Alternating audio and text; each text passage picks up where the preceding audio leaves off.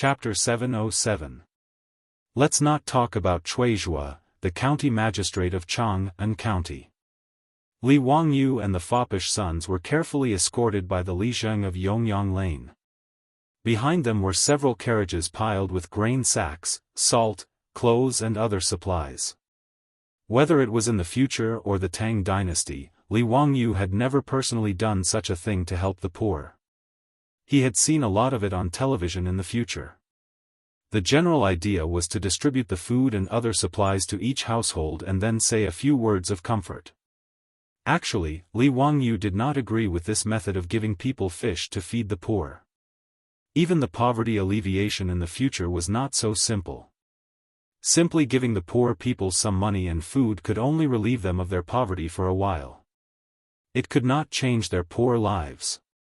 Continuously giving them money and food would only raise lazy people. It would not help at all. The poverty alleviation in the future of Wuxia was more about helping the poor find jobs, providing them with vocational training and jobs. This was the reason why it was better to teach a man to fish than to give him fish. But now, Wangyu's charity was only blood transfusion. It did not have the effect of creating blood. Li Wangyu could not help but shake his head when he thought of this. But the wastrels were in high spirits.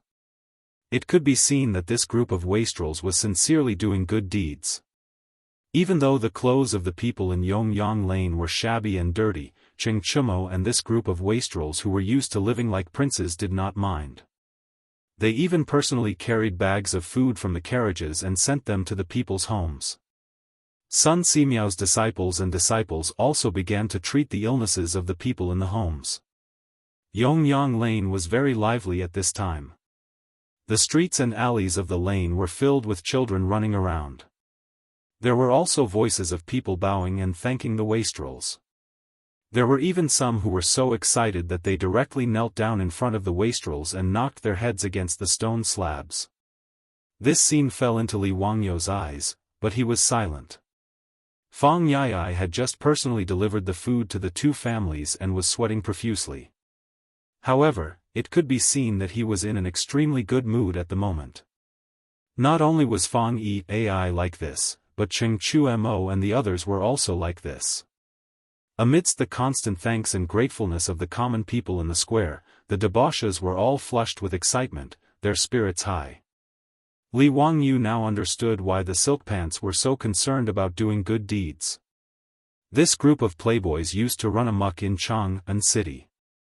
Although they were not as bastards as Wang Ziqiao and Zheng Konghua, they often caused trouble and fought. They were full of playboys. The commoners feared them, but they did not have any respect for them.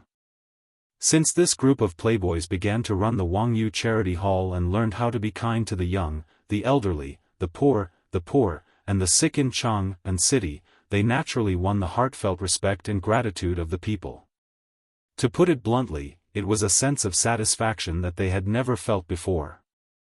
Li Wangyu naturally knew that Cheng Chu Mo and the others were not saints. Their ability to do good deeds was also for the sake of reputation, and they had a strong utilitarian heart. But just like what he said to Pai Lupi in Dingzhou village, Zi Lu receives cows, doing good deeds with a utilitarian heart was not a problem, and should even be encouraged. He just felt that the way the silk pants did good deeds was not appropriate. Fang Yai strode back to the carriage, picked up the water bag, and gulped down a few mouthfuls of water. He wiped the water stains on his lower lip and the sweat on his forehead, and then slapped Li Wangyu's shoulder heavily. Zio, your decision to run the charity hall that day was indeed very correct. Doing good deeds and helping the poor really makes one feel happy. The silk pants at this time also leaned against the carriage and took water to drink. It was obvious that everyone had put in a lot of effort. Cheng Chu Mo pointed at Li Wangyu and scolded with a smile, "That rascal, Zio really knows how to be lazy. We are all sweating, but this rascal is actually hiding on the side to watch the fun." That's true, this rascal really is very tired. It was he who was more careful and saw that Li Wangyu did not seem to be in a good mood. She could not help but say, "Zio, why don't I see a smile?" Could it be that you are distressed about the copper coins that you spent? Duhe's words were naturally a joke, but she just wanted to tease Li Wangyu to make him happy. Li Wangyu looked at the silk pants, and then looked at the smiling people in the square, but did not know how to answer. However, on second thought, he remembered a joke he had seen in the future. He said to the silk pants, "Brothers, I thought of a joke. Are you interested?" "Oh? What joke? Let's hear it." It was said that in a certain place, there was a man who was famous for being charitable. Every day, when he went out, he would meet a beggar, and he would give the beggar 10 copper coins. It was like this every day. A year later, one day, the man went out and met a beggar. He only gave 1 copper coin. So the beggar asked him why he only gave 1 copper coin today. The man replied that he was married, and needed to support his wife and children. Who knew that the beggar would fly into a rage, and actually slapped the man, and angrily scolded, "How can you use my money to support your wife and children?" After Li Wangyu finished his joke, the silk pants did not laugh, and looked at each other suspiciously. Ching Chumo, Yuchi Bao Lin, and a few others with fiery tempers immediately scolded, "What kind of nonsense is this? That beggar is so unreasonable, how did it become his money? This kind of beggar should be arrested and thrown into prison, and the heaviest punishment is 50 strokes. If I meet this kind of beggar, I will definitely beat him." Chai Lingwu, Du He, and the others could hear the hidden meaning in Li Wangyu's joke, and could not help but frown. After a long time, Chai Lingwu asked uncertainly, "Zio, do you mean that what we are doing now is the same as that man? It can't be, right? The common people are mostly simple, how can they be as shameless as that beggar?" Du He turned her head to look at the smiling common people, and asked with uncertainty. Li Wangyu said, "Brothers, as the saying goes, if you raise the rice, you'll be grateful, but if you don't, you'll be hated. If one is used to being helped and given, they will openly ask for more from you." His words moved the group of silk pants. After thinking about it carefully, they felt that it made some sense. Cheng Chumo muttered unhappily, "Zio, it was you who said that you wanted to set up a charity hall. Why are you the one pouring cold water on us now? Are you not going to help the poor anymore?" Li Wangyu smiled and said, "Brother Chumo, you misunderstood my meaning. This kindness to the young, to the old, to the poor, to the sick, naturally still needs to continue. Otherwise, there is no meaning in setting up a charity hall. I just feel that we should think of a way to let these common people have the ability to earn more copper coins themselves, and not rely on our charity. Of course, for the old, young, sick, and disabled, it is a different matter. Regularly giving them some money and food is something that should be done." The silk pants pondered for a while and nodded. Zio's words are reasonable. The common people in the south of the city have a hard life, but relying on us to give them some copper coins to eat is not a long-term solution. Zio, you have many ideas. Tell us, how can we help these common people find a livelihood? Seeing that the silk pants threw the difficult problem back at him, Li Wangyu was also depressed. In such a short time, how could he think of a good idea? Chapter 708. Li Wangyu really didn't know how to help these poor people in Chang and make a living. Poverty alleviation in later generations was supported by a huge amount of government data, and targeted re-employment training for the poor to help them find suitable jobs. However, these people in the Tang dynasty were illiterate, and the only thing they could do was labor. Even so, most of the people in the south of the city could only farm a few acres of land in the inner square and occasionally find some odd jobs to earn some copper coins. It was not that there were no jobs for them in Chang'an. As the most prosperous and populated city in the world today, it actually required a lot of labor, whether it was the shops in the east and west markets or the caravans that shuttled back and forth in Chang'an every day. However, in the Tang dynasty, it was not easy for these people to find a job or hire people in the shops. There was no other reason, no other information. In the Tang dynasty, there were number 58 cities, gathering websites, recruitment websites, direct recruitment websites, and so on. Even powerful people like Jianghu and Zhuge Liang had to find willing people to take the bait to find a job, let alone these ordinary people. It was not easy for the merchants in Chang'an to find people. Most of them had to ask the middlemen of the broker house to help introduce them. And the people who were introduced may not be suitable. There was no situation like in later generations, where hundreds or thousands of people competed for a job with a recruitment advertisement. Li Wangyu felt that he should have thought of this. He had heard his beautiful boss complain many times that it was really difficult to recruit people for her family's businesses. Thinking of this, and looking at the Dazhao baseball field not far away, Li Wangyu couldn't help laughing. He stretched out his hand and snapped his fingers. "Brothers, I have an idea." Hearing this, the playboys looked sideways. "Zio, what's the idea? Tell us." Li Wangyu pointed to the Dazhao baseball field and said with a smile, "The idea lies in the baseball field." The playboys were stunned and then shook their heads. "How many people can you use in your baseball field?" "It's just more than 100 people." "Zio, don't joke." Li Wangyu said, "Brothers, have you forgotten about the ball newspaper? Now, every issue of the Globe could sell tens of thousands of copies in Chang'an City. Since that was the case, why not help these people publish information in the global newspaper? I'll just create a job search column. In this way, whether it was merchants or shops, when they needed people, they would be able to follow the map. Since we can help these people find a source of livelihood and also solve the needs of the merchants, why not? Job search column? Every word Li Wangyu said was understood by the rich kids, but when put together, they were completely dumbfounded. They didn't understand what he meant. "Zio, why is there a job hunting column?" "Heh, it's simple. Just gather the information of these people, such as their name, age, where they live, what specialties they have, and so on. Then, publish this information on the global newspaper. Now, everyone in Chang'an would read this newspaper, including the merchants and shopkeepers of the eastern and western cities.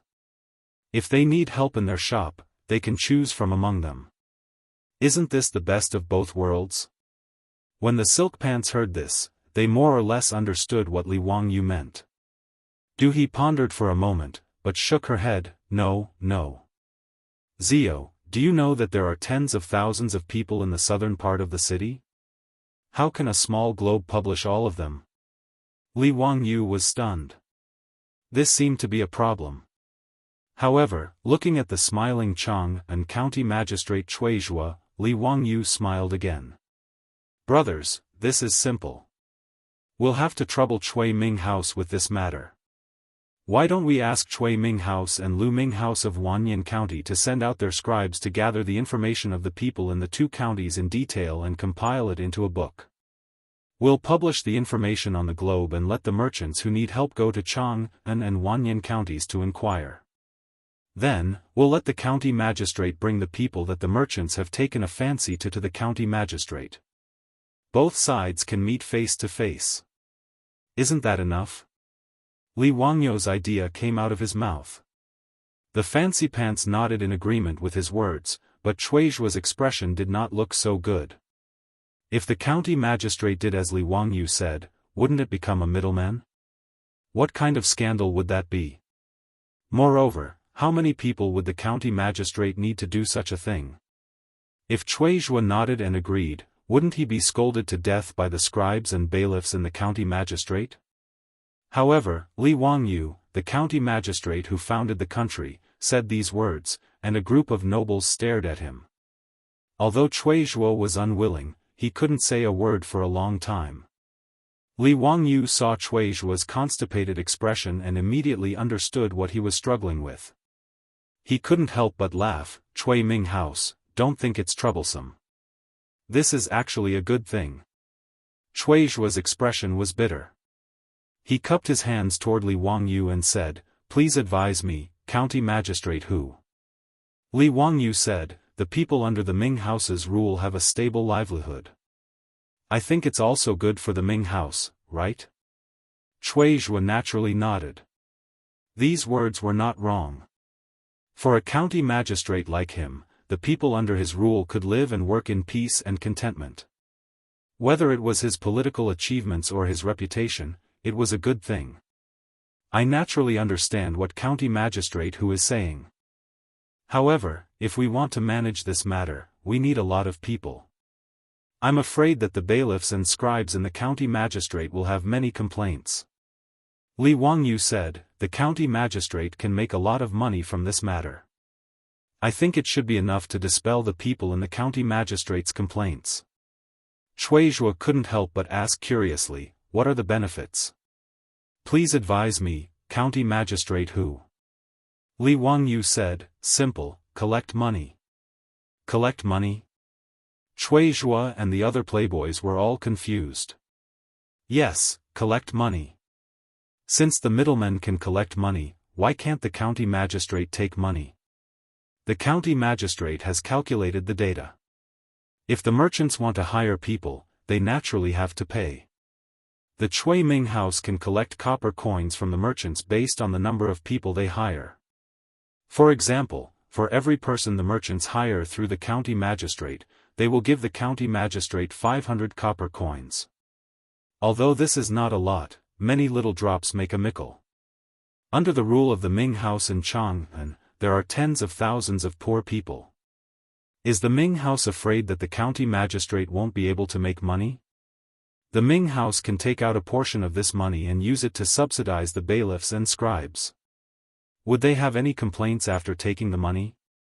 Li Wangyu's words made Cui Zhuo's eyes light up. It seemed to make sense. If the middlemen could collect money, so could the county magistrate. However, for the county magistrate of Chang'an and Wanyan to collect money, he didn't know if the imperial court would allow it. Li Wangyu saw Cui Zhuo's concerns and continued, the Ming house doesn't have to worry about the imperial court opposing it. Isn't there still Brother Eai and Brother Du? I think Prime Minister Fang and Prime Minister Du will give us some face. Cui Zhuo immediately looked at the playboys inquisitively. He wanted to see their opinions. Fang Eai, Du and the others looked at each other and nodded with a smile. It seemed that the officials in their manners wouldn't object to something that was beneficial to the people. Seeing that the playboys also supported his actions, Cui Zhuo became interested. Since County Magistrate Hu and the other princes say so, then I will give it a try. Chapter 709. 10 days later, a new issue of the newspaper was released. Nowadays, reading the newspaper had become a trend in Chang'an. Whether it was the ordinary people, the shopkeepers in the two markets, or the officials and nobles in the imperial court, they were used to buying a copy of the newspaper and reading it carefully after it was published. It was not that everyone liked to watch the batting game or buy lottery tickets, but because everyone read the newspaper. If they didn't read it, they wouldn't even have a topic to chat with others. Therefore, whether they liked it or not, they would read the newspaper carefully. However, today's newspaper was a little different from the past. People were surprised to find that there was a content that had nothing to do with the batting game at the bottom of the newspaper. The newspaper stated that the Wangyu Charity Hall, which had recently become famous in Chang'an, was now cooperating with the two counties of Chang'an and Wanyan to help the poor. The two counties had registered the people in Chang'an who had difficulty making a living, and there were tens of thousands of people who were willing to go out to work. Any shopkeeper in Chang'an who needed to recruit workers could go to the two counties of Chang'an and Wanyan to recruit workers. This piece of news that had never been heard before immediately made the two markets, Ping Kong Square and Chongren Square, lively. Many shopkeepers gathered together to discuss this matter. Shopkeeper Zhang, have you read today's newspaper? It's interesting. The two counties of Wanyan and Chang'an are also doing business as brokers? I was just about to talk about this with shopkeeper He. This is new. Not to mention the Tang dynasty, even in the previous dynasty, there was no such thing as a broker. Tut, it also said that the government doesn't do it for free. Every time they recruit someone through the government, they have to pay the government 500 coins. Chang'an and Wanyan counties are so poor that they are crazy. Shopkeeper he, you're wrong. I think it's a good thing. Oh? What do you mean? Shopkeeper Zhang, please enlighten me. Shopkeeper he, you were also recruiting workers a few days ago, right? Yes, that's right. Shopkeeper he, are you satisfied with the workers introduced by the broker? It's just a so-so. After all, it was recommended by the broker house. We can only make a final decision after half a year of trial work. The trial period was the probation period. The merchants of the Tang dynasty were even more black-hearted. The probation period was as long as half a year, during which they were only given basic food, lodging, and a few copper coins. If he was an apprentice, it would be even worse. He would have to be an apprentice for at least a year. During that time, he would not be able to earn a single copper coin. She could tell that shopkeeper he was not very satisfied with the servant introduced by the broker house. This was also very normal. His shop needed workers, so he went to the broker house, and through various connections, he found someone to bring over for the shopkeeper to take a look. Regardless of whether it was good or not, he could only give it a try first. As for whether this person was suitable or not, and whether he could satisfy the shopkeeper, that was up to fate. Shopkeeper he, look at what's written in the newspaper. There are tens of thousands of people in Wanyan and Chang'an counties. When we need to recruit people, won't we be able to choose at will? Wasn't that a good thing? In this old man's opinion, although I've never heard of the county yamen doing this, it's more reliable than finding a broker. Even if we were to pay the broker house, it would be more than 500 copper coins.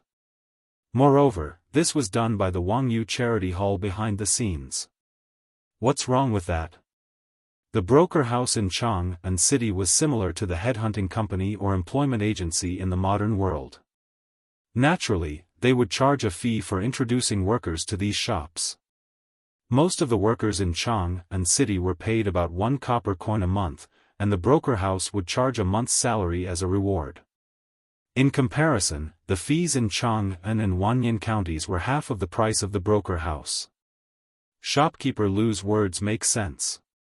No, I have to go to the Chang'an county yamen to take a look. If I can really find suitable workers, that would be a good thing. Shopkeeper he thought that it was very reasonable, so he said this and hurried to the county yamen. At this time, in the Chang'an county yamen, the 3 groups of yamen runners and the scribes of the yamen were chatting together. Leader Zhao, do you think that the Ming house has nothing better to do when they asked us to register the information of those people? For this matter, my legs are about to break from running. It's really the case that once the higher-ups ask, the subordinates run until their legs break. Who says they aren't? The Ming house can really think of something like this. What's wrong with the yamen? Do they want to do business like the broker house? Everyone, be quiet. If the Ming house hears you, you'll have to bear the consequences. A scribe was afraid of trouble and quickly stopped them. Leader Zhao glared at them and said, "What? My legs are about to break from running. Can't I say a few words?" Shu, do you know who gave the Ming house this idea? Who?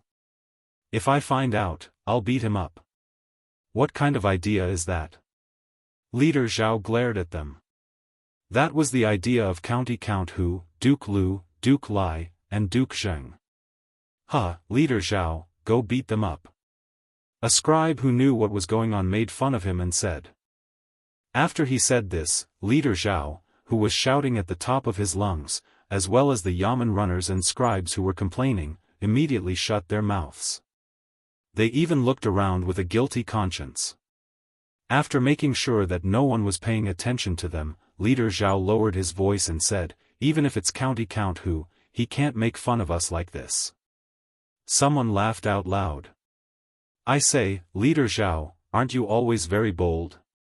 How come you're even calling him County Count Hu? County Count Hu hasn't been born yet and has just turned 17. Huh, don't those scholars say that those who are more accomplished are more important? Aren't I just respecting county count who? Although leader Zhao was an unreasonable person, he still knew who he could provoke and who he couldn't. The Ming House said that there are benefits to helping those merchants recruit people. They'll charge us 500 copper coins per person. The Ming House said that they'll reward us with half of the money. Leader Zhao wasn't happy and glared, nonsense. Even if it's 250 copper coins, how much can you get? Don't forget that our Chang and county has 3 groups of yamen runners and scribes. There are over 100 people. Do you think that you'll get 2 or 3 copper coins per person? But we've registered tens of thousands of people in the past few days. If we introduce all of them, we'll get a lot of money. A scribe argued. 10,000 people. If each person received 500 copper coins from the merchants, that would be 5,000 strings of copper coins. If half of the money was given to the yamen runners and scribes, each person would get around 20 strings of copper coins. This wasn't a small amount. It was equivalent to a year's salary for the yamen runners and scribes. Leader Zhao's face was filled with disdain. Come on, you believe that? The yamen has a lot of information about the people, but it's not enough to introduce them. This county government isn't a broker house. How can there be so many merchants coming to the county government to recruit people? If you don't believe me, let's make a bet. If 10 merchants come to the county government to recruit people within a month, I'll lose and bark like a dog. How about that? Okay, it's a deal. While the crowd was chatting, the yamen runner who was on duty outside the yamen rushed into the county yamen. Quick, quick, someone's here. Leader Zhao slapped him on the head. What nonsense are you talking about? More people are here. What's going on? People, there are a lot of people outside the yamen. There are hundreds of people. They're all merchants from Chang'an. They want to recruit people. The yamen runner was out of breath and quickly answered. Leader Zhao's face changed when he heard this. He quickly led the yamen runners and scribes outside. Outside the county government of Chang'an County, there were hundreds of merchants wearing all kinds of silk and satin gathered. Leader Zhao was stunned and asked, "Why have you come to the county government?" "Thank you. We're here to recruit people." "Where can we do it?" "Yes, I want to recruit 3 workers in my shop." "Where can I recruit them?" "The newspaper said that Chang'an County can recruit people." "Is that true?" Leader Zhao was stunned for a while. Then he turned his stiff neck and looked at the person who made the bet with him. Woof, woof, woof. Chapter 710. Shopkeeper Ren of the Renji saddle shop in Shi City had also been worrying about the recruitment of shop assistants and apprentices. Ever since he won the lottery, the business of the saddle shop was getting better and better. However, he was lacking in manpower. Shopkeeper Ren had already asked the broker to help him find suitable workers. However, he was not satisfied with the few people sent by the broker. After all, he wanted to find skilled workers.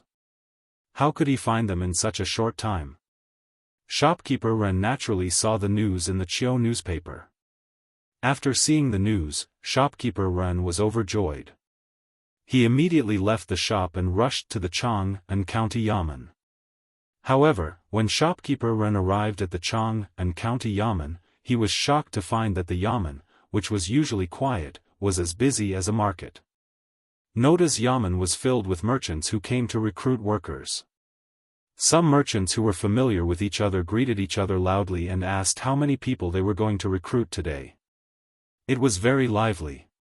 Fortunately, this was the Chang'an County Yamen and there was no shortage of yamen runners to maintain order. Under the urging of the yamen runners, the merchants lined up and went to the yamen runners to register what kind of people they needed and how many people they needed. Shopkeeper Ren saw the situation and did not bother to greet his acquaintances. He quickly went to line up. Shui Zhua, the Chang'an County magistrate, did not expect that the Chiu newspaper would attract so many merchants. He was also shocked when he received the report from the Yamen runners.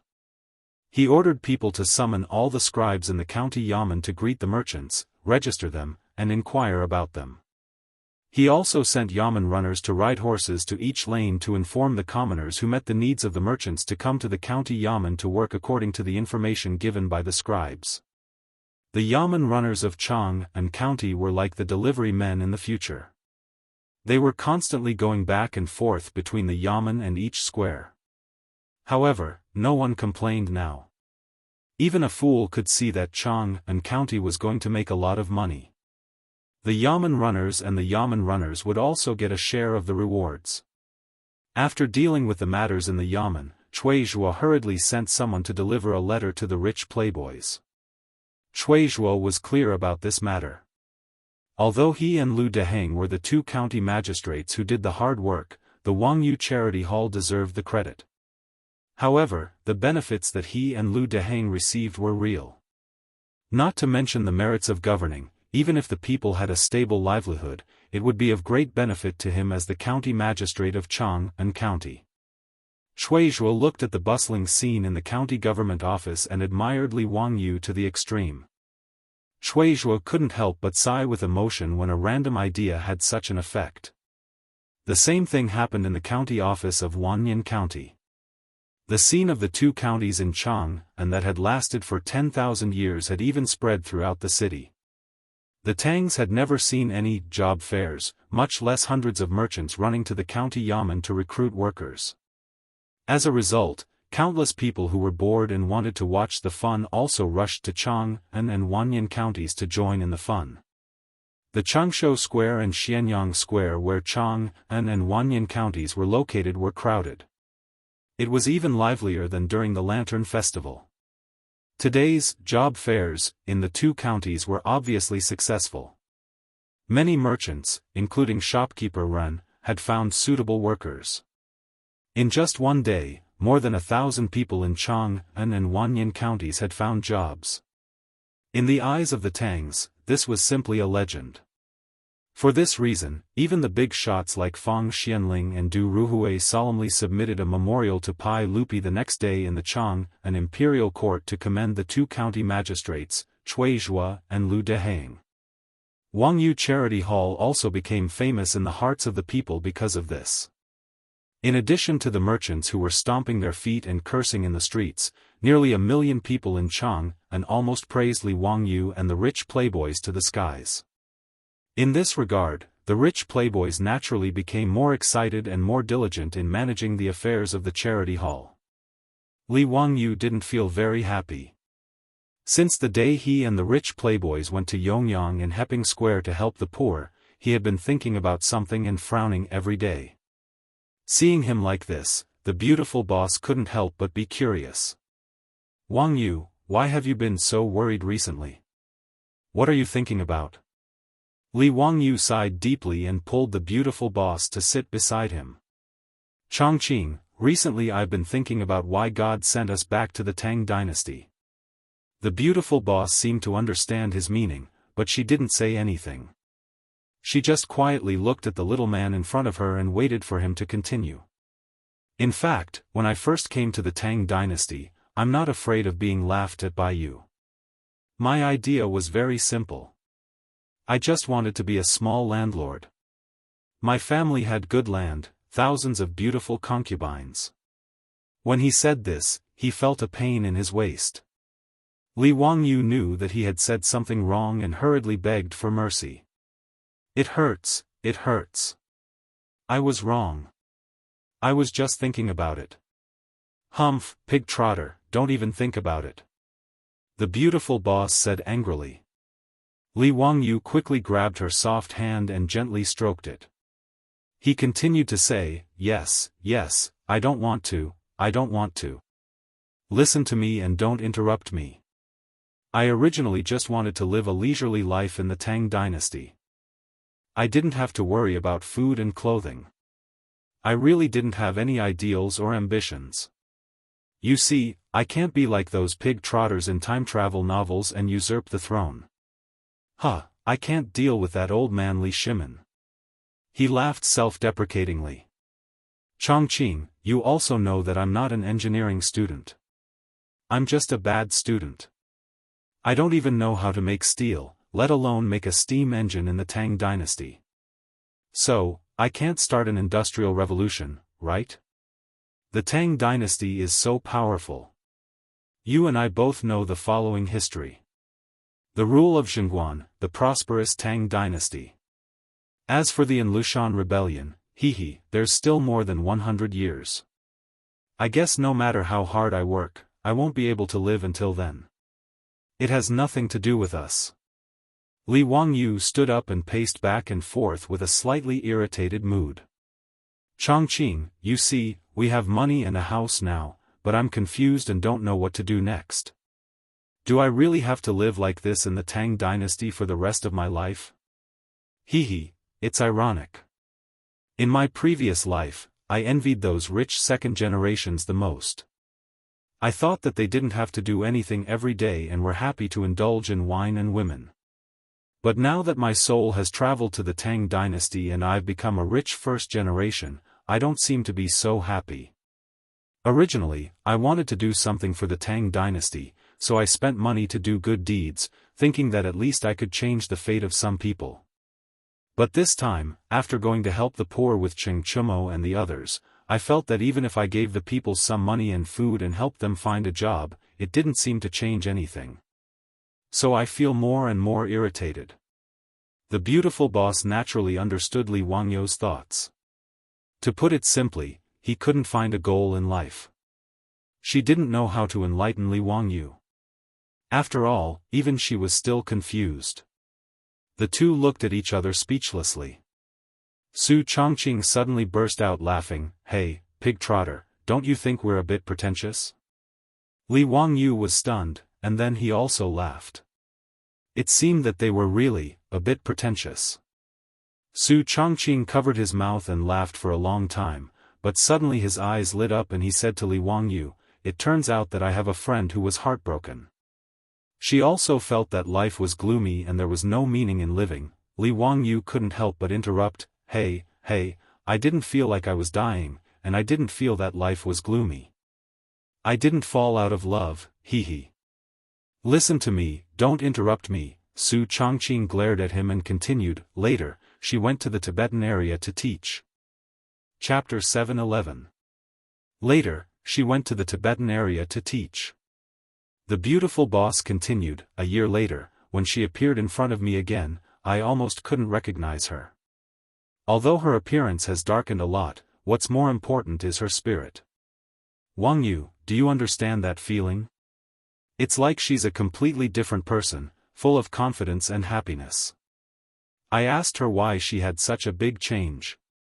She said that when she was teaching, she felt the happiness and satisfaction of being respected, needed, and cared for. These were all things she had never experienced in her previous life, so she felt confident and happy. Li Wangyu was a bit confused. He looked at Su Chongqing in puzzlement and asked, Chongqing, what do you mean? The beautiful boss poked his forehead with her slender finger and said, You're so stupid. I mean, since you can't think of anything to do for the time being, you might as well teach. Teach?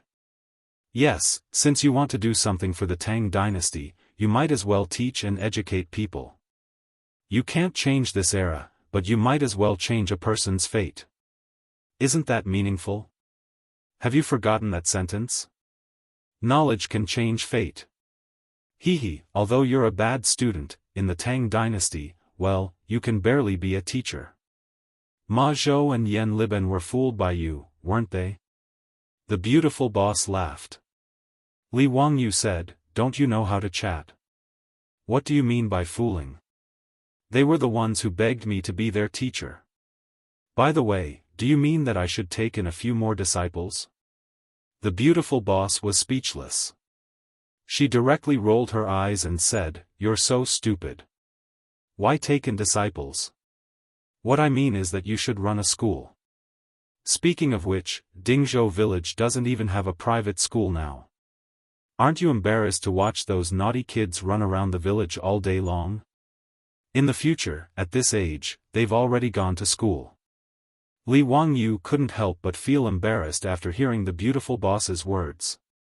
He muttered, "Chongqing, don't joke around. Me? Run a school?" If my primary school's homeroom teacher heard this, he would probably laugh his head off. He didn't think that he could start a school. Wasn't this a joke? A flunky from a second-tier university came to the Tang dynasty to engage in education? The beautiful boss glared at him. Why not? Don't forget that Li Qingxian and Li Tai are all learning from you, as well as Ma Zhou and Yan Liben. Since that's the case, what's wrong with being a teacher for those brats? Li Wangyu was speechless. He raised his head and stared at the ceiling for a long time before finally nodding. All right, then let's give it a try. It's just misleading the students. Anyway, illiterate people were everywhere in the Tang dynasty. Since he dared to be the emperor's tutor, teaching a bunch of brats shouldn't be a big deal. Li Wangyu also agreed with the beautiful boss's words. Since knowledge could change one's fate, he might as well try and see if he could change the fate of some brats. Since we're going to open a school, why don't we just waive all the fees? I'll take care of the students' food, clothing, housing, and transportation. Let those naughty kids in the village go to school as well. It'll be a dormitory system, and they'll go home every 10 days. What do you think? Li Wangyu thought for a while and discussed with his beautiful boss. Of course. How many students are you going to recruit? Li Wangyu said, let's recruit 100 people first. We'll see how it goes. The beautiful boss asked again, where are you going to set up the school? Li Wangyu remembered that he had asked Pai Lupi for the land on both sides of the Gan River. He couldn't help but smile and said, let's set it up next to Dingzhou village. Some time ago, because of the potato incident, Li Shimin rewarded me with 10,000 mu of land. It's right next to the Gan River. I'll take out 100 mu of land to build the school first. If the school wants to expand in the future, there will be enough land. The beautiful boss naturally had no objection to this. After confirming that they were going to build a school, both of them became interested. They immediately found a pen and paper and began to write and draw on it, thinking about how to build the school. Sports field, track, canteen, dormitory, teaching building, swimming pool, horse racing field, archery range, auditorium, lake, lawn. It was as if the two of them had found a fun toy. They were constantly drawing on the paper according to their imagination and intentions. Li Wangyu had just swindled more than 100,000 taels of gold from the aristocratic families. He didn't treat money as money. He could design the school's blueprint however he wanted. Li Wangyu and Su Chongqing began to plan the school's blueprint at noon. They were actually in high spirits all the way until it was time to light the lamps. Li Wangyu stretched his body with satisfaction. He looked at the sketch that was beginning to take shape in front of him. His heart was filled with satisfaction. The beautiful boss looked at the sketch, but suddenly burst into laughter. Chongqing, what are you laughing at? Hee, I remember you said you were only going to recruit 100 students? Huh? What's wrong? The beautiful boss pointed to the sketch and asked, look at how big the school we designed is. Let alone 100 students, I'm afraid it can accommodate 10 times more, right? Isn't this a bit too exaggerated?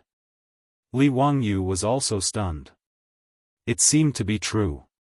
If the school was built according to this sketch, thousands of acres of land might not be enough. It seemed too exaggerated. The scale was comparable to the scale of the universities in the later generations.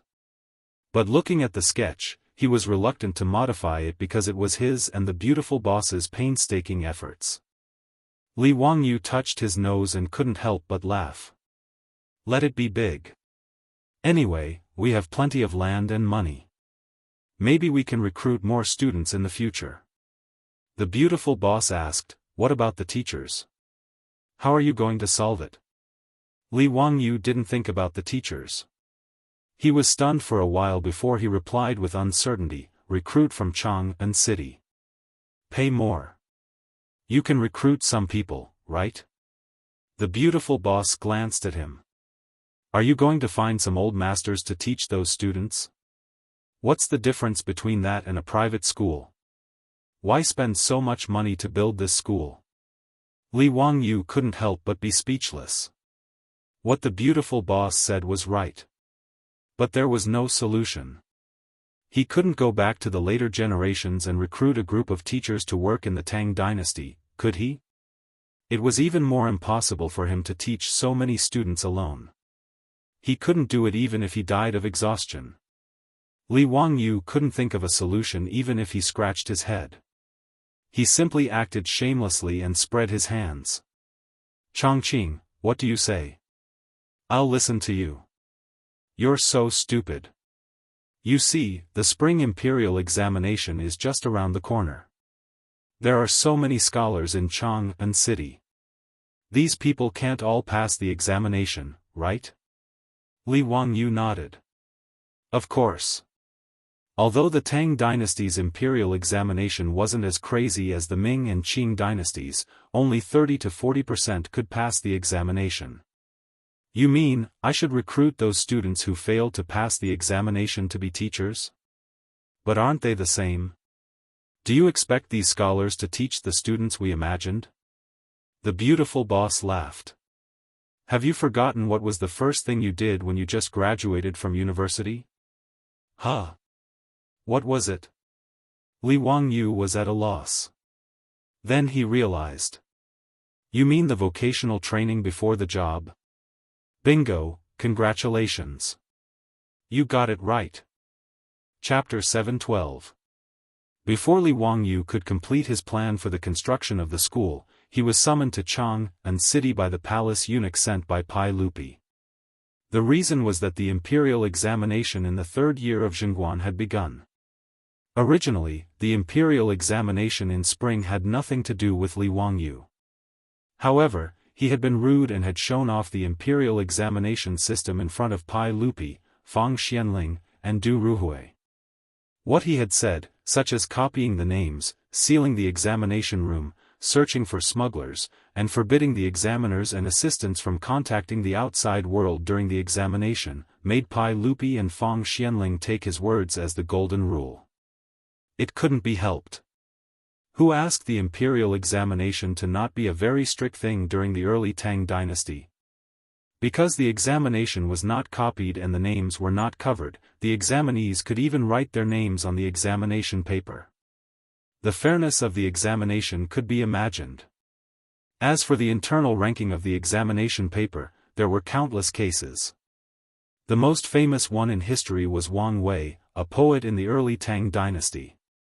When Wang Wei participated in the imperial examination and won the first place, he relied on the merit of the examination paper.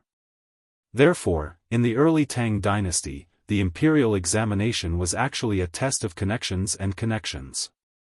As long as the connections were strong, there was no one who could not pass the imperial examination. Among them, the biggest beneficiaries were the aristocratic families. Therefore, Pai Lupi was quite resentful of them. Therefore, when Li Wangyu and Pai Lupi talked about the measures to prevent cheating in the imperial examination, Pai Lupi was wild with joy. At that time, he ordered Fang Xianling and Du Ruhui to follow suit and cut off the hands of the aristocratic families and courtiers that stretched out to the imperial examination system. Now that the imperial examination in spring had begun, Pai Lupi was still worried, so he ordered the eunuch to summon Li Wangyu back to Jianghu city and let him accompany him to inspect the examination room. Originally, the examination room of the imperial examination in the Tang dynasty was in the square in front of the Ministry of Rites. Rows of seats were placed in order, and the examinees sat in the open air to take the examination. The examination time was not long, only 1 day, so it was not a torture. In this kind of examination room environment, there was naturally no need for strict confidentiality. After Li Wangyu's suggestion, the examination venue for this year's spring imperial examination was changed. The Ministry of Rites specially vacated a courtyard in Noda for the imperial examination. Under Pai Lupi's orders, Cheng Yaojin dispatched the imperial army of the Golden Guards to surround the examination venue. Outside the examination hall, the candidates who were preparing to take part in the imperial exam this year had already gathered in front of the examination hall, waiting for the examination hall to open. There were many subjects in the imperial examinations, such as Ming Fa, Ming Swan, and Ming Ci, which were not taken seriously by others. Even if one passed the imperial examinations, one would only be appointed as a small official by the imperial court. The elementary scholar section was abolished because it was too difficult. The earliest Shiozai was worthy of being called a talented scholar. It was not something that the scholars of the Ming and Qing dynasties could compare to. At this time, the imperial examination of the Tang dynasty paid special attention to the Jinshi and Ming Jing examinations. Jinshi was tested on current affairs, poetry, and essays. Ming classics was tested on current affairs, calligraphy, and moi. However, Li Wangyu knew that many of the prime ministers of the Tang dynasty were Jinshi. Therefore, the Jinshi examination was the most important. The advanced examination naturally did not test on the Ming and Qing dynasties. Instead, it focused on poetry. Therefore, when Yu Shinan saw Li Wangyu plagiarizing two of Li Taibai's poems, he was certain that he would pass the spring imperial examination. The Ming Jing examination was about calligraphy and moi. In layman's terms, it was about filling in the blanks and writing from memory. It was relatively easy. After all, one only needed to be familiar with the calligraphy and annotations to pass the intermediate examination. On the other hand, composing poems required a certain amount of talent. Therefore, it was very difficult to pass the Jinshi examination. In the Tang dynasty, there was a saying, 30 years old Ming Jing, 50 years old Jinshi. It meant that if one passed the Ming Jing examination at 30 years old, one would be considered old. However, if one passed the Jinshi examination at 50 years old, one would be considered very young. The advanced examination had the lowest admission rate. On average, there were only 20 people on each roll. The rate of passing the Jinshi examination was only 1 in 60. At this time, more than 1,000 examinees had gathered outside the examination hall. It was a spectacular sight. Pai Lupi, in casual clothes, stood outside the crowd with Li Wangyu. Fang Xianling, Du Ruhui, and a few others were also in casual clothes. Pai Lupi looked at the thousands of examinees and was very satisfied. Zio, look at these examinees. They are the foundation of the Tang dynasty. I wonder how many of them will be able to pass the Jinshi examination and serve the imperial court. Li Wangyu was very tactful and flattered. Congratulations, uncle. All the heroes in the world are in your hands. Ha, you bastard. I said this in the beginning, but later I found that it was not completely true. However, with Zio's good plan to improve the imperial examination, I can now say this again. Pai Lupi was very proud. Fang Xianling suddenly smiled at Pai Lupi and said, Your Majesty, speaking of the imperial examination, Zio mentioned something interesting a few days ago. Oh? What is it? Tell me about it, Fang Gonggong. Fang Xianling twirled his beard and said with a smile, I also heard from my son that Zio was drinking in a restaurant and happened to meet several examinees participating in this year's spring imperial examination. 2 of the examinees wanted to be Zio's disciples, but Zio told them to go to your residence to be Zio's disciples after passing the Jinshi examination. Your Majesty, don't you think Zio is deliberately making things difficult for them? Du Ruhui also said, Haha, that's right. I also heard about it. It is said that Zio said with certainty that the 2 examinees will pass the Jinshi examination this year. I don't know why Zio is so confident. I heard that the 2 examinees are not yet 30 years old. If it is the Ming Classics examination, it will be fine. But it is the Jinshi examination, I'm afraid it will not be easy. Pai Lupi was interested and asked Li Wangyu, Oh. Is there really such a thing? Ziyu, you rascal, you're too wicked. If you don't want to accept them as disciples, just say it. Why do you have to make things difficult for them? You only accept them as disciples when they pass the Jinshu examination. It is really difficult for them. Li Wangyu laughed in his heart. What a joke. If the two future prime ministers of the Tang dynasty failed to pass the Jinshu examination, wouldn't it be funny? However, the admission rate of the Jinshu examination was too low. Li Wangyu did not dare to guarantee that Lu Rengui and Sheng Guanyu would pass the Jinshu examination this year. After all, he only knew that the two of them had passed the Jinshu examination in history. But who knew when they passed the Jinshu examination? Li Wangyu could only pretend to be mysterious when Pai Lupi, Fang Xianling, Du Ruhui, and others made fun of him. He said, "Hey, Uncle, Master Fang, and Master Du, let's wait and see." Pai Lupi said, "I don't believe that, Zio. You can casually pick two examinees in a restaurant and pass the Jinshu examination. Tell me the names of the two people. I want to see the results when the list comes out this year." The two people are called Sheng Guanyi and Lu Rengui. They are both examinees from Hunan province. "Hey, Uncle, maybe the Jinshu examination this year will be one of them," Li Wangyu said. The Jinshu examination was the Zhuangyuan, but there was no such thing in the Tang dynasty. The term Zhuangyuan was later changed to Jinshu because people thought that Jinshu was too indecent. Li Wangyu was just saying it casually. Anyway, Sheng Guanyi and Lu Rengui must have real talent. As for whether they passed the Jinshu examination or not, it didn't matter. Anyway, bragging didn't pay any tax. However, Pai Lupi took his words seriously. Chapter 713. The drum outside the Ministry of Rites sounded 3 times, signaling the opening of the examination hall. The examinees waiting at the examination hall began to line up and prepare to enter. However, when they entered, some unpleasantness occurred. The reason was that the Imperial Army of the Golden Guards who were guarding the examination hall wanted to search the examinees' bodies to see if they had any notes. When this news spread, the entrance of the examination hall at the Ministry of Rites was instantly thrown into chaos. This year's spring examination was too different from previous years, causing the examinees to be caught off guard. In particular, the examinees were actually being searched by the Imperial Army. This made the examinees even more dissatisfied. This was something that had never happened before. This is a disgrace to the educated, truly a disgrace to the educated. We are all examinees participating in the spring examination, why are we being searched by the Imperial Army? I have also participated in the spring examination a few times, but I have never been searched like this before. Why are we being searched this year? The entrance of the examination hall was in chaos.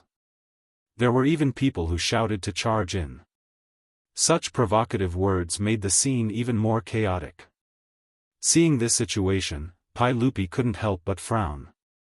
His good mood from before was instantly ruined. Nonsense. How dare these examinees be so impudent? Me Tua, pass down my decree. Those who cause trouble will be disqualified from this year's spring examination.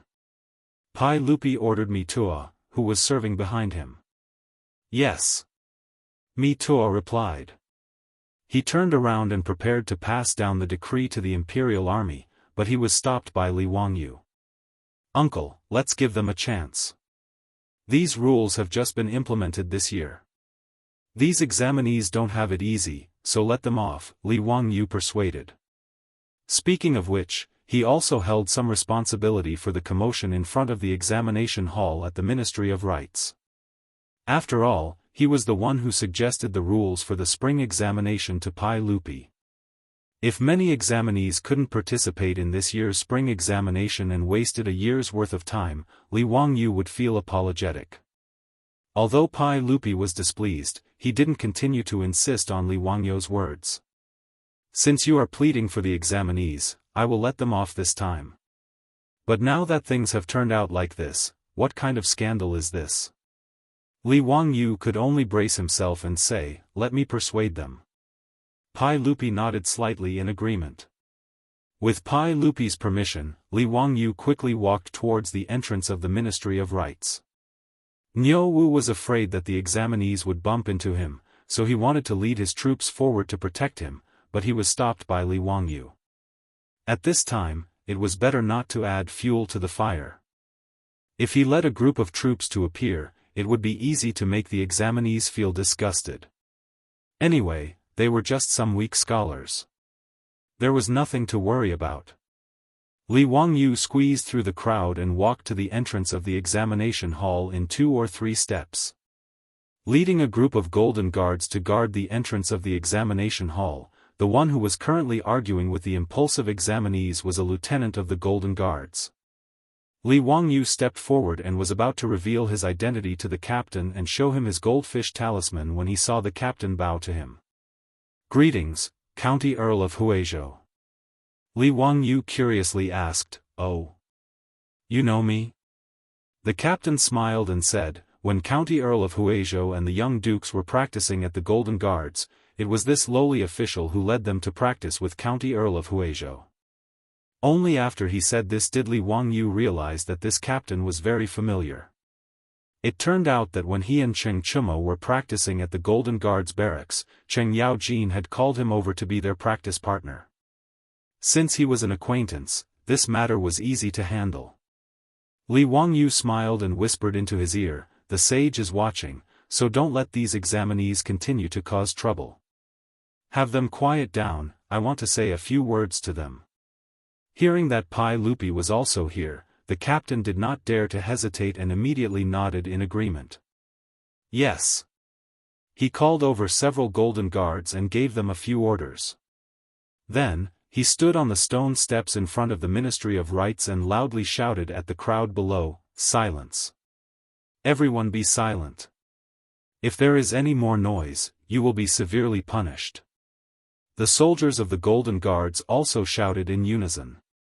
Everyone shouted in unison, and their voices were quite loud. Very quickly, those noisy examinees were suppressed. Out of the thousands of people present, no one said anything. Seeing that the crowd had finally quieted down, the captain invited Li Wangyu to the steps and then shouted at the examinees, "This is County Earl of Huizhou. He has a few words to say to all of you. All living beings must be silent." When the captain's words reached the ears of the examinees below, they naturally caused a buzz of discussion. How could these examinees not know who Li Wangyu was? They were all examinees participating in the advancement examination, so poetry was the most important thing to them. And in Chang'an, who did not know that County Earl of Huizhou, Li Wangyu, was the famous immortal poet?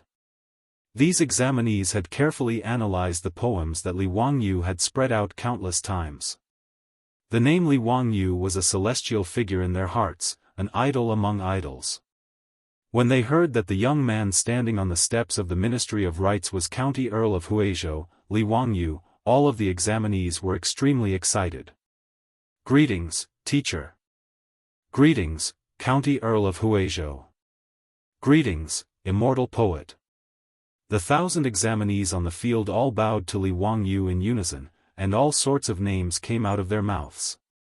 Li Wangyu, this outwardly passionate man, hadn't thought that he would have such a high status in the hearts of these scholars. He couldn't help but feel somewhat proud. He hurriedly returned the greetings, then stood up straight. Gathering his chi in his dantian, he loudly shouted, "Everyone, I know that many people are dissatisfied with the change in the rules of this year's spring examination. I won't hide it from everyone. In truth, these ideas were suggested by this one to the saint." Li Wangyu's words caused another round of discussion below. The lieutenant could only shout for silence once more before the examinees quieted down. "Everyone, the reason I asked the saint and the imperial court to ban this topic and change the spring examination was for everyone's sake. In the past spring examinations, names were not masked, scrolls were not copied, and bodies were not searched. If someone cheated, wouldn't all of your years of hard work have been wasted by these black sheep? The imperial court selects scholars, and naturally selects the best of the best. How can we tolerate those who cheat for personal gain? Everyone, are you willing to let these cheaters ruin all of your years of hard work? The examinees who had caused a ruckus earlier all fell silent after hearing Li Wangyu's words. The Grand Scholar examination was already extremely difficult, not to mention that there was a tendency to throw in papers. Of the 1,000 or so examinees present, how many of them truly had connections and backgrounds? The vast majority of the examinees naturally hoped for a fair chance to compete. They didn't want the spring examinations rankings to be decided before they even stepped into the examination grounds. Teacher, we naturally don't want to. Teacher, we only want to rely on our years of hard work to become a Grand Scholar. We never thought of cheating. County Count Hu, we were wrong. Li Wangyu was quite satisfied with the examinees' reactions. He continued, today, whoever incited the examinees to cause a ruckus must be the cheaters. Everyone, open your eyes wide. Do not associate yourself with such people.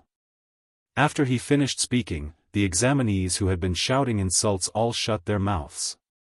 Regardless of whether they had connections or not, how could they bring this matter to the table?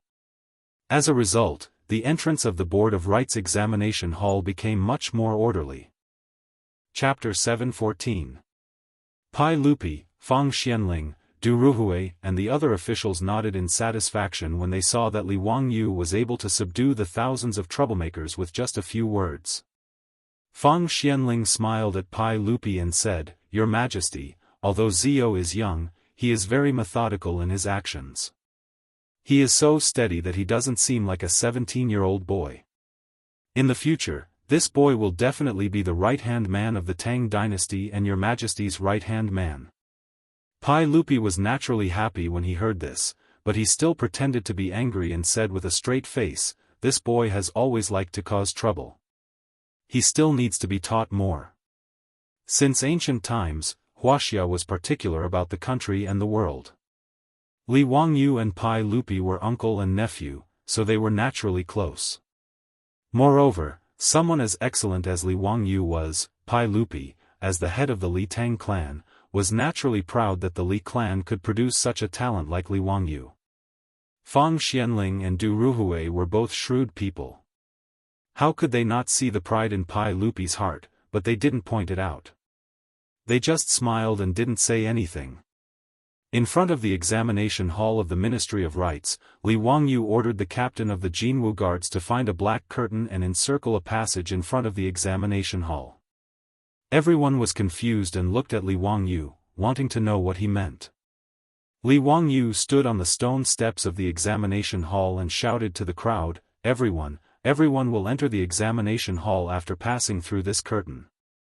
Before entering the examination hall and being searched, if anyone carries something that they shouldn't have, they can throw it away in this curtain. Everyone has studied hard for many years. Whether or not you can pass the examination depends on today. Everyone, please don't make a mistake. If someone is found to be carrying a cheat sheet, then it is really a self-inflicted evil. You can't blame others. Am I right? The reason why Li Wangyu did this was because he could tell that even though the scholars no longer objected to the Golden Guard searching their bodies, he could also see that many of the examinees were avoiding his gaze with fear on their faces. Clearly, they were carrying something that they shouldn't be carrying. This was actually normal. After all, the previous spring imperial examinations were very lax. Li Wangyu reckoned that it was common for someone to find a gunman to take the test for them, let alone bring along a cheat sheet. Because of his advice to Pai Lupi, the spring quarter examinations had suddenly become much stricter. It was normal for the examinees to feel uncomfortable. That was why Li Wangyu came up with this idea. He wanted to let the examinees who brought along their notes to discard their contraband without hurting their reputation. Thank you for your protection, sir. Thank you for your kindness, teacher. The group of examinees were sincerely convinced and bowed to Li Wangyu once again to express their gratitude. This scene naturally fell into the eyes of Lu Quan, the Minister of Rights. Lu Quan had originally heard an official from the Ministry of Rites report that the examinees were causing trouble in front of the examination hall because of the body search. Lu Quan, who was startled, hurriedly rushed over and happened to see the scene of the students bowing to Li Wangyu. Seeing that order had been restored in front of the examination hall, Lu Quan's hanging heart finally relaxed. The official from the Ministry of Rites hurriedly explained to Lu Quan how Li Wangyu had handled the situation. Lu Quan repeatedly nodded his head in praise. As expected of County Count Hu. Such an exquisite heart is truly hard to come by. I was worried that something big would happen in the spring quarter examinations today, but I didn't think that County Count Hu would be able to resolve this matter with just a few words. Okay, quickly arrange for the examinees to enter the examination hall. Don't delay the start of the examination, Lu Quan instructed the official from the Ministry of Rites. At the front of the examination hall, thousands of examinees walked through the black curtain under the direction of the official from the Ministry of Rites. Then, they handed in their certificates for public examination. After verifying the examinees' identities, they were searched by the Imperial Guard before being allowed to enter the examination hall. Li Wangyu stood beside the stone steps of the examination hall with his hands behind his back. He smiled as he watched the examinees enter. When the examinees passed by him, they all respectfully bowed to Li Wangyu before stepping into the examination hall. Sheng Guanyi and Lu Rengui were also in the crowd. They slowly walked in front of Li Wangyu and bowed to him. "Greetings, teacher." Li Wangyu smiled and nodded at them. "Do well in the examination and strive to get a good result. As the saying goes, no one asks about you for 10 years, but you become famous in one fell swoop. Today is the day that the two of you become famous." Sheng Guanyi and Lu Rengui looked at each other. Their eyes were filled with excitement. "Thank you, teacher." Li Wangyu nodded pretentiously. "I'll give you another poem. The past was filthy and not worth praising, but the present is debauched and boundless. Riding the wind and galloping horses, I've seen all the flowers in Chang and in a day. Go, do well in the examination. I'll be waiting for you in Dingzhou village." "Teacher, you mean?" Li Wangyu's words made Sheng Guanyi and Lu Rengui's eyes widen. Did this mean that the immortal poet was willing to accept them as disciples? In their surprise, they didn't even have time to ponder over Li Wangyu's poem. That day in the restaurant, Li Wangyu had said that he would accept them as disciples when they passed the Grand Scholar examination. But now that Li Wangyu had called himself a teacher, it naturally meant that he had acknowledged their identity as disciples. How could they not be surprised? Li Wangyu smiled. "I've boasted to the saint that one of you will definitely pass the examination. Don't let me go back on my words, huh?" "Yes, we won't let you down." After Sheng Guanyi and Lu Rengui finished speaking, they knelt down respectfully and kowtowed 3 times to Li Wangyu before getting up and entering the examination hall. After everyone had entered the examination hall, the door of the Ministry of Rites closed with a bang. The 3rd year of the Zhengguan Imperial examinations had officially begun. After the black curtain in front of the examination hall was removed, Li Wangyu looked at the scattered pieces on the ground. He didn't know whether to laugh or cry. Not only were the pieces of paper full of small words, but there were also dozens of books of the 5 classics on the ground. Li Wangyu was speechless. Damn, did they think that the examiners were blind? The 5 classics on the 5 classics was a book that examined the Book of Changes, Shangshu, Maoshi, Book of Rites, and Zhuozhuan. It was the official textbook of the Tang dynasty. Could it be that those examinees were still hoping to openly flip through the books and copy the answers during the spring imperial examination? What was even more strange was a robe that was thrown on the ground. Li Wangyu was curious and picked up the robe. He couldn't help but be amused after taking a closer look. The inner lining of the robe was actually filled with small words, which were all the contents of the Moai scriptures. This guy was really a genius. He could even think of such a way to cheat. Pai Lupi led Fang Xianling, Du Ruhui, and the others over. They couldn't help but be a little unhappy when they saw the mess on the ground. Humph, sure enough, Zio was right. If it weren't for this spring examination, Zio, who asked for a body search, I wouldn't have known that these examinees were so daring. Everyone, look at this. What do you think of this? Fang Xianling and the others looked at the various cheating tools on the ground and couldn't help but shake their heads and smile bitterly. Li Wangyu felt that the examinees couldn't be blamed for this. Speaking of cheating, in fact, he had done it a lot when he was in school. Cheating and anti-cheating had always been the time when the underachievers were most willing to compete with the teachers. So many people were ready to cheat. It could only be said that the spring examination back then was too lenient. The spring examination was like the college entrance examination of the modern era. Naturally, it needed to be restrained by rules. Li Wangyu was an underachiever.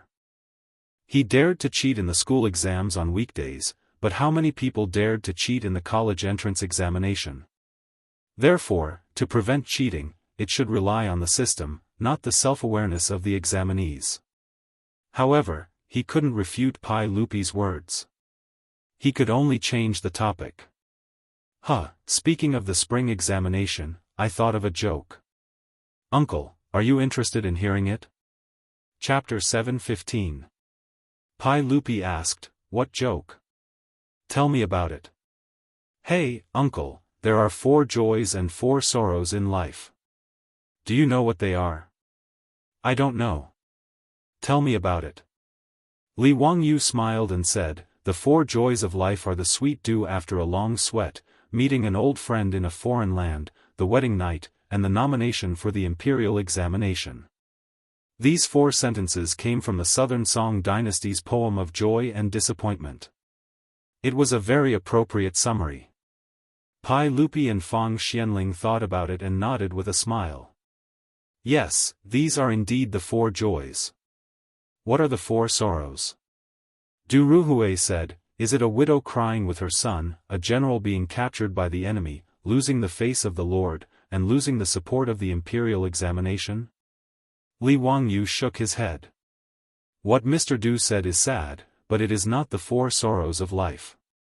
Pai Lupi asked, then what are the 4 sorrows? Don't keep us in suspense.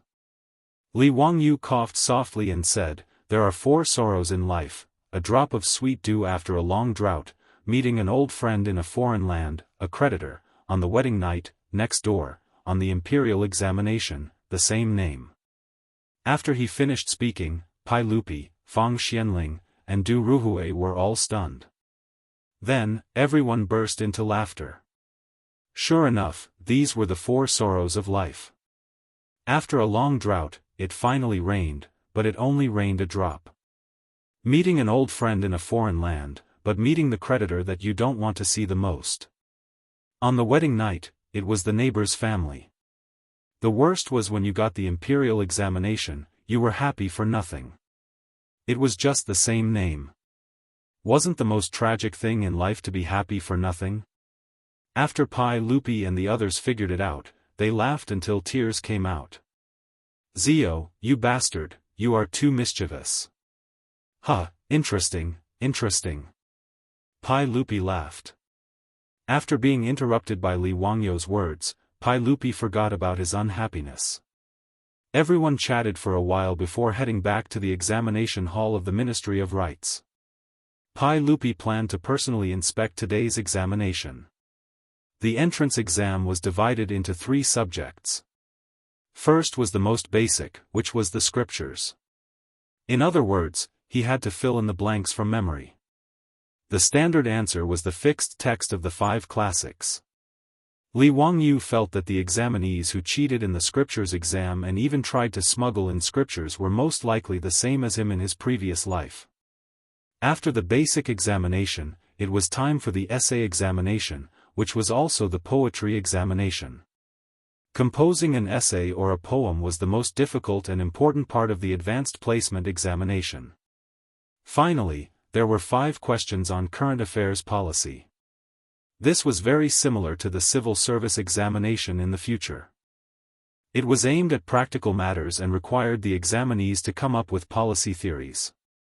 Whether it was Pai Lupi, Fang Xianling, Du Ruhui, or Zhang Sun Wuji, these big shots, they were all very pragmatic. The contents of the Jinshi imperial examination placed more emphasis on the examinee's ability, unlike the Ming and Qing dynasties, where they relied on an empty eight-legged essay. Li Wangyu accompanied Pai Lupi and a group of big shots into the examination hall of the Ministry of Rites. Under the accompaniment of the Minister of Rites, Lu Quan, they began to patrol around the examination hall. More than 1,000 examinees were currently taking the scriptures exam. Li Wangyu looked around. The performance of these examinees was not much different from the students in the future. Top students like Sheng Guanyi and Lu Rengui were definitely focused on writing. Their expressions exuded a kind of brilliance that said, "This question is so easy." This kind of expression was what Li Wangyu hated the most.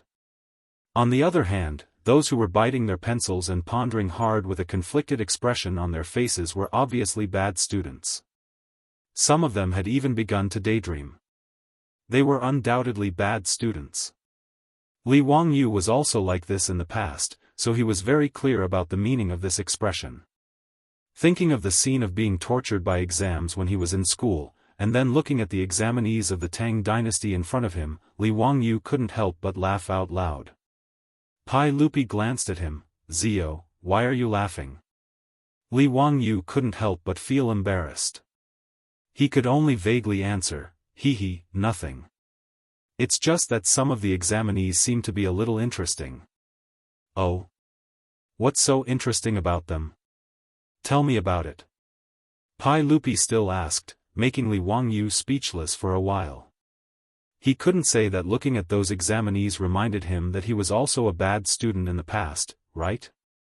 Li Wangyu could only point to those bad students and say, "Uncle, look at those examinees. They are gnashing their teeth.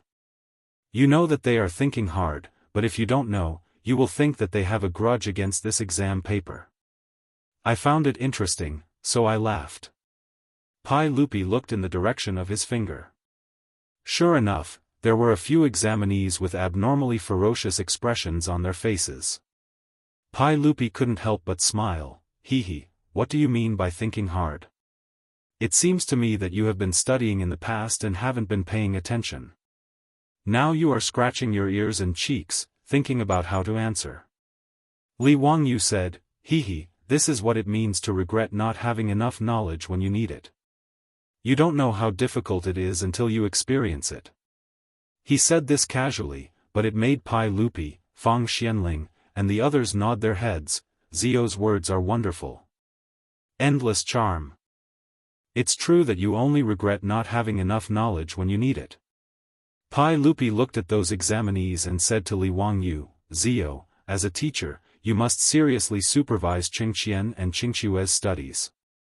You must not be like those examinees who only regret not having enough knowledge when they need it." Li Wangyu hurriedly nodded, "Yes, uncle, don't worry. I will definitely supervise the two of them to study hard and improve every day." Pai Lupi laughed. "Zio's words are interesting, huh? What a good, study hard and improve every day. Yes, this is how studying should be."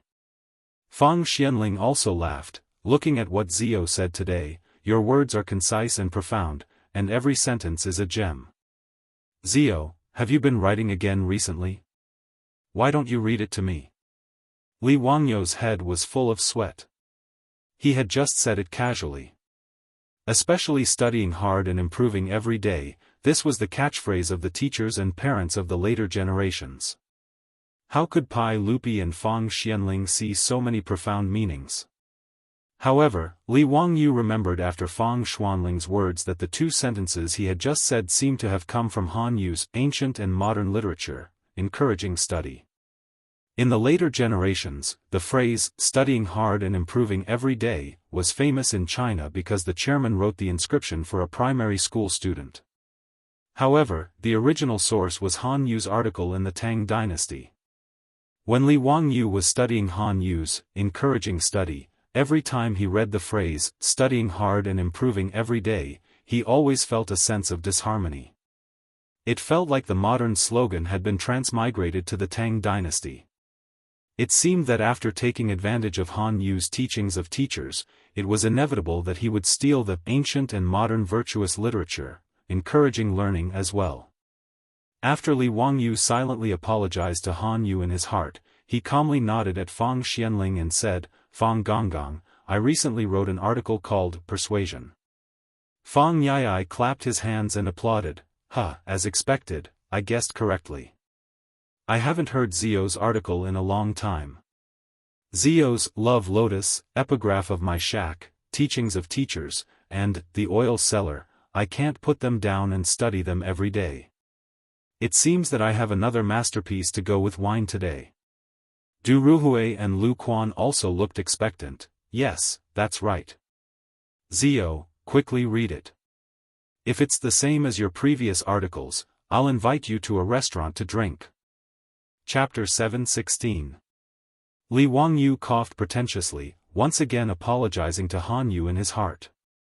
Only then did he open his mouth and recite, "A withered tree sprouts again in the spring, no one can be young twice. If the young don't work hard, the old will be sad. Study hard and make progress every day. There are 360 professions, and every profession has its own master. When it's time to learn, one will regret not having enough knowledge. There's a path to the mountain of books, and a boat to the sea of learning.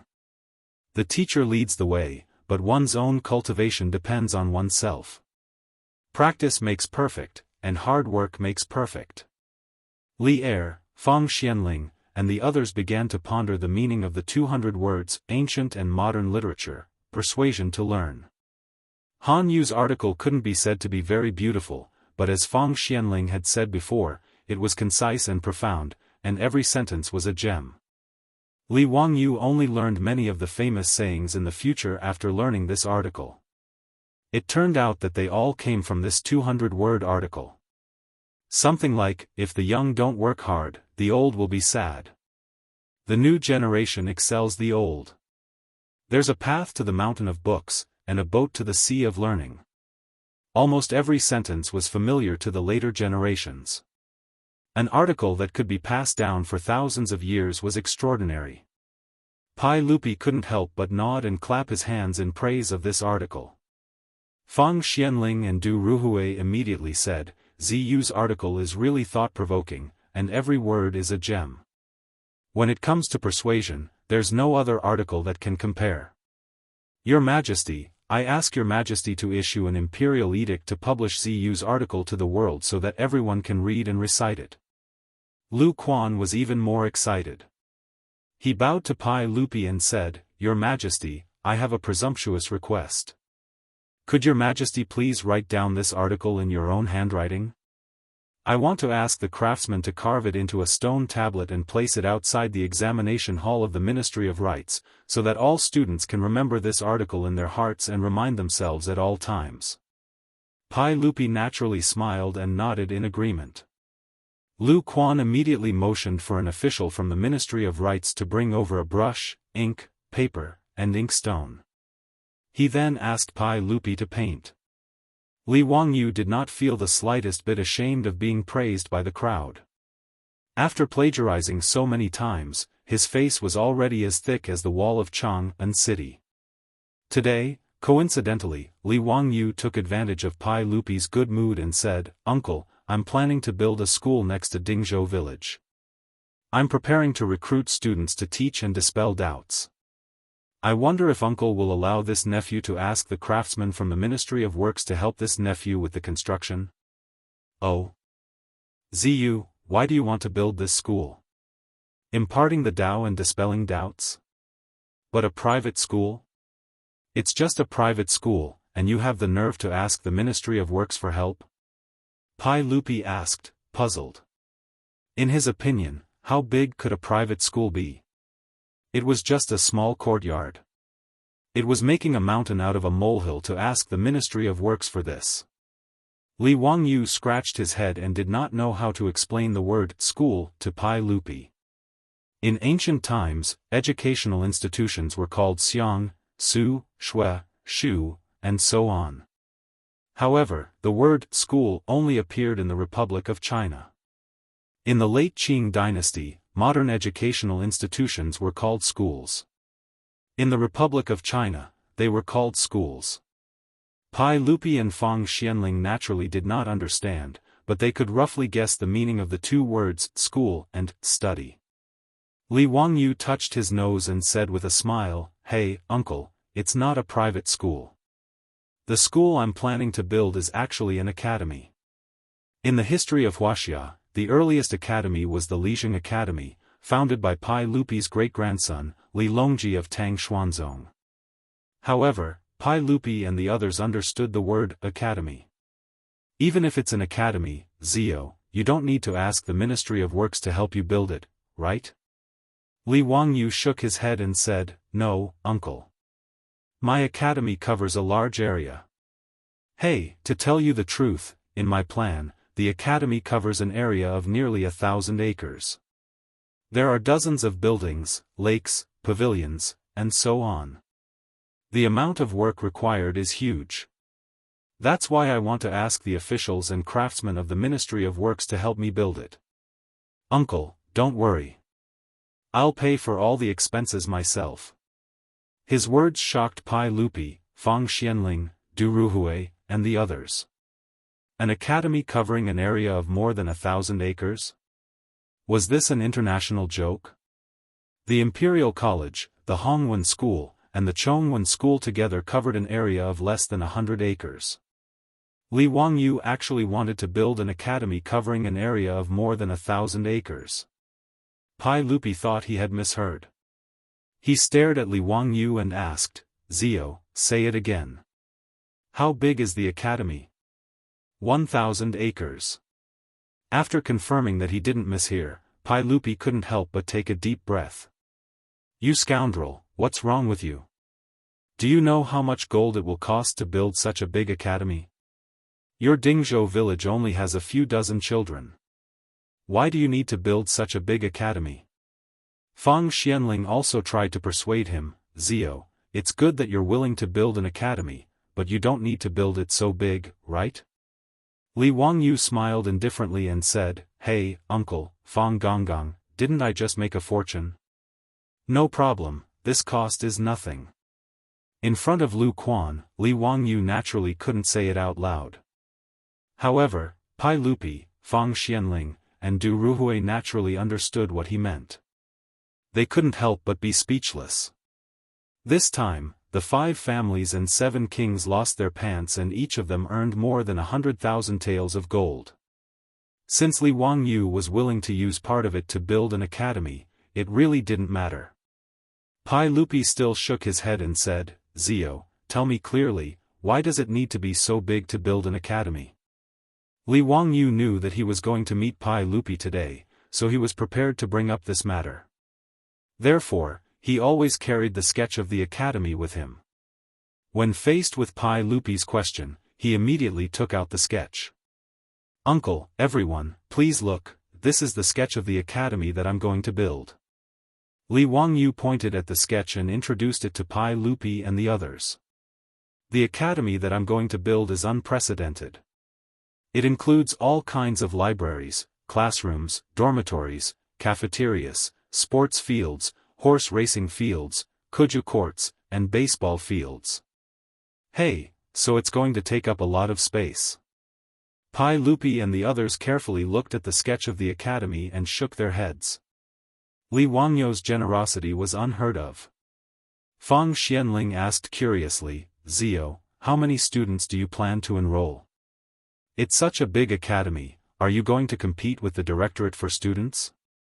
Li Wangyu shook his head and said, "Master Fang, the students I plan to teach are not the same as the scholars today. That's why I'm only going to enroll children who are under the age of 10. Pai Lupi and the others were even more speechless. Thousands of acres of land might cost tens of thousands of taels of gold, but the academy was only going to enroll children? In everyone's eyes, it was simply wasteful to the extreme. Although the money was not his own, Pai Lupi still felt the pinch for Li Wangyu. He asked puzzledly, "Zio, it's not worth it to spend so much just to teach some children. Li Wangyu said, "Uncle, what I want to teach is not the scholars of the Tang dynasty today. I'm going to open courses for the children in the academy. In addition to learning the 5 classics, they also need to learn arithmetic, calligraphy, painting, musical instruments, archery, batting, riding, sword dancing, military tactics, and so on. After a child enters the academy, I'm going to divide them into 3 stages: primary school, middle school, and university. It will take about 10 years to teach a child to become a pillar of the country." Hey, so this 1,000 acres of land is not a lot. I'm going to continue to expand in the future. The 10,000 acres of land that you gave me last time may all be used to build the academy in the future. His words shocked Pai Lupi, Fang Xianling, and the others. Chapter 7:17. Speaking of which, the education system of the Tang dynasty was also very developed. Especially after inheriting the system of the Sui dynasty and improving it, its ideas and system were not considered backward. Even many education experts in later generations thought that the education system of the Tang dynasty was worth learning from. In addition to the Guoxue and the Imperial College, all the provinces and counties of the Tang dynasty had official schools. Pai Lupi also attached great importance to education. During the Zhengguan year when he was the emperor, the number of official schools in the Tang dynasty increased by more than 1,200. The private schools run by the people were not recorded in the records. The Tang dynasty also encouraged the existence of these private schools. However, no matter how advanced the education system of the Tang dynasty was, no one had ever heard of the idea of modern schools proposed by Li Wangyu. When Pai Lupi and the others heard that Li Wangyu was also planning to recruit children from poor families in Chang'an city and let them enter the school for free, they were even more shocked and speechless. When Li Wangyu told them his idea, Pai Lupi, Fang Xianling, and the others were silent. They were each thinking about the differences between this school and the official schools and the private schools of the Tang dynasty, and comparing the advantages and disadvantages. It seemed that spending 10 years to systematically teach a young child like Li Wangyu's idea was an unprecedented initiative. If a young child could systematically learn the lessons that Li Wangyu mentioned from a young age, what would happen when he became an adult? Thinking of this, Pai Lupi looked at the examination hall and the examinees who were immersed in answering questions. He couldn't help but think about what would happen if the students of Li Wangyu's school came to the examination hall of the Ministry of Rites to participate in the spring examination 10 years later. Pai Lupi suddenly turned to Li Wangyu and said, "Zio, the Ministry of Works will naturally send people to help you build the school. However, including Chengqian and Qingke, my princes will also have to enter the school." He now had a total of 9 princes, including Li Ji. Prince Jiang Li Yun, Prince Yu Li Zhen, and Prince Jin Li Ji were still young, while Prince Chu Li Quan had died early. Other than Li Chengqian and Li Tai, there were also King of Wu, King of Qi, Li Wangyu, and King of Shu, Li Gui. Li Wangyu seemed rather troubled. "Uncle, your nephew's academy has a dormitory system. All of the students live in the academy, and they only have 1 day off every 10 years. Are you willing to let Chengqian study in the academy?" The other princes were fine, but Li Wangyu was the crown prince. Li Wangyu wasn't sure if Pai Lupi and Empress Zhongsun would be willing to let him study at the academy. Furthermore, the Eastern Palace had the crown prince's left Shu Sun and other officials in charge of teaching and assisting the crown prince. Even Li Gang had just been recruited by Pai Lupi to be the crown prince's grand tutor. It seemed unreliable to let Li Chengqian study at the academy at this time. Pai Lupi nodded. "Zio, didn't you say so just now? You don't have to worry about being too old to accomplish anything, you only have to worry about being too young to learn. I just thought about it carefully. Your academy has its merits. I trust you and will not hold back Chengqian and the others." Since Pai Lupi had said so, what else could Li Wangyu say? He could only nod helplessly. However, in his opinion, there were benefits to letting Pai Lupi and the other princes study at the academy. letting those little fellows stay away from the palace and interact with people of the same age every day. Perhaps Pai Lupi's unfilial descendants would be less likely to commit treason and suicide in the future? Fang Xianling also said, since that's the case, after Zio's academy is built, I will also send my third and fourth sons' legacies to study at the academy. Zio, are you willing? Lu Quan also asked, County Count Hu, I also have 2 grandsons. Can they also study at the academy? This time, it was Li Wangyou's turn to be stunned. What the hell was this? He had originally built the academy to teach the children of poor families. Why did they want to send their children and grandchildren to study at the academy after just talking to Pai Lupi and the others? If this news were to spread, wouldn't those officials and nobles all want to send their children and grandchildren to study at the academy? At that time, wouldn't his academy become a replica of the Hongwen School and the Chongwen School? He then looked at Du Ruhui, who actually had a regretful expression. He only had 2 sons, Du He and Du Go, and they were almost 20 years old. Obviously, they couldn't study at the academy. No, he couldn't go through the back door.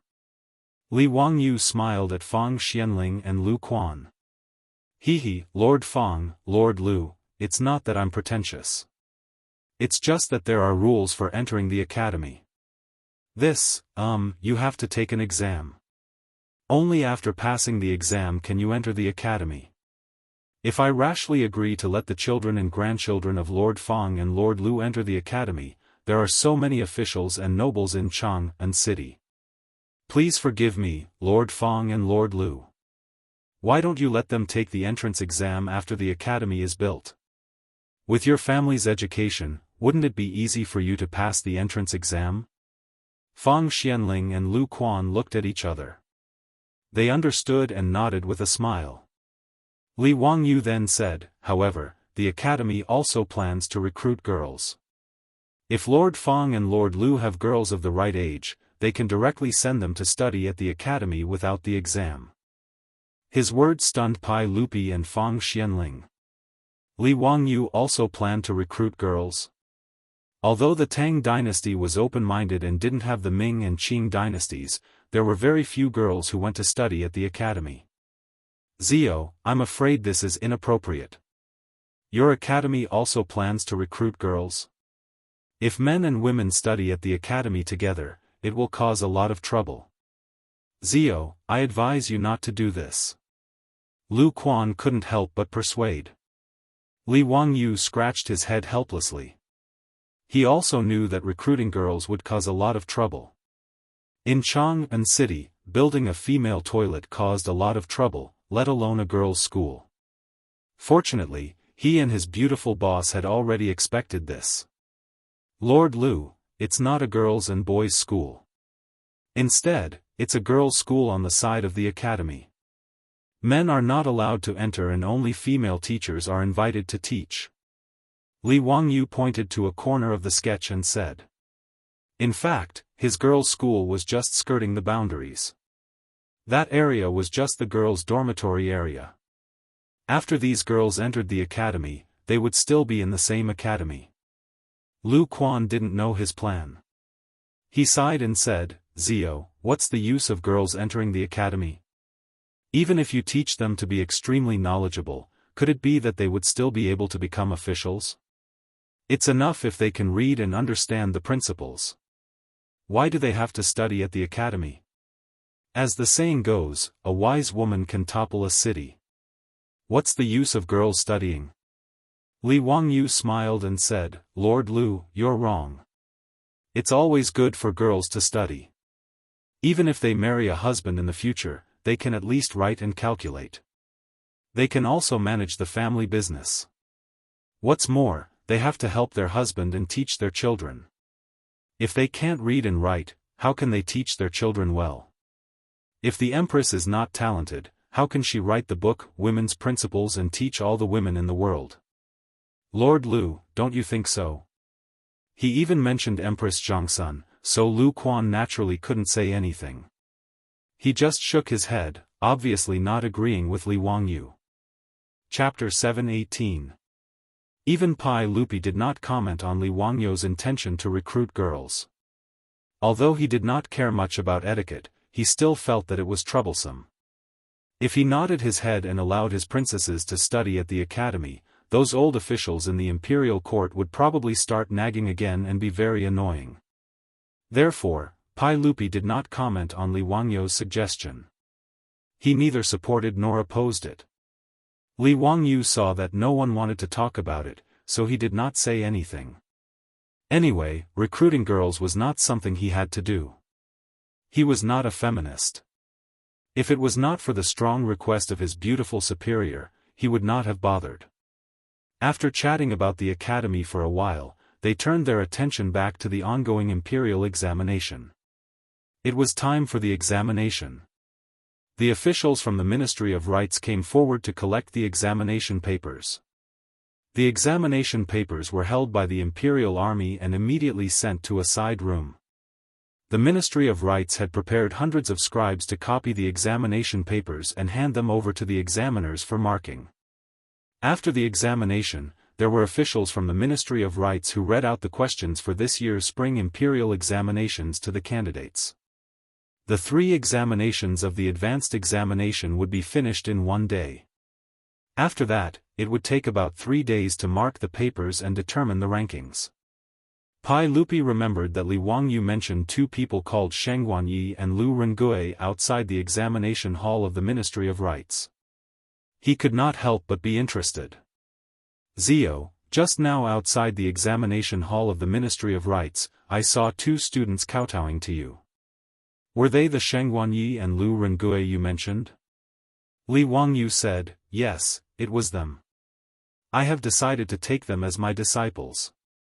Pai Lupi smiled and said, oh. You have so much confidence in them? You said before that you would only accept them after they passed the imperial examination. Why did you change your mind? Li Wangyou said, I think that the 2 of them will definitely pass this year's spring quarter examination. Who knows, maybe they will be the Tanhua envoy this year. In fact, Li Wangyou was just bragging. Whether Sheng Guanyi and Lu Rengui could pass the exam or not was another matter. After all, the admission rate for the advancement course was too low. Out of more than 1,000 examinees, only 20 or so would be accepted. No one dared to pat their chest and guarantee that they would be able to pass the Grand Scholar examination. But since he had already said so much, he couldn't afford to lose face, right? Naturally, he had to say this. When the results were released, it would be great if he won. It would be a good story. Even if they didn't pass, it wasn't a big deal. They could just kidnap Sheng Guanyi and Lu Rengui to teach in the academy and take the exam next year. As for being mocked by Pai Lupi, would he care? The Tanhua shi that Li Wangyou mentioned was also called Tanhua Lang, but it didn't mean the Zhuangyuan, Banyan, or Tanhua of the later generations. In the imperial examination of the Tang dynasty, other than the Zhuangyuan, there was no such thing as the Zhuangyuan. As for Tanhua Lang, it didn't refer to the 3rd place. After the Grand Scholar examination, Pai Lupi would give the new Grand Scholar examination a grand celebratory banquet. This banquet was held in the apricot flower garden of the Zhujiang Pond. The Tanhua banquet, as the name implied, was to select the 2 youngest and most outstanding Grand Scholars to be the Tanhua shi. Their task was to travel around the famous gardens and pick fresh flowers along the way. Then, they would compose a poem in the Qiongling garden and welcome the Zhuangyuan with fresh flowers. There were unspoken rules for the selection of the Tanhua shi. First, they had to be young, and second, they had to be handsome. Therefore, the person who was selected as the Tanhua shi might not be the Zhuangyuan, but they were the most popular people. Every year after the spring imperial examination, the reputation of the Tanhua shi would be much higher than the Zhuangyuan shi. Therefore, looking at one's face was something that had existed since ancient times. It wasn't just the later generations that looked at faces. Every year, the man who came in 3rd place was also the object of the hearts of many unmarried young ladies. After all, he was young, handsome, and talented. Naturally, he would attract the attention of the young ladies. Currently, Sheng Guanyi was only 21 years old and had just turned 20. Lu Rengui was only 28 years old. If the two of them could pass the Grand Scholar examination, it wouldn't be strange at all for them to be Tanhuashi. Sheng Guanyi's appearance was naturally not bad. Otherwise, she wouldn't have given birth to a granddaughter like Sheng Guanwan. Lu Rengui wasn't as delicate and pretty as Sheng Guanyi, but he still had a dignified appearance and could be considered handsome. When Pai Lupi heard this, he only smiled and asked Li Wangyu to point out Sheng Guanyi and Lu Rengui to him. Li Wangyu searched among the thousands of examinees who had their heads buried in their books for a long time before he found the two of them and introduced them to Li Er. Not bad, they are indeed two handsome young men. If the two of them can really pass the Grand Scholar examination, then the Tanhuashi would definitely belong to the two of them. Pai Lupi remembered Sheng Guanyi and Lu Rengui in his heart. If the two of them could really pass the Grand Scholar examination, he could ask Zhangsun Wuji to arrange an official position for them to see their abilities. With regards to Li Wangyu's foresight, Pai Lupi was very certain. Not mentioning Yen Liben, Ma Zhou, as an imperial censor, did a good job, which made Pai Lupi very satisfied. Since his nephew was willing to take the two of them as disciples, then they must be extraordinary. If they could be like Ma Zhou, then it would be a good thing for the imperial court. The spring imperial examination of the Tang dynasty was different from the Ming and Qing dynasties. After passing the Grand Scholar examination, one would not become an official. It only represented that one had the qualifications to become an official and could not directly become an official. If one wanted to become an official, they would need to pass the Ministry of Personnel's examination. The Ministry of Personnel's selection criteria had 4 criteria: first, body, great appearance; second, speech, eloquence; third, calligraphy, and calligraphy; fourth, literature. The Tang dynasty had very high requirements for the basic qualities of an official. Morals, appearance, language, calligraphy, and writing were all indispensable. After touring the Ministry of Rites examination hall, Pai Lupi went to check the situation of the examination papers before returning to the palace with satisfaction. However, Li Wangyu did not leave. After leaving the Ministry of Rites examination hall, he waited with Niu Wu and the others in a restaurant near the examination hall. When this year's spring imperial examination ended, the examination hall's door opened again. Thousands of examinees came out of the examination hall, either excited or depressed. The Li family's troops, who had been waiting in front of the examination hall, found Sheng Guanyi and Lu Rengui and led them to the elegant room of the restaurant. Li Wangyu invited the two to sit down and personally poured wine for them. Then, he asked with a smile, "Sheng Guanyi, Lu Rengui, how did you do in the examination today? Are you confident?"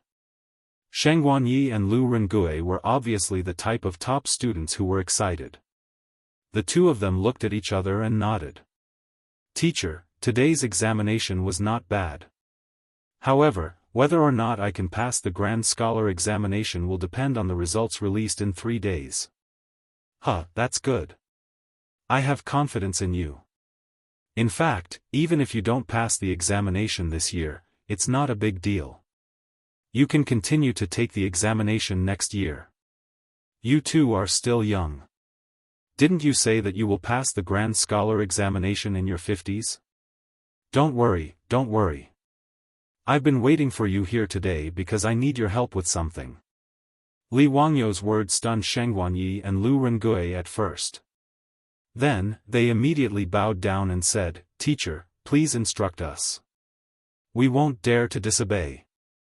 It's not difficult. It's not that serious." Li Wangyu smiled and waved his hand. "You two should be familiar with the examinees who participated in this year's spring imperial examination, right?" Sheng Guanyi said, "Yes. Although I don't dare to say that I know all the examinees, I know many of them." "Teacher, do you need to find these examinees?" Li Wangyu said, "Yes, that's right." Chapter 719. In the Tang dynasty, the spring imperial examination did not only consist of advancement and Ming Jing. There were also more than 50 subjects, such as Ming Shu, Ming Fa, Ming Ci, and Ming Swan. The imperial examination was divided into common and composition. Common was an imperial examination held at a fixed time every year, while composition was an imperial examination held by the emperor. Although the subjects of mathematics, and calligraphy were not valued, they were still channels to become officials. Therefore, the number of people who participated was not small. The total number of examinees for these 50-plus subjects was in the tens of thousands. Most of the students who participated in the imperial examination lived in the area around Chongren Lane. Of course, there were also poor people who lived in the southern part of the city. After all, the housing there was much cheaper than near Chongren Lane. The spring imperial examination was the last and most important exam of the imperial examination every year. After today's exam, most of the students rushed to the restaurants in Chongren Lane and the brothels in Ping Kong Lane to relax. Anyway, whether they passed or not would be revealed in 3 days. Even if they did not pass, most of them would take the exam next year. However, after working hard for a year, they had to reward themselves. However, only a small number of students went to Ping Kong Lane to relax. Not everyone was a gentleman, but they did not have enough money. After all, the cost of a night in Ping Kong Lane was not low. Even students from well-off families could not bear to spend a few hundred won or even a copper coin to get close to it. Therefore, most of the students only found a restaurant near the hostel and ordered a table to drink and have fun. In each restaurant, almost all of the students who came to the spring imperial examination were sitting there. It was very lively.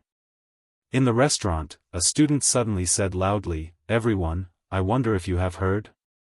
In today's imperial examination, the immortal poet wrote another essay called Persuasion to Study. I was fortunate enough to read it and I really admire it.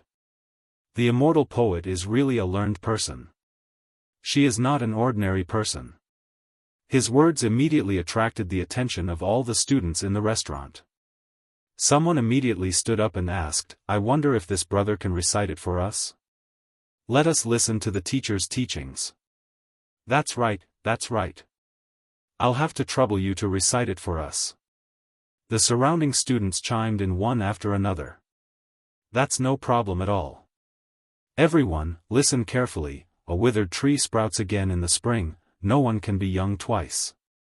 The student immediately cupped his hands in salute and loudly recited Li Wangyo's Persuasion to Study.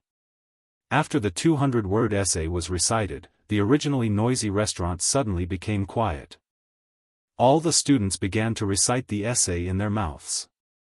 "Sir, you are indeed a great talent. Wonderful, truly wonderful. Although the little immortal poet is young, she is indeed very knowledgeable. She is a great sage of the present age." Someone even said in an envious tone, "Speaking of which, Mr. took in 2 more disciples before the Board of Rites examination today. It really makes me envious. How lucky are those 2 to have Mr. as their master." "That's right, I know about this matter. Those 2 students are called Sheng Guanyi and Lu Rengui. They are the examinees of this year's advanced examination. Originally, teacher had said that if the 2 of them could pass the Grand Scholar examination, he would accept them as his disciples. However, I don't know why teacher changed his mind. The moment before the examination, he made the 2 of them kowtow and acknowledge him as their master." The restaurant was filled with the envious voices of the examinees.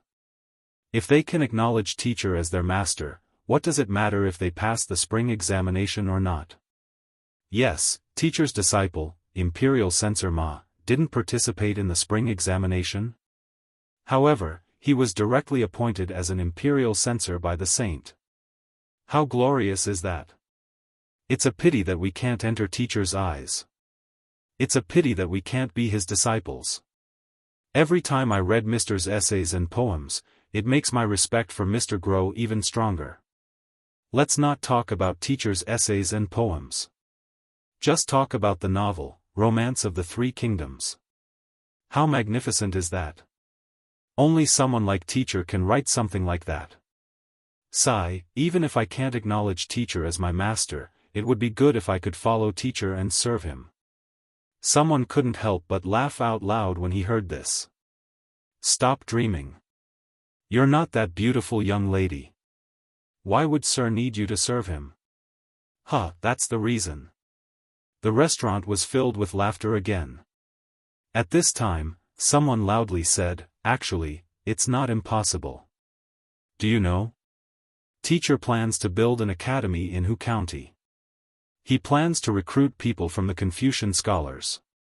His words immediately attracted the attention of the crowd. They all gathered around him and asked him questions at the same time. Brother, can you explain it more clearly? What academy? Can you recruit us? Yes, but can we study under teacher? That person shook his head. No, no.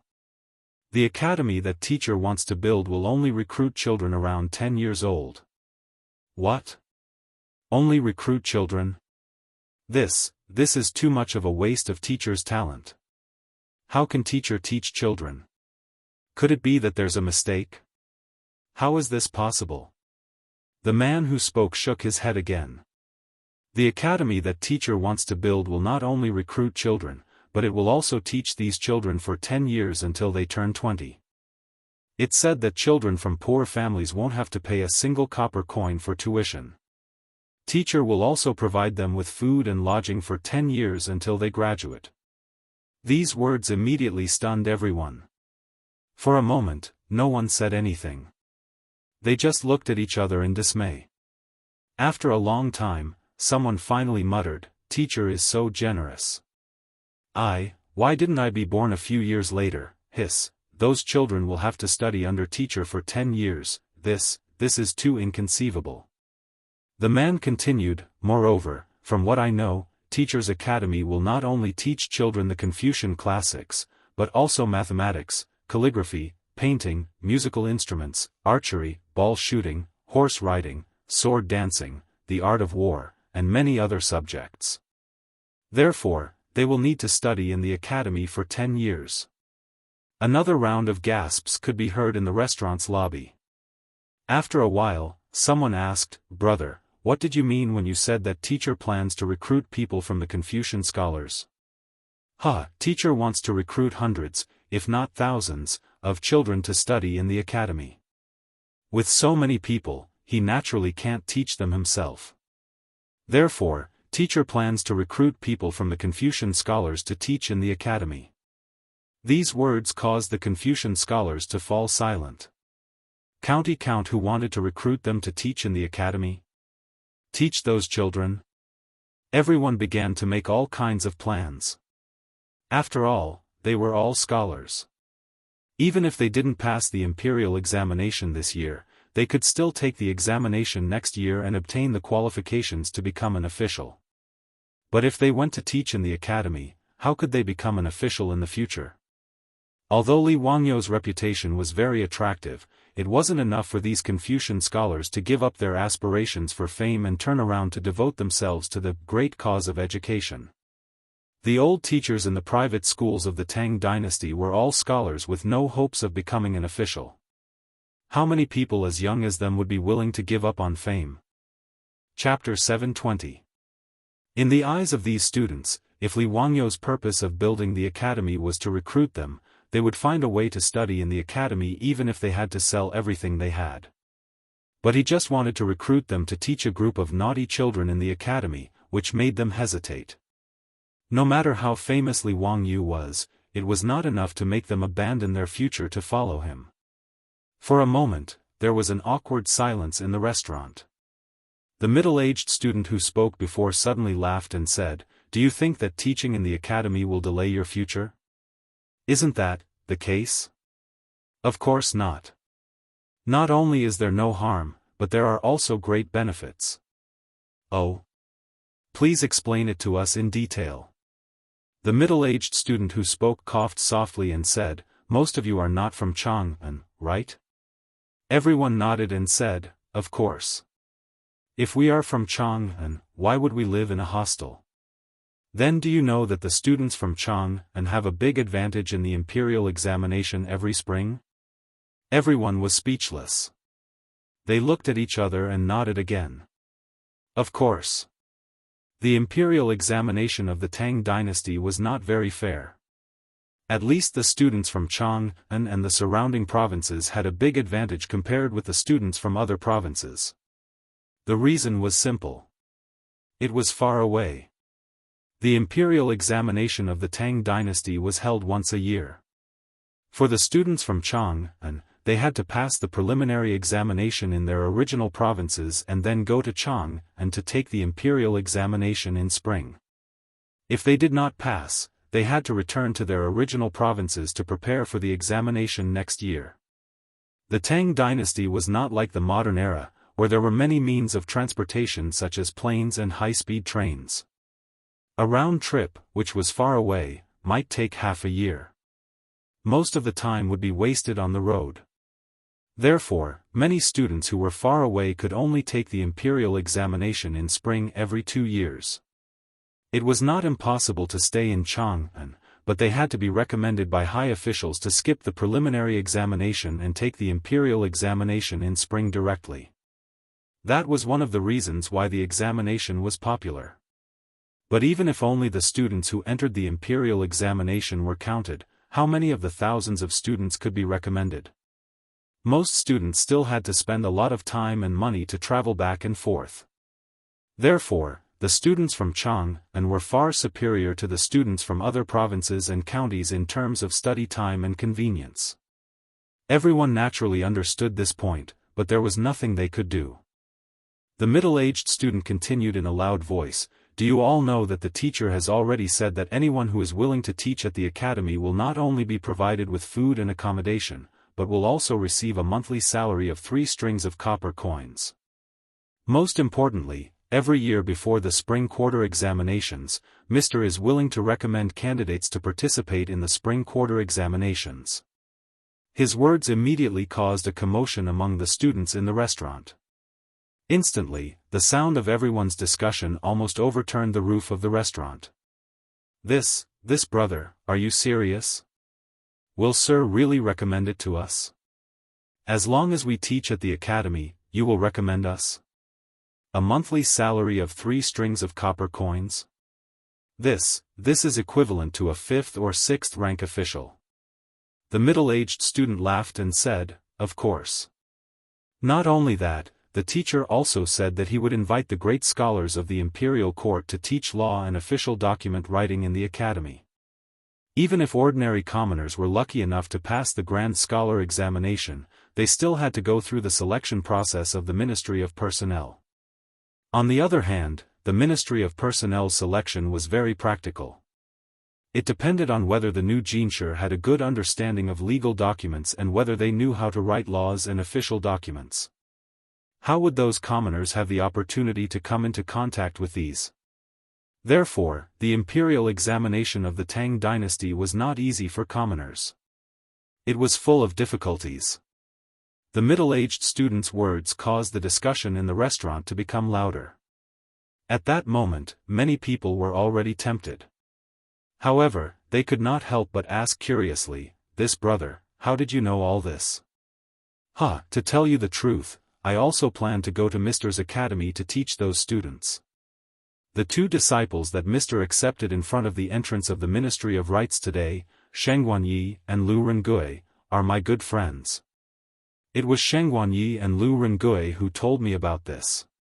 As the saying goes, it's better to be happy together than to be happy alone. That's why I told you this. Hearing this, everyone nodded and bowed to the middle-aged student to express their gratitude. However, the middle-aged student continued, "However, don't think that it's easy to go to the academy to teach and get Mr.'s recommendation. As far as I know, Mr. will not only interview you, but also give you some pre-job training. Only those who pass the test can enter the academy to teach. May I ask what pre-job training is?" This new term naturally attracted everyone's curiosity. They naturally knew that not everyone could go to the academy to teach. However, they did not understand the meaning of training at all. The middle-aged student could not answer. He had only heard this from Sheng Guanyi and Lu Rengui. He only said that it was Mr.'s request. This. I don't know. In short, it's not a bad thing. If you don't pass the test this year, instead of going back to your hometown, it's better to go to the academy to try. If you can stay in the academy, you can earn a generous monthly salary. Moreover, you can revise your homework while teaching and prepare for the exam next year. It's not a bad idea. Brother, you're right. In this case, Mr.'s Academy should give it a try. I wonder when Mr.'s Academy will start recruiting? Where do we go to register? The middle-aged student raised 3 fingers. In 3 days, the Ministry of Rights will release the list. If you don't pass the test, you can go directly to the Imperial College. At that time, Mr. will borrow the Imperial College to interview you. Thank you, brother. The students bowed again and then discussed with each other whether they should go to the Imperial College to take the exam 3 days later. However, it was obvious that the middle-aged students' words had touched most of their minds. If the list was released 3 days later and they failed, they would go to the Imperial College no matter what. In Chongren Square, the same thing happened in several restaurants where students gathered. Someone spread the news to the examinees.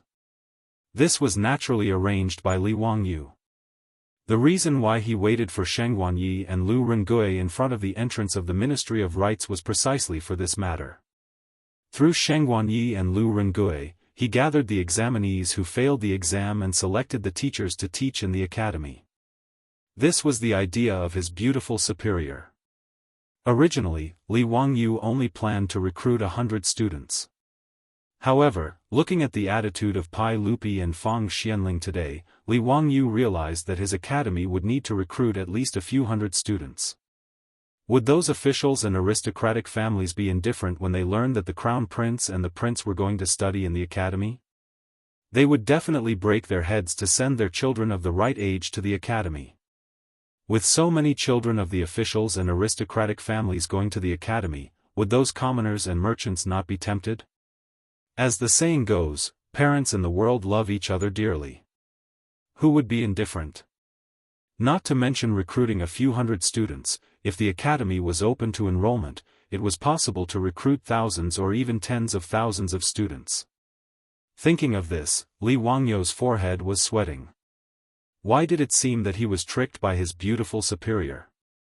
If so, with so many children in the academy, how many things would happen every day? Wouldn't he go crazy? Li Wangyu couldn't help rubbing his chin, wondering if he should recruit a vice principal to take charge of the academy and shift the blame. However, it seemed that such a person was not easy to find. Chapter 721. Li Wangyu combed through all the people he knew, trying to find a scapegoat. There was no need to consider the group of playboys. If he were to hand over the school to them, who knows what would happen.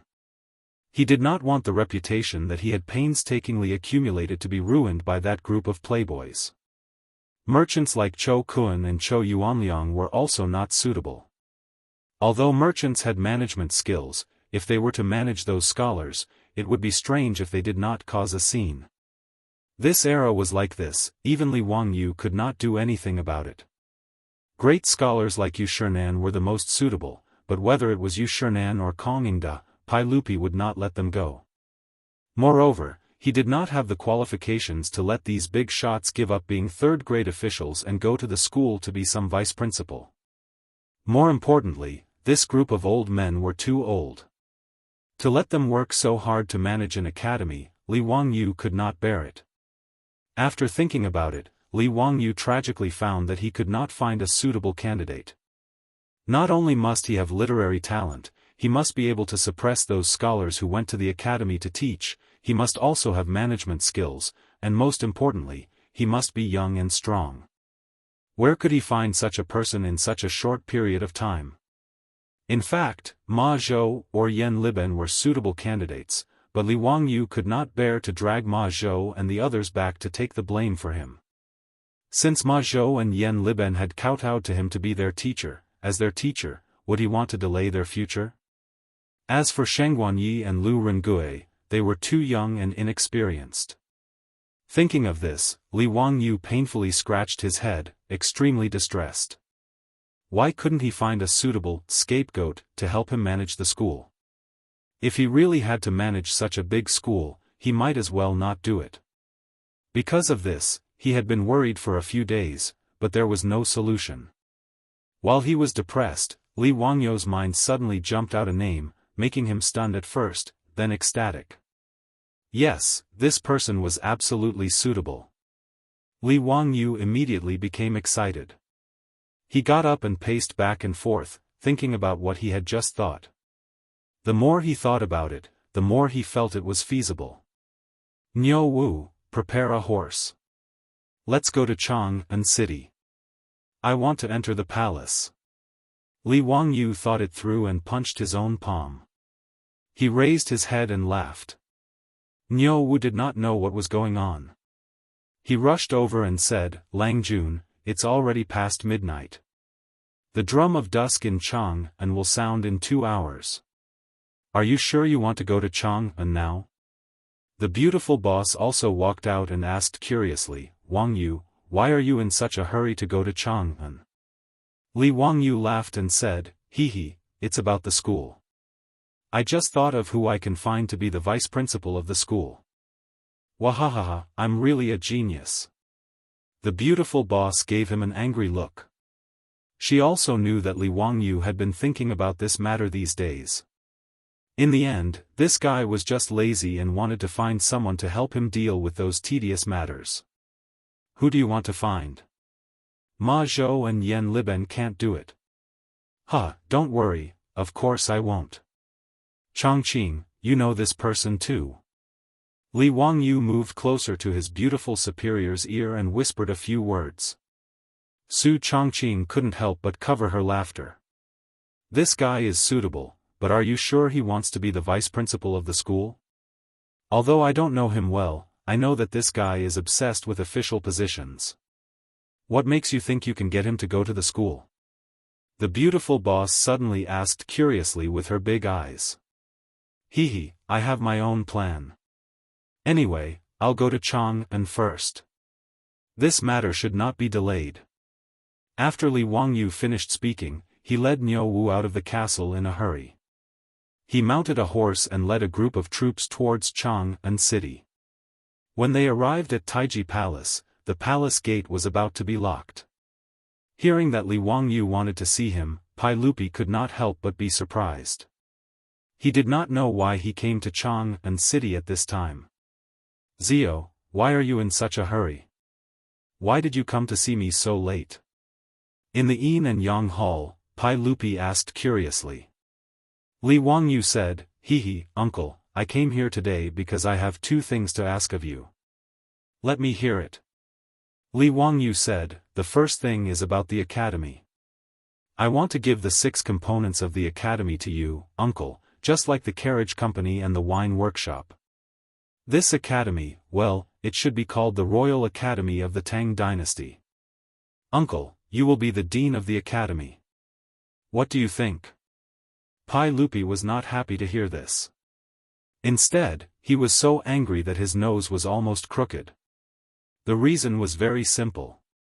According to what Li Wangyu said before, he wanted to let the children of poor people enter the academy for free and provide food and accommodation for 10 years. Wasn't this a matter of losing money? Needless to say, according to Li Wangyu's sketch of the academy, it would cost a lot of money to build. Even though Pai Lupi had only taken a few 100,000 taels of gold from the aristocratic families, he could not bear to throw it away. After Pai Lupi returned to the palace from the examination of the Ministry of Rites, he asked the Minister of Works, Duanluan, about it. According to Li Wangyu's plan, to build an academy that covered thousands of acres, it would cost at least 500,000 strings of copper coins. This scoundrel actually had the nerve to come to him and ask him to give him 60% of the shares. Didn't that mean that he, Li Er, would help Li Wangyu make up for 60% of his deficit? That stingy Pai Lupi naturally did not want to be such a fool. Pai Lupi coughed lightly. Since this academy is being built by Zio, it is inconvenient for me to participate. It is better for Zio to manage it yourself. How could Li Wangyu not understand Pai Lupi's thoughts? He silently ridiculed the stingy Pai Lupi in his heart, but pretended to be regretful and shook his head. Uncle, you really don't want 60% of the academy's money? Then 50% is fine too. This is an opportunity to make money. If this nephew takes it all for himself, he will feel uneasy. Pai Lupi glanced at him but did not reply. He thought to himself, you bastard, do you think I am a fool? You clearly want to squander, and you still want to drag me into it. Li Wangyu continued, Uncle, do you think that the academy will lose money? Is that not the case? I have asked Minister Duan. If you want to build the academy, it will cost at least 500,000 strings of copper coins, not to mention that you will provide food and accommodation for those children from poor families for 10 years. I have spent a lot of money in Taiji Palace. I don't have that much gold to squander with you.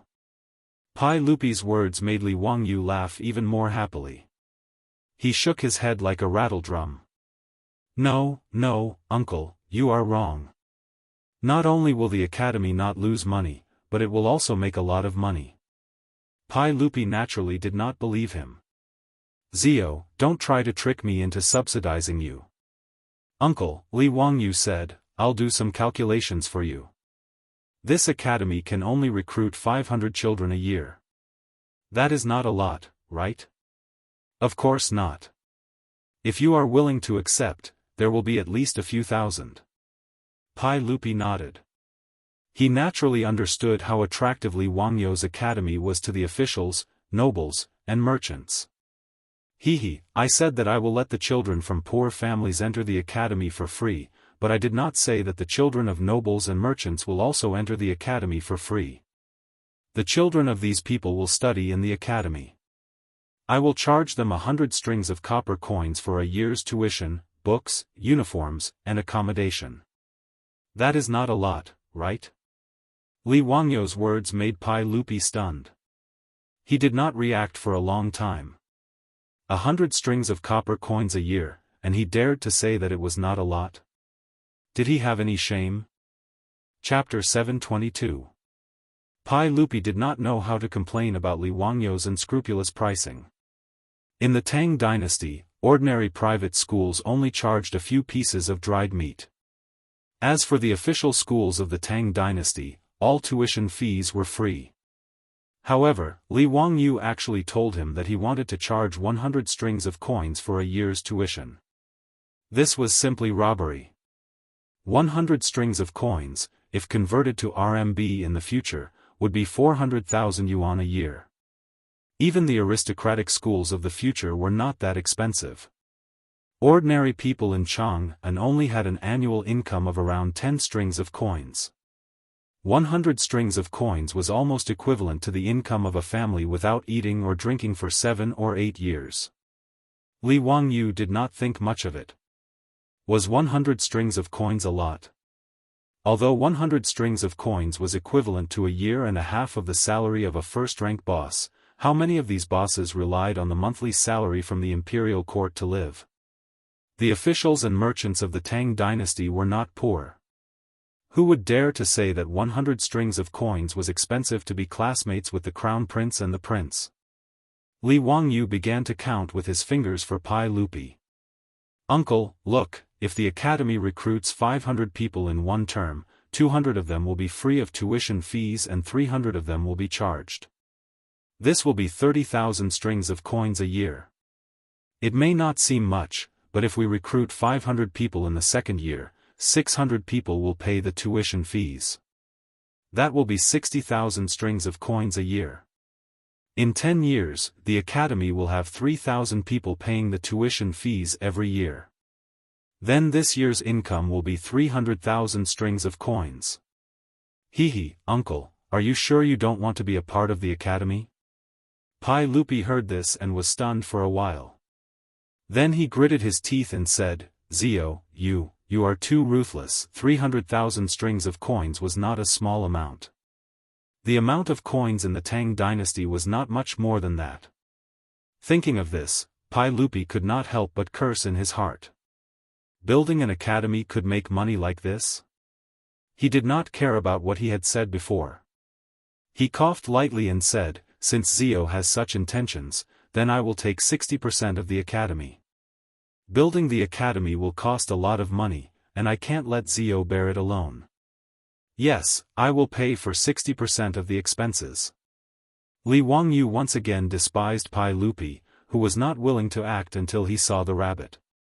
He said seriously, "Since uncle is willing to fund it, how about we call the academy the Royal Academy of the Tang dynasty?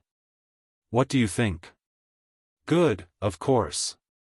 Pai Lupi was naturally satisfied. Li Wangyu continued, "Uncle, in fact, whether the academy makes money or not is secondary. More importantly, the academy can continuously cultivate talents for the Tang dynasty, the imperial court, and uncle. It can cultivate talents who are loyal to the Tang dynasty and the imperial court. This is the key." "Oh? What do you mean, Ziyu?" Pai Lupi asked curiously. Li Wangyu did not speak at this time. He looked around at the maids in the Yin and Yang palace, which meant that Pai Lupi asked them to leave. Some words could not be heard by others. It was rare for Li Er to see Li Wangyu so serious, so he also put away his smile. He signaled to the palace maids and ordered them all to leave. Even Mi Tua was not left. Soon, only the uncle and nephew were left in the hall. "Zio, what exactly did you mean by what you said just now? You can say it." Pai Lupi asked again, "How can you guarantee that the students taught by the academy will be loyal and patriotic?" Li Wangyu lowered his voice and spat out 2 words from his throat, "Brainwashing." "Brainwashing?" Pai Lupi was stunned and did not understand the meaning of the word. "What is brainwashing?" Li Wangyu nodded, "That's right, it is brainwashing." Brainwashing was the use of external methods to instill ideas into others. "Well, uncle, you can understand the preaching of the Buddhist and Taoist sects as a kind of brainwashing. Therefore, no matter if it is a monk or a Taoist, their faith is absolutely firm. Because they recite scriptures every day, their faith in Buddha and Taoist ancestors has been deeply ingrained in their bones.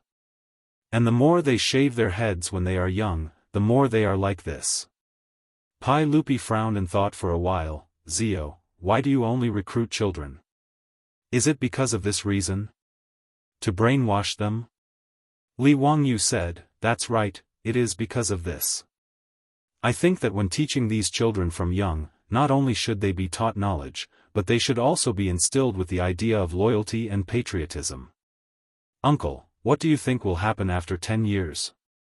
He, patriotic education should start from young." Li Er could not help but suck in a breath of cold air. If people were taught the idea of loyalty and patriotism for 10 years, and these students continuously entered the imperial court in the future, wouldn't the Tang dynasty be as stable as Mount Tai? After 10 years of systematic education, even if only 30 or 40% of these children could learn something, it would be a terrible force. If there were 100 or 200 students who graduated from the academy every year to become officials, what kind of situation would it be?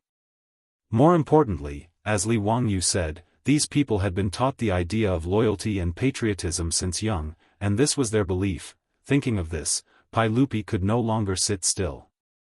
He stood up and paced back and forth in the hall. What Li Wangyu said today was something he had never thought of. In fact, this was also the reason why Li Wangyu only recruited children and not adult scholars. After all, those adult scholars had already formed their 3 views and were difficult to change, but children were like a blank sheet of paper. Since ancient times, although loyalty and patriotism were taught in China, no one had ever taught this as a belief, and there was no systematic education. Confucius said to be benevolent, and Meng said to be righteous. It was true that scholars had the lofty sentiments and backbone to pledge their loyalty to their country, and there had been no shortage of heroic men who had sacrificed their lives for their country throughout the ages. However, this was not the same as what Li Wangyu said about educating them to be loyal to their country from childhood. Li Wangyu now really liked the Tang dynasty, and naturally did not want a person like An Lushan to appear 100 years later. Although he could not control what would happen 100 years later, he could do his best to prevent it from happening. As long as the Imperial Academy of the Great Tang was successfully established, with the Imperial Academy as an example, he could slowly influence the other private schools and schools of the Great Tang and push forward the education of patriotism. He didn't believe that in 100 years, that dog of a fart An Lushan would be able to stir up any waves. Pai Lupi finally understood the crux of the matter, and he slammed his palm on the table. Good, Zio, your idea is indeed brilliant. That's how it should be. This Tang Dynasty Royal Academy must be set up, and please expand it. In my opinion, why don't we directly recruit 1,000 children? Li Wangyu blinked. Damn, Pai Lupi actually became a radical. Recruit 1,000 children? How much trouble would that cause? Even if there were 50 people in a class, wouldn't there be 20 classes in a grade? However, Li Wangyu did not object. As long as he could get that person to be the vice principal, he would let that person have a headache. He did not care. Thinking of this, Li Wangyu smiled at Pai Lupi and said, "Uncle, I don't have the energy to manage this academy all the time. This academy needs a capable person to manage it. Uncle, do you have a suitable person in mind?" Pai Lupi had never thought about this before. Hearing this, he did not have a clue. Li Wangyu continued, "I do have a suitable person to recommend to Uncle." Chapter 723. Who can help you manage this academy? Pai Lupi asked. Li Wangyu smiled like a fox about to steal an old hen and spat out 3 words, Su Jingzong. Pai Lupi frowned, his tone full of suspicion. Su Jingzong? Can he do it? Su Jingzong was one of the 18 scholars of the King of Qin's residence, but Pai Lupi did not think highly of him. Even though Su Jingzong had helped Li Wangyu last time and handled the matter of the 3,000 resentful women leaving the palace beautifully without the slightest mistake, Li Er still left Su Jingzong in the Imperial Clan Temple as the vice minister of the Imperial Clan Temple with nothing to do. Su Jingzong had joined Pai Lupi when he was still the King of Qin. As one of the 18 scholars of the King of Qin's residence, he was in such a miserable state. It was clear that Pai Lupi did not like him. In fact, it was not that Su Jingzong was not capable. It was mainly because Pai Lupi did not like his character. After all, at the end of the Sui dynasty, his father, Su Shanshin, was killed by Yuan Huaji. In order to survive, Su Jingzong did not do the right thing and could not blame others. The reason Li Wangyu thought of him was naturally because he thought highly of Su Jingzong's ability. Although Su Jingzong was not liked by Pai Lupi, he was talented. Therefore, after Pai Lupi's death, Su Jingzong's official luck came. First, he was the Minister of Rites during Gaozong's reign. Later, he was made a Yongong and became the head of the Secretariat, one of the Prime Ministers. He was even made the Crown Prince's junior teacher and was prominent for a time. After his death, Gaozong mourned for him and stopped attending court for 3 days. He ordered all the civil and military officials to mourn at Su Jingzong's residence. He was posthumously given the title of Li Wangyu's Minister of Rites and Governor of Yangzhou. He was allowed to be buried with Su Jingzong. From this, it could be seen that although Su Jingzong was listed as the first treacherous official in the New Tang book, Legend of the Treacherous Official, he was a very capable person. Another reason why Li Wangyu chose Su Jingzong was because of his loyalty to the Li Tang royal family. Although the New Tang history listed Su Jingzong as a treacherous official, saying that he tampered with the nation's history, did not manage his family well, and framed and killed Zhangsun Wuji and the others. However, Li Wangyu felt that other than Su Jingzong's bad character, he was just helping that little bastard Li Ji take the blame for him by tampering with the country's history and framing Zhangsun Wuji. In the end, wasn't what Li Ji wanted Su Jingzong to do? If Li Ji really valued his uncle, Zhangsun Wuji, why would he exile him just because of Su Jingzong's false accusation? It could be seen that this was Li Ji's idea. Looking at it from another angle, Su Jingzong was just an old bureaucrat who worked hard for the emperor and used all kinds of methods to defeat his political enemies and protect his own wealth. Hence, Li Wangyu was not worried that Su Jingzong would have any bad intentions by managing the academy. He would not dare to do so. Su Jingzong's literary talent was outstanding, and as one of the 18 scholars of King Qin, he would naturally be able to suppress those scholars in the academy. With these three advantages, Li Wangyu naturally wanted Su Jingzong to be the vice principal of the academy and be his scapegoat. Anyway, even if Su Jingzong was a despicable person, he was a talented one. Moreover, their statuses were completely different now. If Su Jingzong went to the academy, he would just be a high-class worker. Hence, Li Wangyu was not afraid that he would mess around. If there really was a problem, the current Li Wangyu could crush him to death in a matter of minutes. It was because of this confidence that Li Wangyu suggested to Pai Lupi to let Su Jingzong go to the academy. Li Wangyu even thought that Su Jingzong should be grateful to him. At least he would let this guy manage the academy. In the future, Su Jingzong's name would definitely not appear on the list of treacherous officials in the new book of Tang. Li Wangyu persuaded, "Uncle, Su Jingzong was one of the 18 scholars of King Qin's mansion. If he continues to be a Shaoqing in the Zhongzheng temple, it will damage your reputation. Why don't you let him go to the academy and make him the vice principal? It will be the best use of him." Pai Lupi thought for a while and felt that it was not impossible. He nodded slightly to show his agreement, but then asked doubtfully, "After all, Su Jingzong is a Shaoqing in the Zhongzheng temple and an official of the 4th rank in the imperial court. You want him to give up his position and become the vice principal of the academy to manage it. Unless Su Jingzong is willing, I can't force him." Li Wangyu smiled, "Uncle, since the academy is now the property of the royal family, as the vice principal of the royal academy of the Tang dynasty, he should naturally have a rank. Why don't you make the vice principal of the academy the same rank as the chancellor? If Su Jingzong is transferred to the academy, won't it be the same as being promoted?" This. Pai Lupi hesitated and did not know how to answer. Li Wangyu continued to persuade, "Uncle, the role of the Royal Academy is no small matter. Naturally, you should be the vice principal of the academy. It should be set as a rule that the vice principal of the Royal Academy can only be the emperor. In this way, all the students of the academy will naturally be the emperor's disciples and their relationship will be closer. In this way, since you are the vice principal, Su Jingzong will not be a disgrace to him." Pai Lupi was attracted by Li Wangyu's words of the emperor's disciple and nodded repeatedly. He felt that Li Wangyu's idea was really good. The ancients were particular about the relationship between the emperor, and the teacher. The relationship between the master and the disciple was very special. There was even a saying that a teacher for a day was a father for life. Sometimes, even the relationship between the emperor and the minister, or the relationship between father and son, might not be as strong as the relationship between the master and the disciple. If all the students of the Royal Academy were the emperor's disciples, the benefits would be self-evident. In addition, Li Wangyu's brainwashing education and patriotism education had opened the door to a new world for Pai Lupi. As the emperor, what he wanted the most was to protect his imperial rule.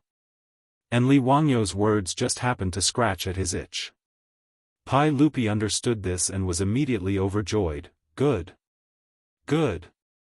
What Zio said is very reasonable. The vice principal of the Royal Academy should naturally be me. After he finished speaking, he looked at Li Wangyu. What about you, Zio? Li Wangyu smiled embarrassedly. Uncle, I'm still in the process of cutting off my decline for my father, so I can't be an official. As for the Royal Academy, I'll be a teacher there. I'll give advice behind the scenes for Uncle, and then I'll go to the academy to teach the students. Li Wangyu naturally didn't want to care about the complicated matters of the academy. It would be best if he could leave the academy to Pai Lupi and Su Jingzong. When he was free, he would go to the academy to teach the students. He was respected and carefree. As a shareholder of the academy, he could also earn some gold. How could he not be happy? Although he wanted to find something for himself to do, he definitely didn't want to tire himself out like a model worker. Wouldn't that make him a fool? He had money, a house, and a few beautiful women at home. Even if he felt a little lost now, he definitely wouldn't tire himself out like a dog. When Pai Lupi heard him use the treasure of cutting off his decline for his father, he was so angry that he almost kicked his butt. This bastard was obviously lazy to the bone, but he still found so many excuses. Humph, I'd like to see what excuses you have next year. Li Wangyu smiled embarrassedly and touched his nose. He didn't say anything. Let's talk about next year's matters next year. Pai Lupi pondered for a while and continued, since that's the case, we'll do as you say. I'll give Su Jingzong a decree to let him be in charge of the academy's construction and be the vice principal of the academy. However, you'll still have to be in charge of the academy's construction. Of course. Li Wangyu nodded. Li Wangyu was still very willing to command others to do things by moving his mouth. Su Jingzong, a treacherous official during the Gaozong era, was arranged by uncle and nephew just like that. Chapter 724. After the conversation with Li Wangyu, Pai Lupi instantly became interested in the Tang Dynasty Royal Academy. The next morning, in front of the officials, Pai Lupi announced that he and Li Wangyu would jointly fund the construction of the Tang Dynasty Royal Academy. This matter naturally attracted a lot of discussion. However, since it was funded by the Saint and County Count Hu, they did not need to spend a single cent of the imperial court's money. In the eyes of the officials, the Tang Dynasty Royal Academy should be similar to the Imperial College and the Chongwen Museum. In short, it was just a place to recruit students and did not pay much attention to it. However, when the officials heard that Pai Lupi wanted to make the Vice Dean of the Royal Academy a secondary Grade 3 official position, they were in an uproar. Your Majesty, this is not appropriate. If the Vice Dean of the Royal Academy is of the same rank as the Imperial College, then what rank should the Academy Dean be? As the Minister of Personnel, Zhang Sun Wuji could only step out and object. Pai Lupi smiled, the Academy Dean will be personally appointed by me. His words instantly made the objections of the officials swallow back into their throats. Pai Lupi personally appointed as the Academy Dean. Needless to say, the Vice Dean was the actual Academy Dean. If that was the case, it would be of the same rank as the Imperial College. Zhang Sun Wuji thought about it and said, Your Majesty, since the Vice Dean of the Royal Academy has an official rank and County Count who is still mourning for his father, isn't it inappropriate for him to be the Vice Dean? In the eyes of Zhang Sun Wuji and the officials, since the Academy Dean was Pai Lupi, then the Vice Dean would be Li Wangyu. Pai Lupi continued to shake his head, Li Zio is not the Vice Dean. We need to choose someone else to take up this position. Do any of you have anyone to recommend? The officials were all confused by Li Er's antics. How could they think of anything in such a short time? He didn't even know what the academy was planning to do, so how could he give any suggestions? Pai Lupi saw that the officials were silent, so he looked directly at Su Jingzong. Su Shaoqing, are you willing to share my burden? Su Jingzong was stunned. He opened his mouth but didn't know how to answer. He never would have thought that this matter would fall on his head. Logically speaking, it should be a good thing for him to be promoted to a minor third-rank official as he was a fourth-rank Zongjing Temple vice minister. However, Su Jingzong knew that once he became the vice dean of the academy, it would be difficult for him to return to the imperial court. Wouldn't he be welded to death in the academy? Just like Kong Yingda, although he was the chancellor of the imperial college and had a noble status, he was far away from the imperial court. However, Pai Lupi had already spoken. Even if Su Jingzong was unwilling, there was nothing he could do. He could only brace himself and bow. If your majesty does not abandon me, I will do my best. However, I have never managed the academy and am afraid that I will fail your majesty's trust. Pai Lupi didn't care what he had to say. He waved his hand and said, beloved official Su, do not worry. Do as you wish. We and County Count who both believe in your abilities. When the court is over, go and look for County Uncle Hu, and follow his instructions in everything. Beloved Minister Su, don't let me down. Su Jingzong felt bitter, but he could only accept the decree. Yes, I will obey. Thank you, Your Majesty, for your grace. After dealing with Su Jingzong, Pai Lupi said no more and began to deal with other matters of court. Su Jingzong returned to the officials, his heart filled with complex emotions. He didn't know whether to laugh or cry. After court was dismissed, many of the officials came to congratulate Su Jingzong. Principal Su, congratulations, congratulations. To be favored by His Majesty and County Count Hu, Principal Su's future is bright. Principal Su, today is your promotion. Won't you invite us to drink a few cups? Su Jingzong smiled and cupped his hands at the crowd. Everyone, I will definitely invite you to a banquet another day. Today, the saints suddenly gave me the task of managing the academy. I am in fear and trepidation and do not dare to be negligent.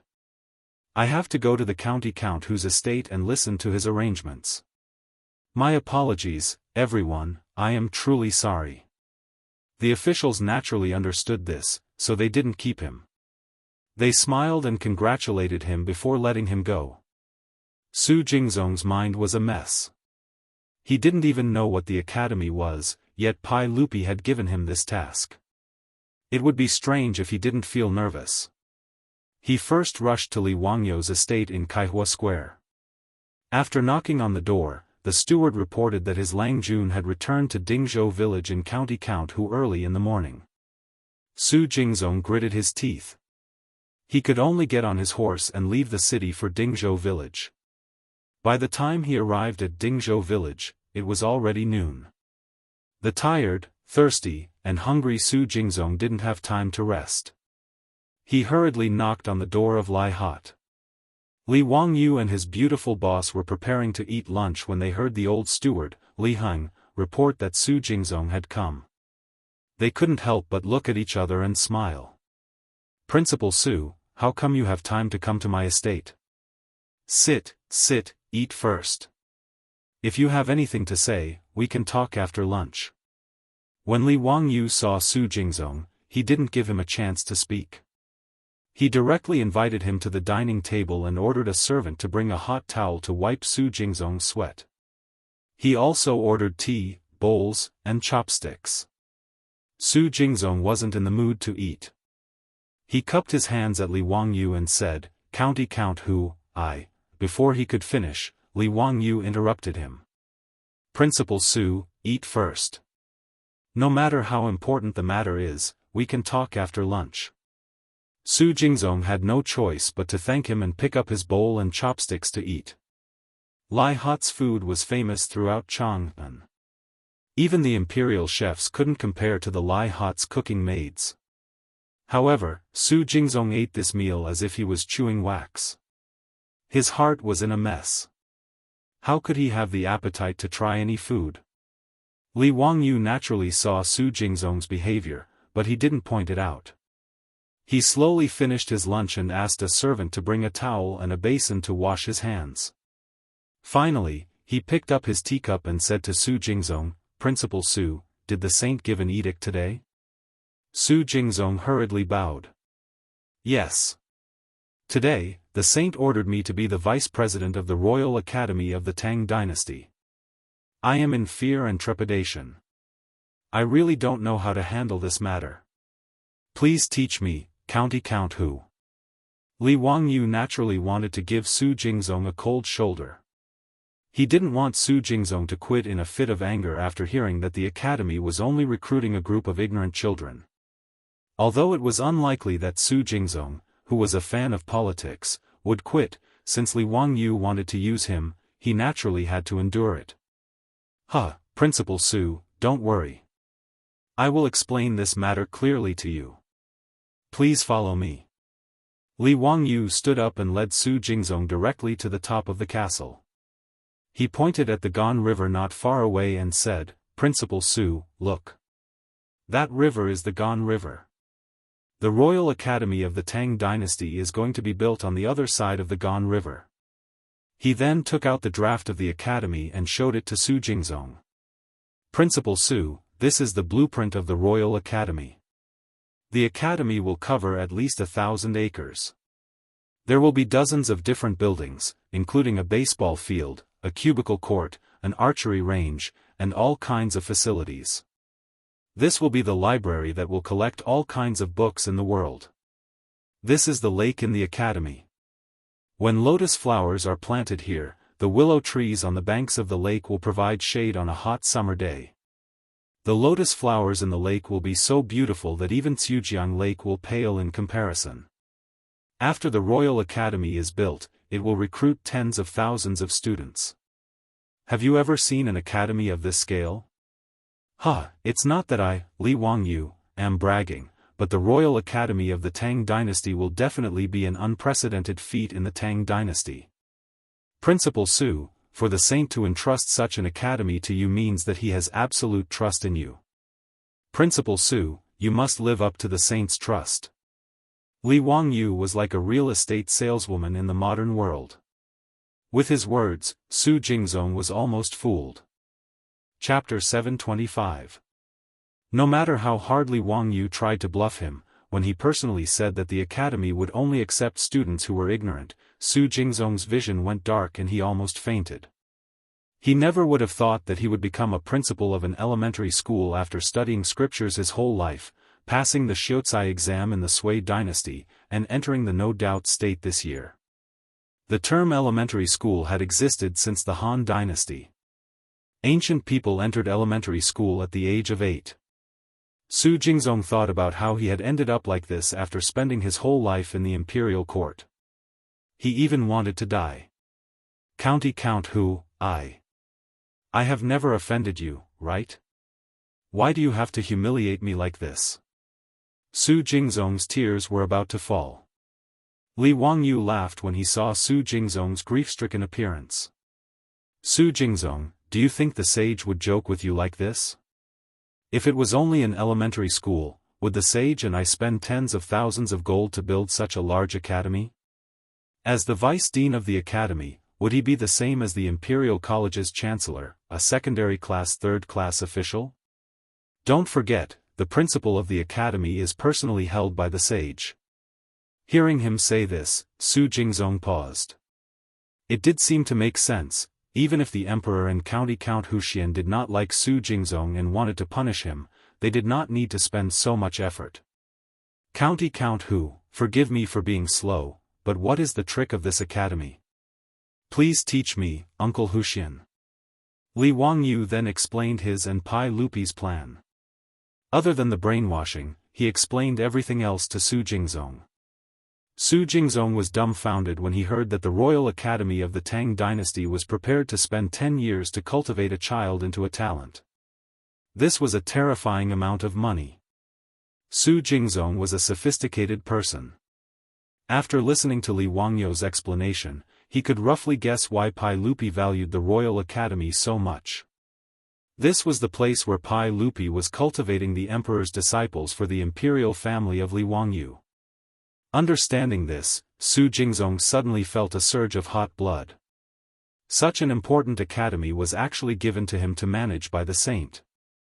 Did this mean that Su Jingzong was also someone that the saint valued? When he heard that Li Wangyu was going to collect 100 strings of copper coins per person as tuition fee, Su Jingzong could not restrain his jaw from dropping, and was speechless for half a day. Evil, this is King evil. It should be noted that in the east and west of Chang'an, a 2-ton horse was only worth 10 strings of copper coins, and a bull was only worth 4 or 5 strings of copper coins. These 100 strings of copper coins were equivalent to 10 2 horses or 20 oxen. Yet, it was only a year's worth of tuition. Count Hu, isn't the tuition fee too expensive? I'm worried that the academy won't be able to recruit any students. Li Wangyu shrugged his shoulders. Could it be that the academy that the saint and I spent so much gold to build is not worth this little bit of money? Perhaps you don't know, but the Crown Prince and the other princes of the Saint will also enter the academy to study. Su Jingzong's eyes lit up. County Count who, are you serious? Of course, he knew what this meant. If he could become classmates with the Crown Prince and the other princes for 10 years, 100 strings of copper coins would be nothing. Su Jingzong only had one thought at this time, and that was to send his son, Su Ong, to study in the academy. Although Su Jingzong was almost 40, he had 5 sons. His youngest son, Su Ong, was only 10 years old, which was the right age to enter the academy. But when he thought of the tuition fee of 100 strings of copper coins, Su Jingzong felt a toothache. County Count who, if my son wants to study in the academy, the tuition fee, Li Wangyu glanced at him. Su Jingzong was born in the Su family of Gaoyang, which could be considered an aristocratic family. Would he be short of copper coins? Sure enough, this guy was as greedy as history said. In history, Su Jingzong even married his daughter to the son of Feng Ong, the chief of a minority tribe, in order to collect money. Naturally, the officials in the imperial court criticized him, thinking that he was greedy for money. Li Wangyu saw that he even wanted to save on the tuition fee of 100 strings of copper coins. He was so angry that he almost laughed. Sir Su, if your son can enter the academy, we'll only take half of the tuition fee. Li Wangyu said. Since Su Jingzong was willing to put down his pride to talk about this, he naturally had to give face to the deputy director of the academy and give him a 50% discount. Hearing this, Su Jingzong beamed and couldn't help thanking Li Wangyu. But he immediately reacted. Just now, Li Wangyu said that if one could enter the academy, didn't the academy only need to take money to recruit students? Did they still need to take an exam? County Count who, does the academy still need to take an exam to recruit students? Yes. You don't have to worry about this. You'll understand when the time comes. But what if the children of the officials and nobles don't pass the exam? How can I afford to offend so many people? Su Jingzong couldn't help but panic. Li Wangyu laughed and said, Sir Su, don't panic. If you don't pass the exam and want to study at the academy, you can pay money to offset your score. For example, the exam's full score is 100 points, and 60 points is the minimum. Every point short of 100 strings of copper coins can be donated to the academy. If you have enough points, you can study at the academy. Hearing this, Su Jingzong's mouth opened even wider. Was this okay? Wasn't this too shameless? But Li Wangyu's words opened the door to a new world for Su Jingzong, allowing him to think more clearly. In any case, he was helping the saint and county count who accumulate money. What was there to be afraid of? County Count who, 60 points is too low. How about we raise it to 70 points? Su Jingzong immediately understood the essence of Li Wangyu's words. 10 points was 1,000 strings of copper coins. This money was too easy to earn. Thinking about it, County Count whose exam questions wouldn't be too simple. If the children of the officials and nobles didn't pass the exam, Su Jingzong didn't believe that they wouldn't pay for it. Su Jingzong's face immediately turned bitter. Damn, he forgot that Li Wangyu said that his son also had to take the exam if he wanted to study at the academy. This was too much of a scam. If his son didn't do well, wouldn't his words be digging his own grave? County Count who, my son also has to take the entrance exam? Li Wangyu was very satisfied with his idea. He patted Su Jingzong's shoulder and said with a smile, Sir Su, your son naturally has to take the entrance exam. However, the standard can be lowered. Don't worry, Sir Su.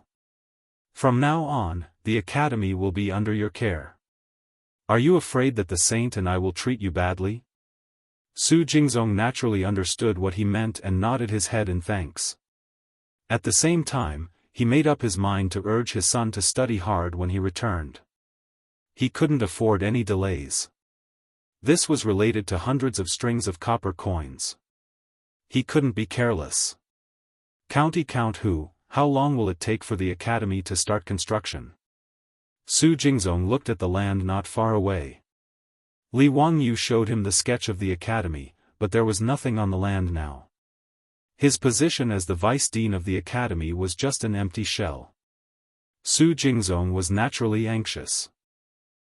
Very soon. The Ministry of Works has already sent people to survey the land. The construction will start tomorrow. This time, the saint and I have put in a lot of money and used a lot of mirage mud. The construction will be very fast. The academy will be divided into 3 phases. The first phase of the primary school will only be 100 mu. It will be completed in a few months. I have set the start date of the academy in September of this year. Su Jingzong's face twitched a few times. He looked at the sketch in front of him again and couldn't help but think, profiteer. The sketch showed the academy to be 1,000 mu, but the actual academy was only 100 mu. If this wasn't a profiteer, what was? Chapter 726. Su Jingzong pondered about the academy and asked, "May I ask where the professors, and teaching assistants of the academy come from?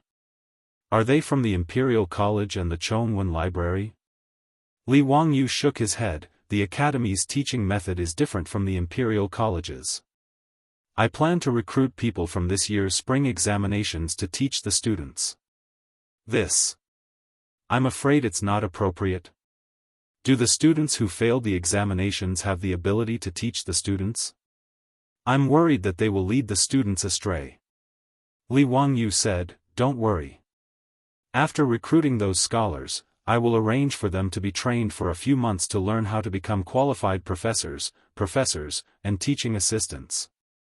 Right, I've already arranged for people to spread the news. 2 days later, after the Ministry of Rights announces the spring examinations, you and I will go to the Imperial College to recruit the students who failed the examinations. I've already talked to Kong Gong, and I'll borrow the Imperial College's space and manpower. Yes, I understand. Su Jingzong nodded in agreement. Li Wangyu continued, originally, I only planned to recruit about 500 students to study in the academy. However, from what the saint said, he plans to double the number and recruit 1,000 students. In this way, I estimate that we will need to recruit about 100 professors and teaching assistants. In addition, the academy will need to recruit cooks, servants, and guards. We will need a few hundred people. You can arrange these things as you see fit. Hearing this, Su Jingzong couldn't help but be confused. Why does the academy need so many people? Of course, his question was reasonable. The Imperial College had 300 Chinese students, the Imperial College had 500, the 4 schools had 1,300, the Faculty of Law had 50, the Faculty of Calligraphy and Mathematics had 30, a total of more than 2,000 people. But there was only one chancellor, and less than 50 registrars, secretaries, doctorates, teaching assistants, classic scholars, and lecturers. According to Li Wangyu, there were more than 100 teachers in the Royal Academy. On average, there would be 1 teacher for every 10 students. It was really extravagant. Li Wangyu smiled, not many. These students will form a class of about 50, and each class will have a teacher. Every 5 classes will have 1 teaching assistant, 1 teaching assistant, 1 teaching assistant, 1 teaching assistant, 1 teaching assistant, and 1 teaching assistant. There were also painting, archery, and equestrian instructors. General Su, how many people do you need? His words naturally stunned Su Jingzong. After a while, he asked, May I ask, what is a teacher in charge? It's the person in charge of managing the class discipline, learning, and life. The students of the Royal Academy of the Tang dynasty are required to develop in all aspects, including morality, intelligence, physique, and beauty. It all depends on the abilities of these head teachers. Li Wangyu's words made Su Jingzong dizzy. He really did not know how to reply. In fact, how would Li Wangyu know how to run a school? He was just copying what he had learned when he was in school to the Tang dynasty. As for whether it was suitable or useful, he couldn't care less.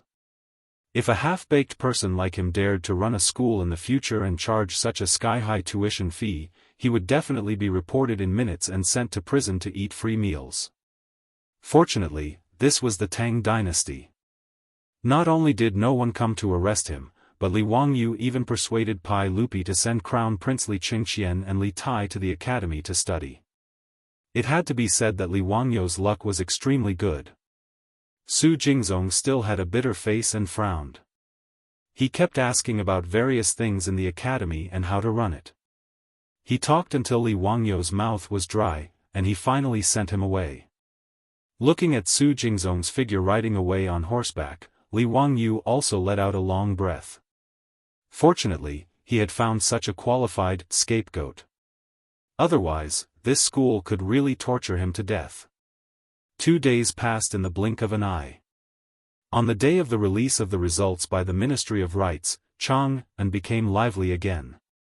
Not only tens of thousands of examinees for this year's spring examination swarmed to the Ministry of Rites to see the results, but also many of the citizens of Chang'an ran to the Ministry of Rites to watch the fun. In this year's spring examination, 300 people were admitted to the Classics department, 26 people were admitted to the Jinshu department, and dozens of people were admitted to the other departments, such as the handwriting department, the writing department, and the arithmetic department. In fact, the most people were admitted to these less important subjects. Few people participated in the examination, so the admission rate was about half. After all, illiterates were still everywhere in the Tang dynasty. Although the students of the handwriting department, the writing department, and the arithmetic department were not valued, in fact, the government had a great demand for these students. The admission rate for the classics department was also not low, about 40%. Only the Jinshu department, where only 1% of the students were admitted to the Jinshu department, was full of gold. In the anticipation of the public, the officials of the Ministry of Rites finally appeared and began to command the scribes of the Ministry of Rites to paste the wall and post the red list. The first to be posted was the admission list for the subjects of the handwriting department, the writing department, and the arithmetic department. Although they were not valued, all the students who were on the list were still shouting excitedly. In front of the Ministry of Rites, there was a jubilant atmosphere. As for those who did not make it on the list, they could only keep silent and look at the happy examinees with envious and jealous eyes. They silently hoped that their luck would be better next year. At the end of the post was the red list for the Jinshu department of this year's spring examination. The examinees who came to see the list, whether they were from the Jinshu department or not, could not help but hold their breaths. After all, unlike other subjects, as long as one was admitted to the Jinshu department, he was already half a step into the official career. As long as he passed the selection of the Ministry of Personnel, he could turn from a commoner to an official who was envied by everyone. Because of this, the Jinshu department was called white-clothed officials. It meant that although these Jinshu were still white-clothed officials, they already had the qualifications of a minister. In the Tang dynasty, there was a saying, during the period of Zhengguan and Yonghui, although the Jinshu department was an extremely high official, if one did not become a Jinshu, it would not be beautiful. Therefore, the annual tribute would not be reduced by 800 to 900 people. They were called white-clothed officials, or first-rank white-clothed officials. It could be seen from this. Sheng Guanyi and Lu Rengue were naturally among the crowd today. There were many familiar students around them who were still making fun of them. Brother Shengguan, Brother Lu, the two of you should be certain to make it this year, right? Now that the two of you are apprenticed to County Count Who, if you can't even make it to the Jinshu department, County Count Who's face will be lost, ha. Brother, you're wrong. In my opinion, being apprenticed to the immortal poet is many times better than being admitted to the Jinshu department. Unfortunately, we don't have that fortune. Brother Shengguan, you and Brother Lu will definitely make it in this year's spring examination. Sheng Guanyi and Lu Rengue smiled and cupped their hands to express their thanks to the crowd. However, in their hearts, they were still extremely nervous. Their palms were already sweating. The results are out. The Jianghu department has released the results. Someone at the front of the crowd shouted loudly. Immediately, the crowd rushed forward a few steps. Everyone wanted to see the names on the list as soon as possible. Chapter 727. This year's Imperial Examination, a total of 26 candidates. The official from the Ministry of Rites said, 26th, Cui Dunley from Hebei Circuit. 25th, Sun Chu from Guangzhou Circuit. 24th, as the official from the Ministry of Rites announced the names of the candidates who passed this year's Imperial Examination, the crowd burst into cries and howls from time to time. It was obvious that those cries came from the people whose names were called. It was no wonder that these people were so excited. As the saying goes, being a farmer in the morning, ascending to the emperor's hall at night. This kind of opportunity that could completely change one's identity and status after passing the Imperial Examination, anyone who encountered it would be ecstatic. Fan Jin was like this when he passed the Imperial Examination. Wasn't he so happy that he went crazy? Soon, half of the names of the 26 candidates were called. Lu Rengui and Sheng Guanyi still didn't hear their names. They couldn't help but feel more and more nervous. The two of them hoped to hear their names, but they were also afraid to hear it. If their names were called, it naturally meant that the two of them passed the examination, but their rankings might not be very high, not to mention the hopes of the teachers. However, the more the list was read, the fewer the spots were, and the hope of passing the examination slowly decreased. Just as the two of them were in such a dilemma, they finally heard the official from the Ministry of Rites say loudly, 3rd, Lu Rengui from Hunan Circuit. This time, the students who clustered around the two of them were all excited. Congratulations, Brother Lu, congratulations, Brother Lu, you passed the examination. You passed the examination. 3rd place in the Imperial Examination. Sure enough, Brother Lu didn't disappoint. You've won honor for the students of Hunan Circuit. Lu Rengui was still calm. He only clenched his fists tightly and didn't shout out loud. Sheng Guanyi also bowed to Lu Rengui, congratulations Brother Lu, you got what you wanted. Lu Rengui patted Sheng Guanyi's shoulder, don't worry, there are still 2 more people. Brother Shengguan will also pass the examination. While everyone was talking, the official from the Ministry of Rites deliberately paused for a moment after announcing the name of the second person. After making everyone hold their breath and concentrate, he called out in a loud voice, this year's Spring Imperial Examinations Jianghu, head of the Department of Hunan, Sheng Guanyi. With a boom, the entrance of the Ministry of Rites was in an uproar. Sheng Guanyi was stunned. Lu Rengui put his arm around his shoulder and shouted at him, you got it. Imperial Examination. Brother Shengguan. It was a hit. Head shape. You're the head of the police. I'm a fake? Sheng Guanyi couldn't believe it. After hearing Lu Rengui's words, the surrounding students all bowed to Sheng Guanyi and said, congratulations, Lang Jun, you have passed the examination. Greetings, Head Jinka. As the congratulatory voices spread out, the surrounding students rushed over and surrounded Sheng Guanyi and Lu Rengui in the middle. Congratulatory voices could be heard incessantly. Sheng Guanyi was so excited that his body trembled. After all, he was only 21 years old. How could he not be excited when he actually passed the Jianghu exam this year? In the eyes of the surrounding middle-aged students, Sheng Guanyi was simply a young man who had just turned 20. There were even many scholars who participated in the imperial examinations in spring.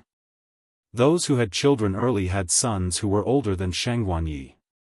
Looking at Sheng Guanyi's excessively young face and then looking at their own almost gray beards, many of the scholars felt that they had wasted all their years of living in a dog's stomach. Brother Shengguan, let's go and tell the teacher the good news. Lu Rengui was still calm.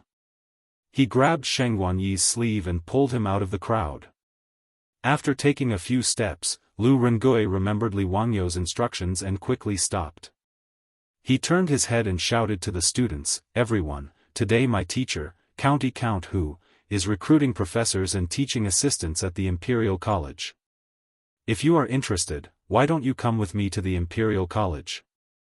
His words reminded the students that the Ministry of Rites had released the results today. There were nearly 10,000 students, but less than 1,000 of them had passed the examination. The other thousands of students had wasted their efforts. In the past 2 days, Sheng Guanyi and Lu Rengui had followed Li Wangyou's instructions and constantly mobilized students they were familiar with to promote the benefits of teaching at the academy. This had already piqued everyone's interest. Compared to returning to his hometown, going to the academy to teach was naturally the best choice. This group of students did not think that Li Wangyou's academy was only going to recruit 100 people this year. If the thousands of examinees were to apply for the job, the competition would be even more intense than the advancement examination. Lu Rengui's shout naturally attracted the response of many students. "Brother Lu is right.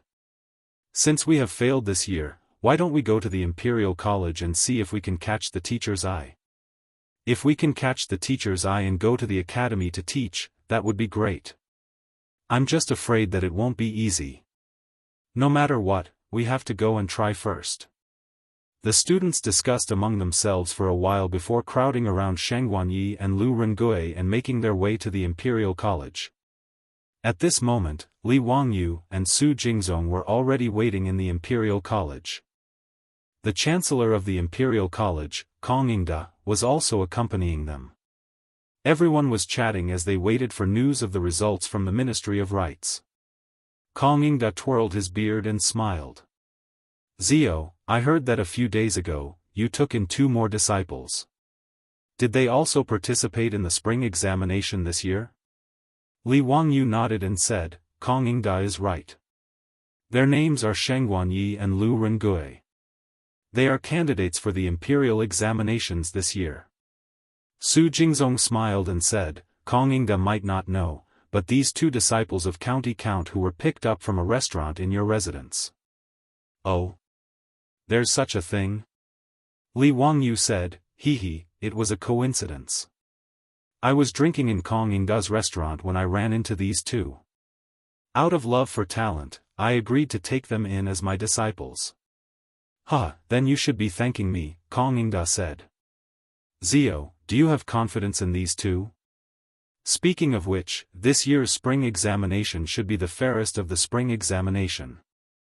Zio's suggestion of copying the names of the candidates, sealing off the examination hall, and sealing off the grading of the exam papers made me gasp in amazement. The spring examination should be like this. In the past, the aristocratic families, officials, and nobles all interfered with the spring examination. I was already dissatisfied, but I didn't know how to avoid it. It was only after Zio spoke to the saint that I came to a realization. "Zio, I thank you on behalf of all the scholars in the world." Kong Yingda sighed. Li Wangyou rubbed his nose a little embarrassedly and smiled. "You flatter me, Kong Yingda." To the side, Su Jingzong joked, Kong Yingda might not know, but County Count who boasted to the saint that in this year's spring examination, the 2 disciples he took in would definitely take 1st place and 3rd place. Kong Yingda smiled and said, "Oh. In that case, I'll have to wait and see if Zio really has such a discerning eye for pearls." If Zio's words are true, then it'll be a good story." Li Wangyou said, "Actually, I was just joking with the saint. How could the Grand Scholar examination be so easy? Out of more than 1,000 candidates, only 26 were accepted. How could it be so easy for a magnificent army to cross a single wooden bridge? If the 2 of them work hard and one of them is lucky enough to pass, how about I treat the 2 of you to a drink today?"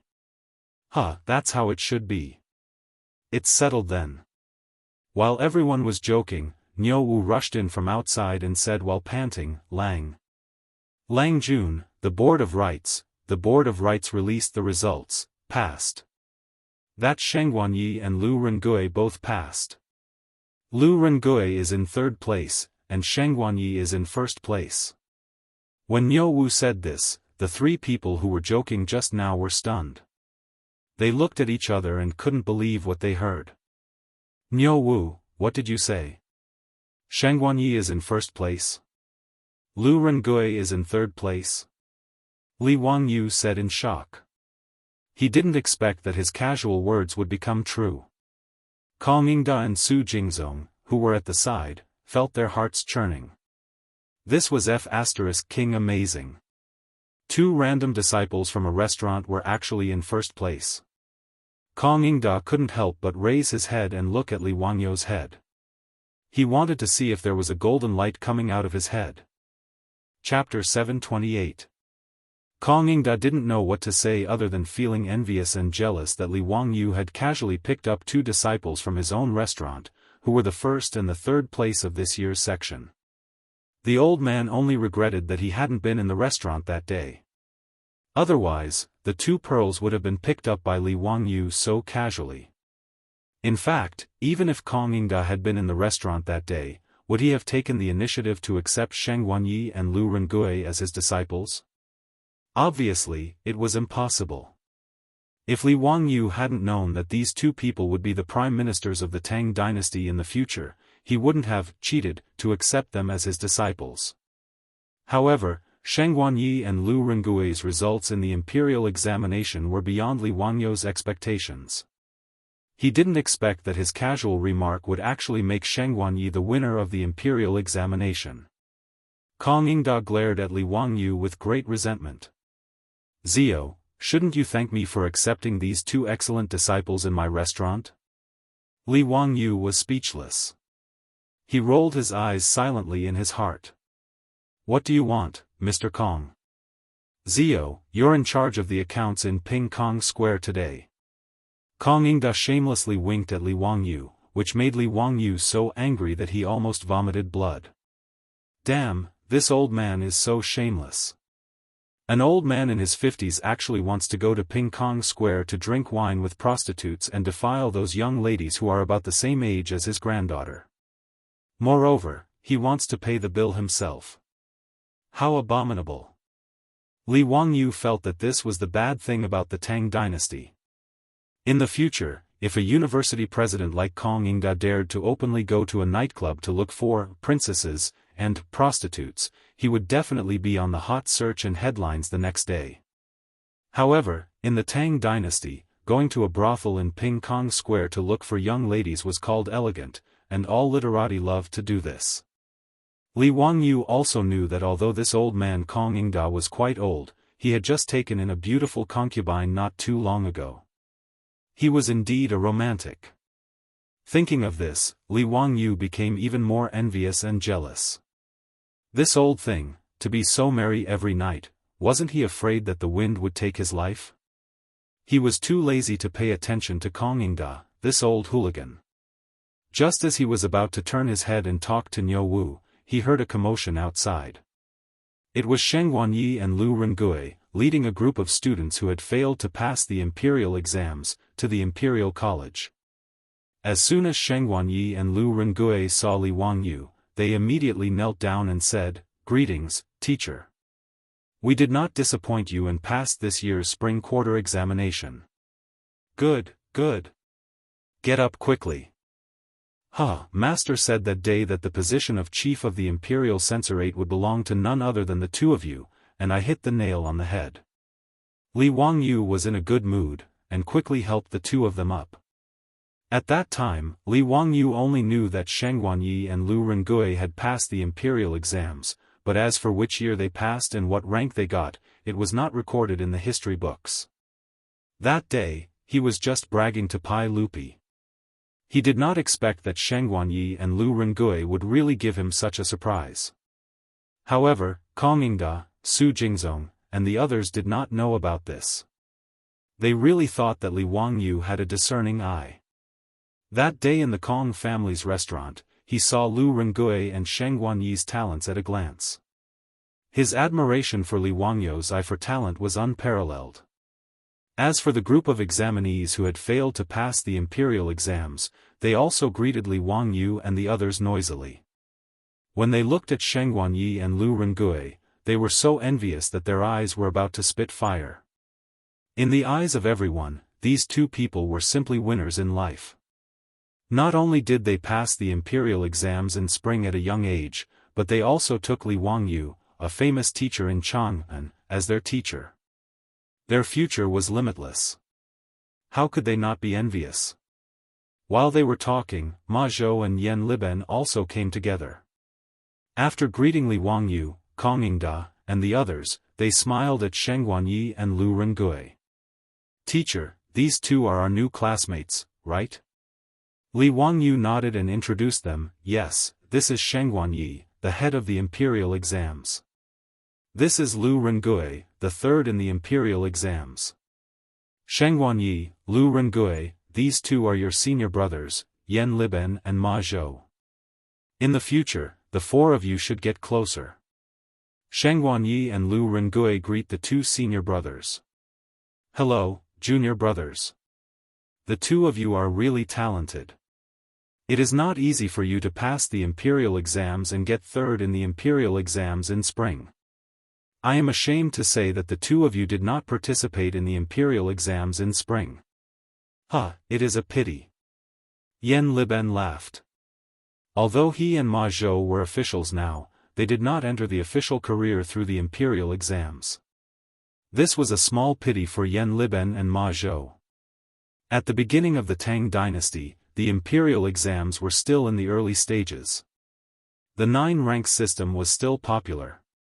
The so-called 9-rank system referred to the talent survey issued by the imperial court. The talents were divided into 9 grades, which were upper, middle, lower, and lower. This talent survey was filled out by the officials of each region. Whether or not they were officials, they would be registered. The form detailed the year, grade, and comments. The Ministry of Personnel would promote and remove officials based on this. The 9-rank system was an important method for the aristocratic families to control the imperial court. Under this system, there were no poor people in the upper ranks, and the aristocratic families became stronger.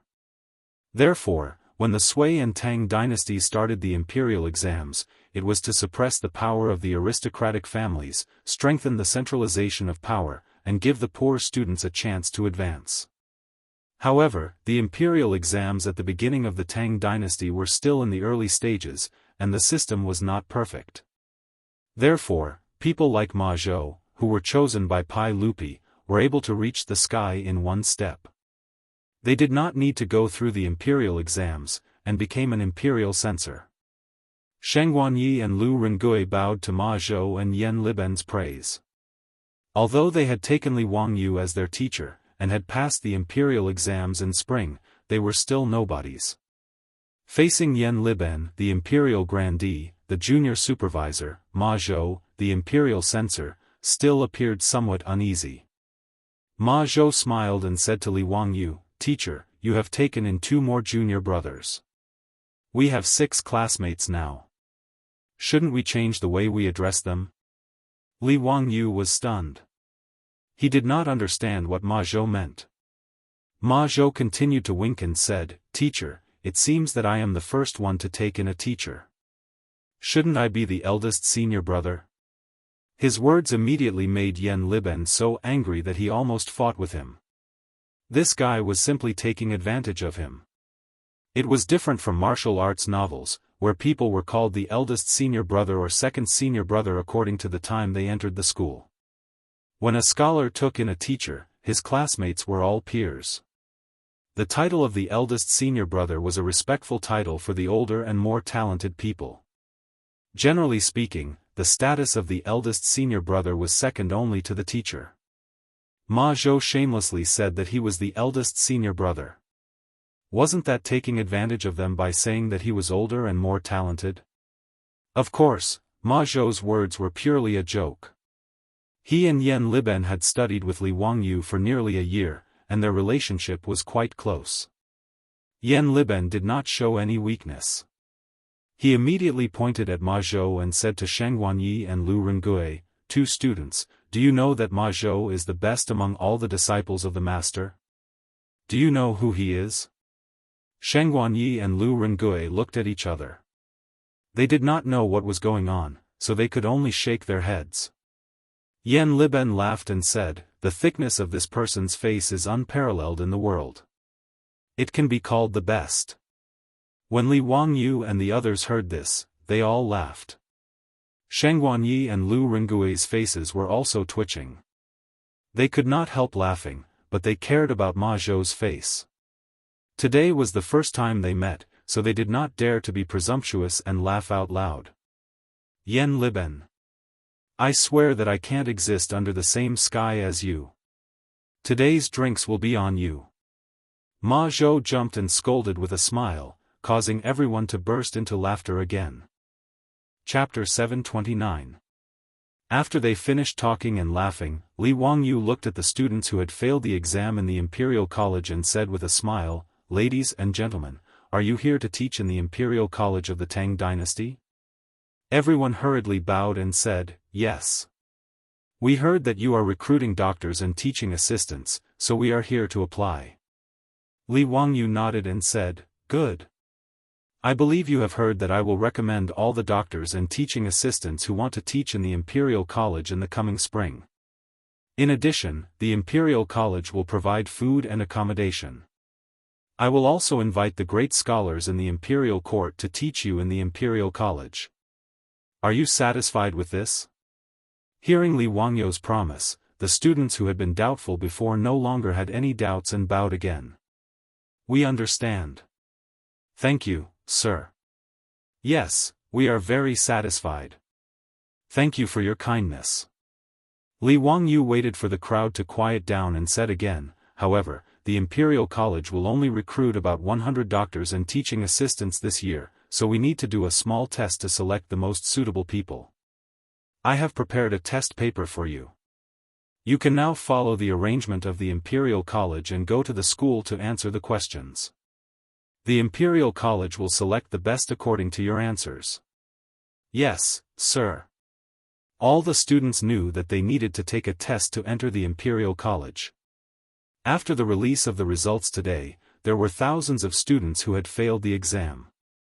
There were 2,000 or 3,000 people who came to the Imperial College to try their luck. Since the Imperial College was only going to recruit about 100 people, they naturally needed to take a test. Everyone was mentally prepared for this, so they did not resist.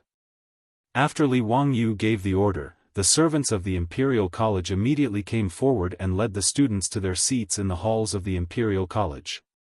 They also gave them paper, ink, brushes, and ink stones. This made the students a little confused. Why didn't they ask what they were going to study? Except for the servants of the Imperial College, there was no one invigilating the exam in the halls. They were also not allowed to talk. Looking at the noisy hall in front of them, everyone was confused. Was this really an exam? Those who could pass the examinations of various provinces and counties and obtain the qualification to participate in the imperial examination in spring in Chang, and were naturally the top talents in the Tang dynasty. All of them had studied hard for years or even decades and had participated in countless exams. However, it was their first time encountering such an exam. Someone hurriedly grabbed the servant of the Imperial College and asked, "Excuse me, I am an examinee from the Imperial College.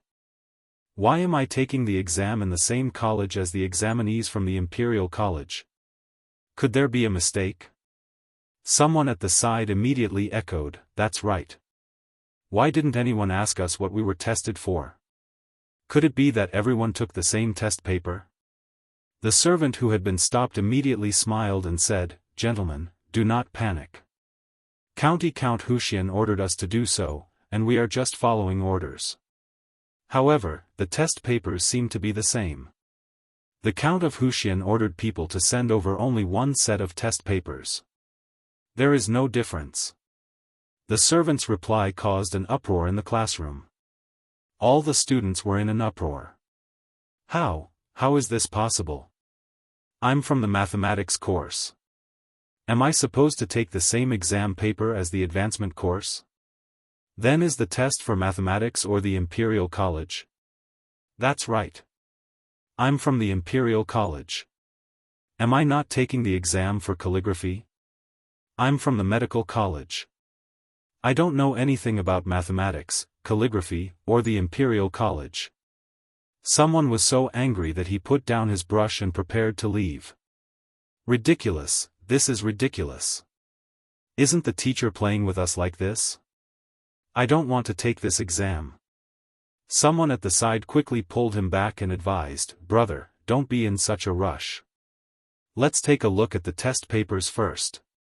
The teacher is the county count who founded the country. How could he play such a joke on us? That's right. Let's take a look at the test papers first. What kind of person is the immortal poet? How could she play around like this? There must be something we don't know about this." While the 2,000 to 3,000 students in the Imperial College were in an uproar, Kong Yingda and Su Jingzong were also shaking their heads in the Ming Luan Hall of the Imperial College. No one knew what Li Wangyu was planning. There were so many students, and they were all sent to the Imperial College to take the exam. How could they take the exam? Ziyu, what is the content of your exam? Why aren't they divided into subjects?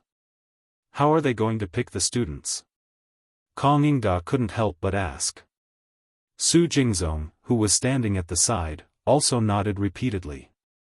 Clearly, he was also filled with questions. Even Li Wangyu's disciples, whether it was Ma Zhou, Yan Liben, Sheng Guanyi, or Lu Rengui, were confused. The students studied different subjects. In the Tang dynasty, there were more than 50 subjects in the spring Imperial College examination. How could they take the exam when so many students were mixed together? Li Wangyu laughed and asked Niu Wu to fetch a few test papers that he had prepared. He handed them to everyone. Kong Yingda, the test papers are here. You'll know when you take a look. Kong Yingda and the others took the test papers that were printed with engravings and looked up. When they saw the questions on them, everyone in the Ming Luan Hall was dumbfounded. What kind of questions were these? How could these be called exam questions? The examinee's name, place of birth, address, and the subjects they studied were all normal procedures for the exam. However, the questions below had nothing to do with normal in the eyes of the crowd. Question 1. Do you remember when others are good to you or bad to you? Yes. No. The second question, do you prefer solitude to crowds? Yes. No. The third question, if your lifespan could be calculated, would you want to know? Yes. No. The entire page of test papers was filled with questions, but they were all nonsensical in the eyes of the crowd. Not to mention how frivolous these questions were, even these multiple-choice questions were never seen before. Even a great scholar like Kong Yingda did not know what multiple-choice questions were.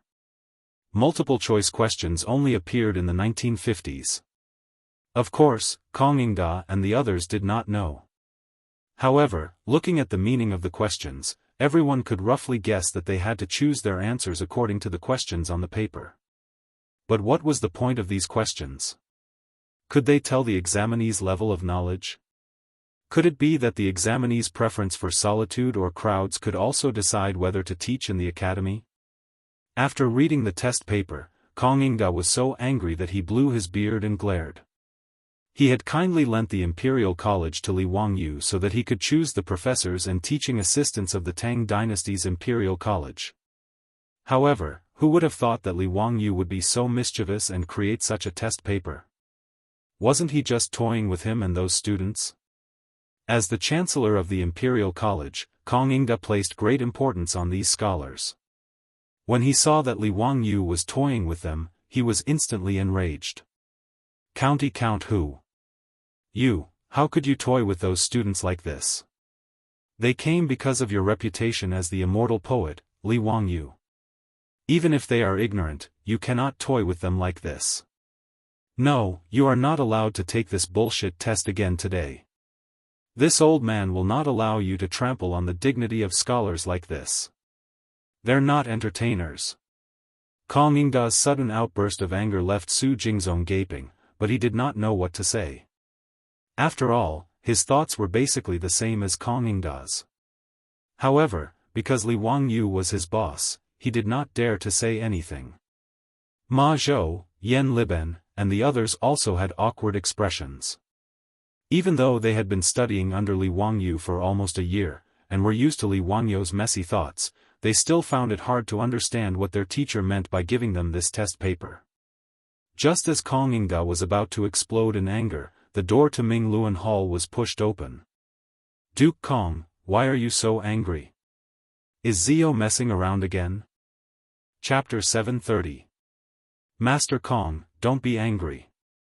If Zio is messing around, I will definitely teach him a lesson. The one who entered was Pai Lupi in casual clothes. Behind him were Fang Xianling, Du Ruhui, Zhangsun Wuji, and the others. When the people in the Ming Luan Hall saw Li Er personally arrive, they hurriedly bowed. "This subject greets your majesty."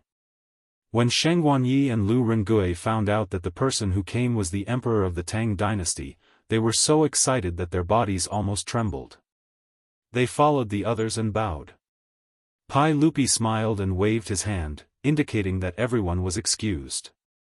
He then looked at Sheng Guanyi and Lu Rengui. "Today, I heard that the Ministry of Rites announced that Zio's 2 new disciples were ranked 3rd and 3rd. I was curious, so I came with Master Fang and Master Du to join in the fun. I didn't expect Zio's foresight to be so unique." His words really came true. When Zio said that one of his disciples would be ranked first, I didn't believe it at all.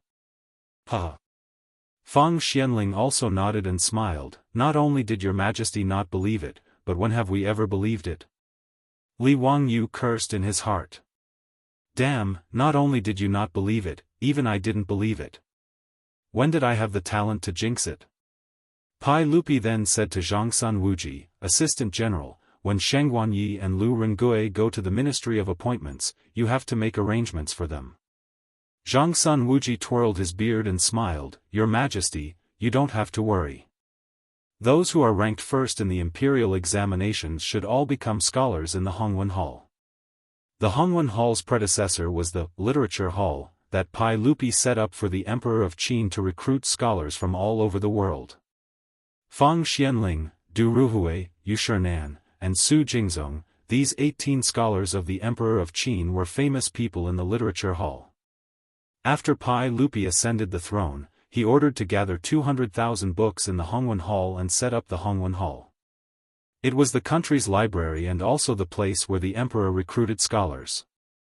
Not only did the Hongwen school have to teach the children of the royal family, first-rank officials, prime ministers, and meritorious ministers, but it was also Pai Lupi's think tank. They often made plans for the nation's policies. It was naturally a good thing that Sheng Guanyi was able to enter the Hongwen library. Although her official rank was not high, there were many benefits. Li Wangyu originally wanted to pull Sheng Guanyi and the others into the Royal Academy to help out, but after hearing Zhangsun Wuji's words, he kept his mouth shut. Unexpectedly, Sheng Guanyi and Lu Rengui looked at each other and bowed again. "Your Majesty, if possible, I would like to work in the Royal Academy of the Tang dynasty. Is that possible?" Upon hearing this, Pai Lupi was slightly stunned. He looked at Zhangsun Wuji and asked, "Fu Ji, is the request of Ziyu's 2 disciples possible?" Zhangsun Wuji was the Minister of Personnel, so the appointment of officials naturally had to go through him. However, Zhangsun Wuji hesitated. After pondering for a while, he asked with uncertainty, "Your Majesty, is the Royal Academy of the Tang dynasty part of the imperial court? Or is it the private property of your Majesty and County Count Huxian?" The school that Li Wangyu came up with on a whim, and he also tricked Pai Lupi into becoming a shareholder. Originally, the academy was completely private property. However, this fellow was very tired. In order to slack off, he dragged Su Jingzong into the water. In order to make Su Jingzong work in the academy willingly, the vice dean of the academy was made an official position in the imperial court. Therefore, including Zhangsun Wuji, all the officials and generals in the imperial court were confused. What the heck was this academy? You could say that it was the private property of His Majesty and County Count Huxian, but the vice dean of the academy was a lower third-rank official that received a salary from the imperial court. It could be said that the academy belonged to the imperial court, but the cost of building the academy was paid by His Majesty and County Count Huxian. In the future, the income of the academy would have nothing to do with the imperial court.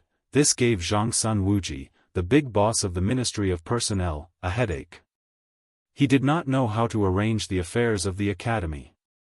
As for Zhang Sun Wuji's question, Pai Lupi was also a little hesitant.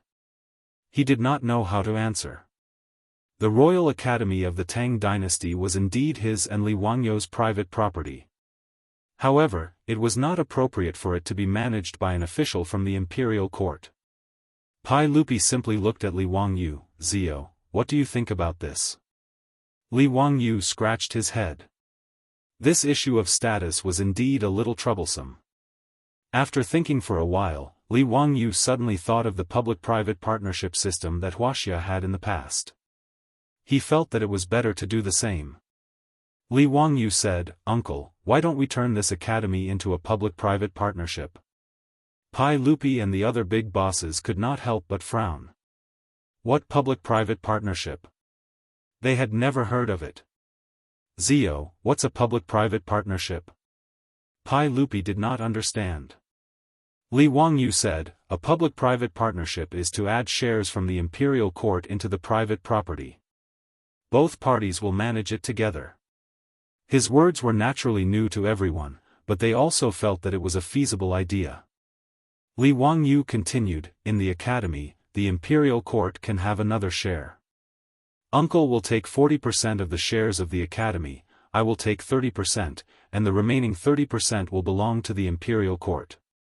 How about it? The cost of building the academy will be contributed according to this ratio.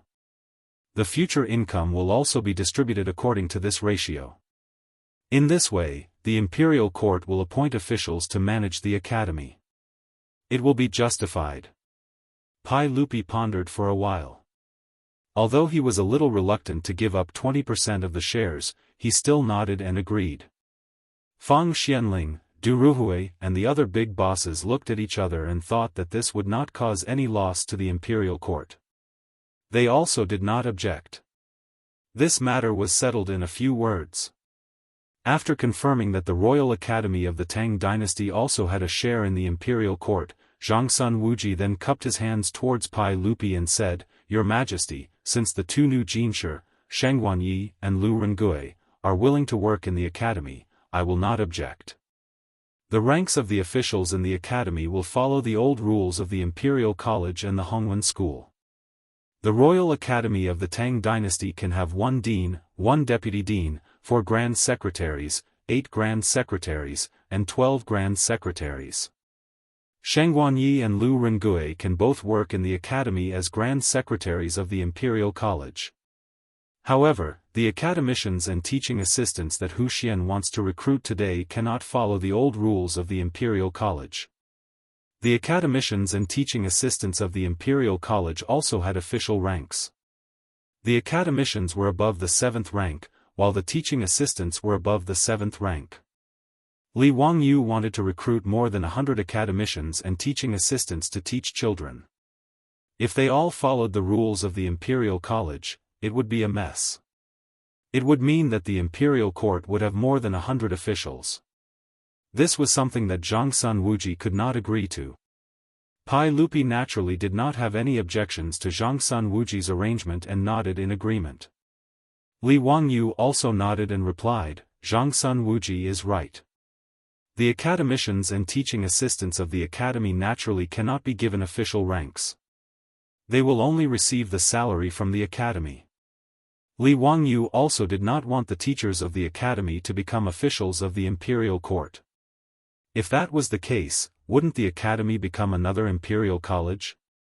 Now that the imperial court had a share, it was only a temporary measure. In Li Wangyou's heart, the Royal Academy of the Tang dynasty was still different from the official schools of the imperial court. When Sheng Guanyi and Lu Rengui heard that Zhang Sun Wuji had agreed to their request, they were naturally overjoyed. They quickly bowed and thanked him.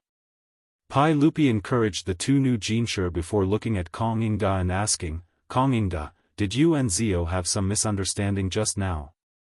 What did this kid do? Chapter 731. Kong Yingda, who had calmed down a little because of Pai Lupi's appearance, panted like a red-eyed bull when Pai Lupi mentioned the matter again. He angrily handed the test paper in his hand to Pai Lupi. Your Majesty, you will know the whole story at a glance. County Count who is really messing around today. As the Chancellor of the Imperial College, I will not allow him to humiliate the scholars like this. Pai Lupi took the test paper. Fang Xianling, Du Ruhui, and the others curiously came over, wanting to see what question Li Wangyu had set to make Kong Yingda so angry. Everyone was speechless after reading the test paper. How could this be called a damn test paper? Pai Lupi frowned and looked at Li Wangyu with dissatisfaction. Zio, what's going on? You recruit those students who failed to pass the exam to teach at the academy and use this kind of test paper to select talents? Li Wangyu was not in a hurry. He nodded and smiled. Yes, that's right. Kong Yingda saw his attitude and became angrier. Your Majesty, look, this is the attitude of this boy. I will not allow him to mess around like this today. Pai Lupi did not know whether to laugh or cry. He pointed to the test paper and asked, Zio, tell me, what's the meaning of this test paper? For example, if you could be a kind of animal, which kind would you like to be? Cat, horse, elephant, monkey, dog, tiger. You can choose any one of them. Can such a test help you choose the right person to teach at the academy? Fang Xianling, Du Ruhui, and the others also shook their heads. They felt that it was no wonder that Kong Yingda was so angry today. Even if they saw the so-called test paper, they were still a little uneasy and angry. Li Wangyu laughed and pointed to the test paper in Pai Lupi's hand. Uncle, this is carefully prepared by me. It's called a psychological test. Psychological test? What does that mean? Everyone, including Pai Lupi, was dumbfounded. What the hell was that? Why was it that he couldn't understand a single word, but when they were put together, he couldn't make sense of it at all? Li Wangyu explained, the psychological test is to use these questions to measure the intelligence level of the person being evaluated, as well as the differences in personality. To put it simply, I want to use this method to test the natural disposition of these examinees. In fact, the so-called test questions that Li Wangyu came up with were a set of psychological test questions from later generations. Moreover, it was a set of psychological test questions from the famous Rand Corporation in the United States. Many famous companies in the future also tried to use psychological tests to test the personality of their employees, and they achieved good results. Li Wangyu naturally didn't know anything about psychological tests, but his beautiful boss did. This set of Rand Corporation's psychological test questions was stored in the beautiful boss's phone. His beautiful superior gave Li Wangyu an idea to recruit students who failed to pass the exam to teach in the academy. She asked him to select teachers based on this set of psychological test questions. After all, the academy was now teaching students who were ignorant. Li Wangyu naturally wanted to choose those who were kind and patient. And this set of psychological test questions was the most convenient method in the Tang dynasty today. Otherwise, with Li Wangyu's ability and the fact that he didn't work in the HR department in later generations, even if he interviewed the students one by one, he might not be able to tell who was suitable. His beautiful superior could do this. She was a department manager in a big company, and naturally had interviewed many employees. But there were thousands of students in Chang'an City who failed to pass the exam. It would be very tiring to rely on his beautiful superior to interview them alone. How could Li Wangyu, who cared about his woman, bear to do that? Therefore, this set of psychological test questions from Rand Corporation was the best choice. Although it might not be accurate, it was close. But no one had heard of this psychological test before. Even with Li Wangyu's explanation, they were still confused and didn't understand what he was talking about. Kong Yingda snorted discontentedly.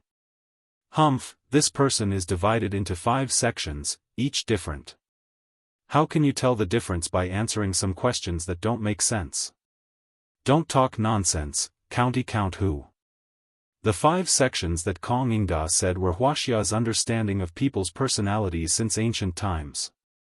People were divided into 5 types: seal type, comparison type, food type, wealth type, and official type. Each type had different life weights, hobbies, abilities, and specialties. At the same time, the ancients divided these 5 sections into 2 types, positive and negative, also known as the positive and negative 10 types. This was the understanding of people's personalities in ancient Wuxia. But of course, there was no psychological test in Wuxia at this time, and there was no way to test people's personalities. So in the eyes of everyone, Li Wangyu was purely fooling around.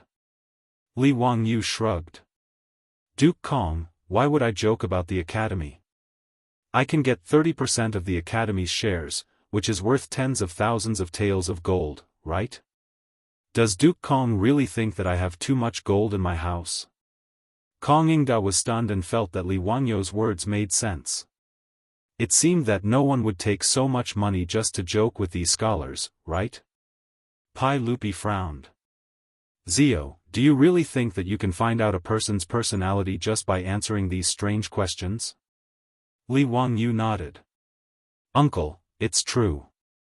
Although I can't say that it's completely correct, it's pretty close. I'm thinking that although these scholars didn't pass the spring imperial examination, they should be quite knowledgeable since they were able to pass the provincial exams. They should be more than qualified to teach those students at the academy. Therefore, I believe that we should choose those students who are kind and patient to teach in the academy, so that they won't mislead the students. Therefore, I racked my brains and worked hard to come up with this set of psychological test questions, just to see the nature of these students who failed to pass. He shamelessly said that he worked his heart out, but in reality, it was just his beautiful superior who handed him the phone and he copied the questions. But Pai Lupi and the others didn't know that. They really thought that Li Wangyu had put in a lot of thought into it. Although they had never heard of this psychological test before, since Li Wangyu said it so confidently, they could only give it a try. Pai Lupi said to Kong Yingda, Master Kong, don't be angry. Whether this psychological test succeeds or not, we'll let this kid try. If he doesn't succeed, I'll teach him a lesson on behalf of Master Kong. Although Kong Yingda still didn't believe Li Wangyu, he could only nod slightly in agreement with Pai Lupi's words. Outside Mingluan Hall, the servants of the Imperial College immediately ran to the school with piles of examination papers after receiving the order. The halls of the Imperial College were almost filled with students who had come to apply for the position. Previously, the crowd had been confused and made a fuss for a long time, but they couldn't get an explanation. They could only wait patiently for the examination papers to be handed out. But when the servants of the Imperial College handed out the examination papers one by one, the students once again went into an uproar when they saw the questions on the examination papers. What kind of question is this? If you had to live with an animal or insect that you hate, which one would you tolerate? Snake, pig, rat, fly? What kind of damned question is this? Dao ancestor above, is this really an examination paper for us to do? The students who had been clamoring to leave were so angry after seeing the examination papers that they slammed their palms on the tables in front of them. I don't want to take the examination anymore. County Count who is clearly toying with us. Although I'm not talented, I'm not a plaything for these nobles. Everyone, farewell. Just as the examination papers were handed out, there were people in every hall who angrily stood up, flung their robes, and left with a cold snort. In a short while, hundreds of people refused to take the examination and left with a flick of their sleeves. Chapter 732. Hundreds of students left in a huff. Naturally, this matter was immediately reported to Mingluan Hall. Everyone was stunned when they heard this. Hundreds of students, just like Kong Yingda, actually left in a huff because of Li Wangyu's so-called psychological test scroll. It was really awkward. Ma Zhou and the other disciples looked at Li Wangyu with slight worry. Pai Lupi glared at Li Wangyu fiercely. Zio, your examination has just begun and so many people have left in dissatisfaction. How can the academy recruit people? Li Wangyu was not anxious at all. Uncle, don't worry. I think it's a good thing that these people have left. Oh? Why do you say so? Li Wangyu explained, obviously, these students who left have bad tempers and can't accept new things. They are not suitable candidates to be teachers of the academy. So what if they leave early? Hee, haven't only a few hundred people left? There are more than 1,000 students left. Uncle, you don't have to worry. Hearing this, Pai Lupi thought for a while and felt that it made sense. He did not say anything else. Kong Yingda, on the other hand, began to glare at Li Wangyu again. Zio, do you mean that I'm also a bad-tempered person who can't accept new things? Li Wangyu was speechless. Why did this old man take the initiative to accept the flying dagger? Hee, Master Kong, what are you talking about? Master Kong is only angry at me because you care about those scholars. In a moment of desperation, and you don't treat me as an outsider. Naturally, I only feel grateful to Master Kong. Why would I mean that? Li Wangyu's explanation made Kong Yingda nod slightly, reluctantly accepting his explanation. Kong Yingda said, Zio, don't blame me for being meddlesome. I'm also worried that your actions today will affect your hard-earned reputation in the scholarly world. You also know that the scholars in Jianghu now call you the little immortal poet and respectfully address you as teacher. Since this is the case, Zio, you should cherish these scholars and not make fun of them. Yes, Lord Kong is right. Li Wangyu hurriedly bowed to Kong Yingda to express his gratitude. Although the old man had a big temper just now, the old man really didn't have any bad intentions towards him. Li Wangyu knew what was good for him. Ever since Li Wangyu had transmigrated to the Tang dynasty, he had met several great scholars. Whether it was Yu Shinan, Kong Yingda, Lu Quan, or Li Gang, all of their characters and knowledge were indisputable. They also cared for him a lot. Li Wangyu also respected these elders from the bottom of his heart. He would not hold a grudge against Kong Yingda just because he lost his temper with him. However, Kong Yingda did not let him off the hook. He continued, Zio, even if this exam paper is the psychological test you mentioned, how can you prove that it is effective? Pai Lupi, Fang Xianling, and the others all looked at Li Wangyu. Naturally, everyone was also curious. Could it be that this person's nature could really be predicted by these inexplicable questions? Zhang Sun Wuji joked, then do we have to invite Yuan Tiangang here? Asking him to read the faces of those students and read their fortune? This will prove whether the psychological test is accurate or not. Everyone laughed when they heard this. Now, as Pai Lupi's think tank, Yuan Tiangang's reputation in the imperial court was getting more and more resounding. Many officials and nobles would beg Yuan Tiangang to read their faces. Li Wangyu also laughed with everyone. However, when Zhang Sun Wuji mentioned Yuan Tiangang, he suddenly thought of another person. That was the famous person in history, Li Chunfeng, who was said to have written the push-back chart with Yuan Tiangang. Li Chunfeng should be 27 or 28 years old now. He was still very young. Moreover, Li Chunfeng was intelligent and studious since childhood. He read a lot of books and was especially proficient in astronomy, calendar, mathematics, and so on. Li Wangyu pondered for a moment. It seemed that Li Chunfeng should be studying and researching astronomy at the Bureau of History. Should he ask Pai Lupi for him and send him to the academy? It seemed to be feasible. A Daoist like Li Chunfeng would be a scientist in the Tang dynasty. It seemed too wasteful to spend his whole life studying astronomy and calendar at the Bureau of History. He was thinking absent-mindedly about this matter when his body was gently pushed by Ma Zhou. Teacher, His Majesty is asking you if you have a way to prove the results of the psychological test. Oh. Only then did Li Wangyu come back to his senses. He smiled at Li Erxiao and said, "Uncle, this matter is simple. Just find a few students and verify it." "How do we verify it?" Li Wangyu thought for a moment and replied, "After the students finish the psychological test, Uncle and the officials can take a few of them. Then, get someone to find the friends of these students. I can immediately find out the general nature of this person based on their answers. Uncle, if you ask the friends of these students, it will be clear whether it is accurate or not." Kong Yingda and Fang Xianling nodded. "Ziyu, this is a good idea.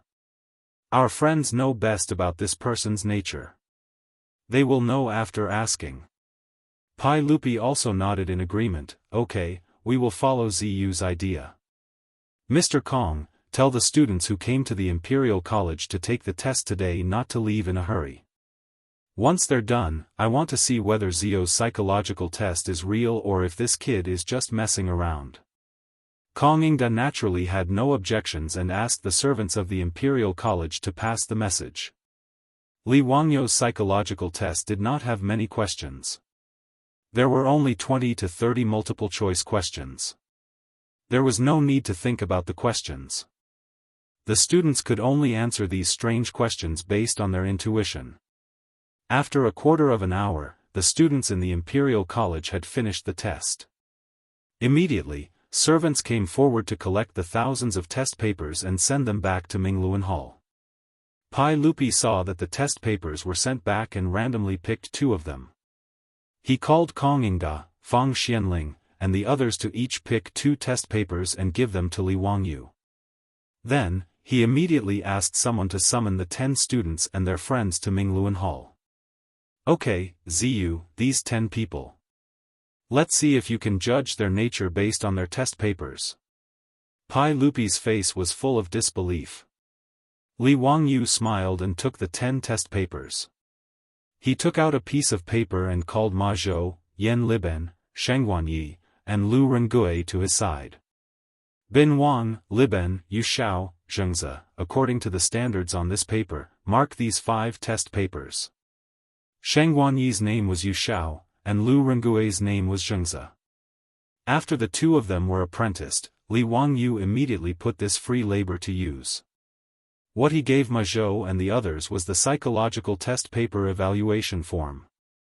In the test paper, each answer to a different question would have a corresponding evaluation score. Finally, these evaluation scores would be summed up to obtain a numerical value. Based on this numerical value, an effective quantitative analysis could be carried out.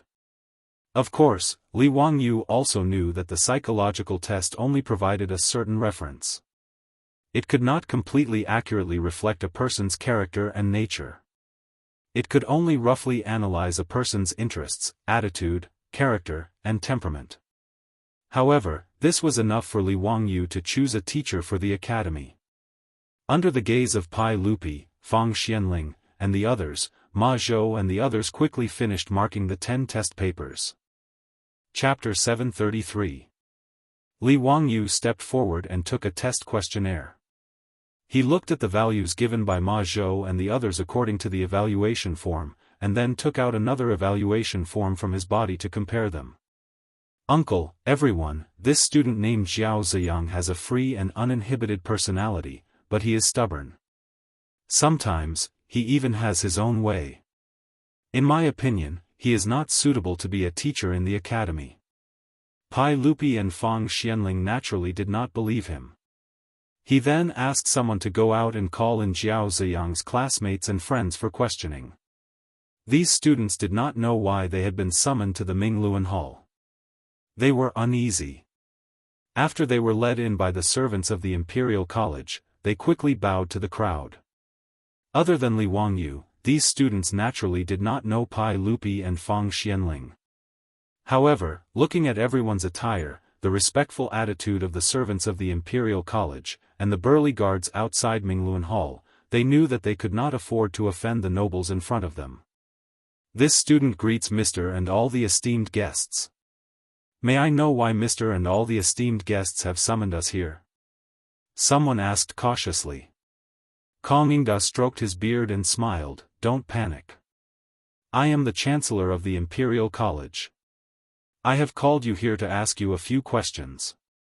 Hearing that the elder in front of them was the Chancellor of the Directorate, Kong Yingda, the group of students hurriedly bowed down once more, "Greetings to Chancellor Kong.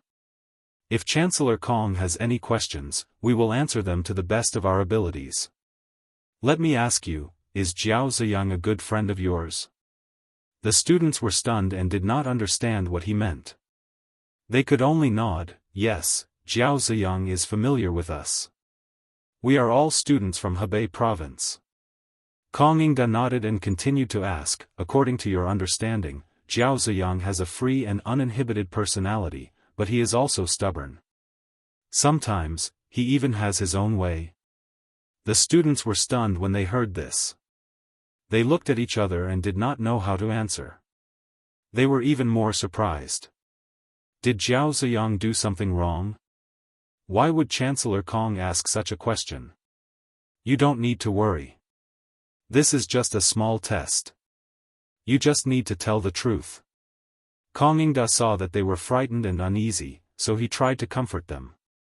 The few students hesitated for a moment before nodding their heads and answering honestly, "What Chancellor Kong said is right, Jiao Ziyang is indeed somewhat stubborn. This student doesn't dare to lie. Jiao Ziyang doesn't like to be persuaded. Although we are his classmates and friends, we can't persuade him. Once he has made up his mind, not even 10 cows can pull him back.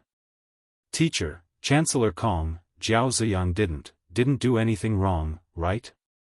He's not a bad person, just a little stubborn." The answers of these students immediately stunned Pai Lupi and the other big shots. What? Li Wangyu was actually right? Everyone looked at each other, trying to guess what was going on. Li Wangyu smiled and comforted the restless students. "You don't have to think too much. Jiao Ziyang is fine.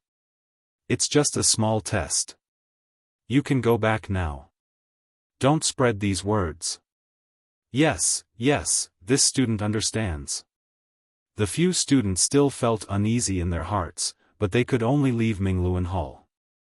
After these students left, Pai Lupi, Fang Xianling, and the others had wonderful expressions on their faces.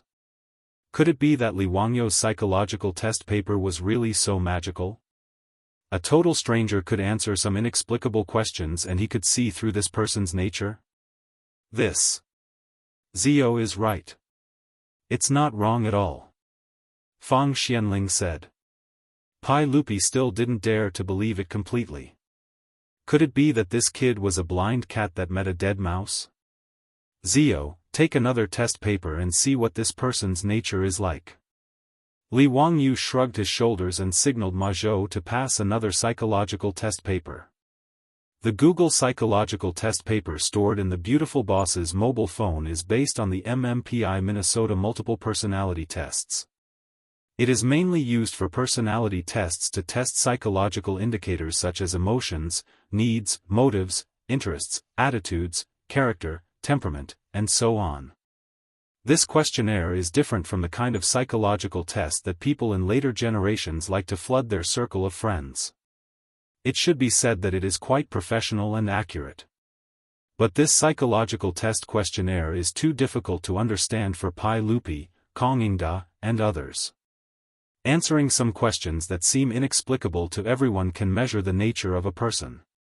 This is simply comparable to Yuan Tiangong's face reading technique.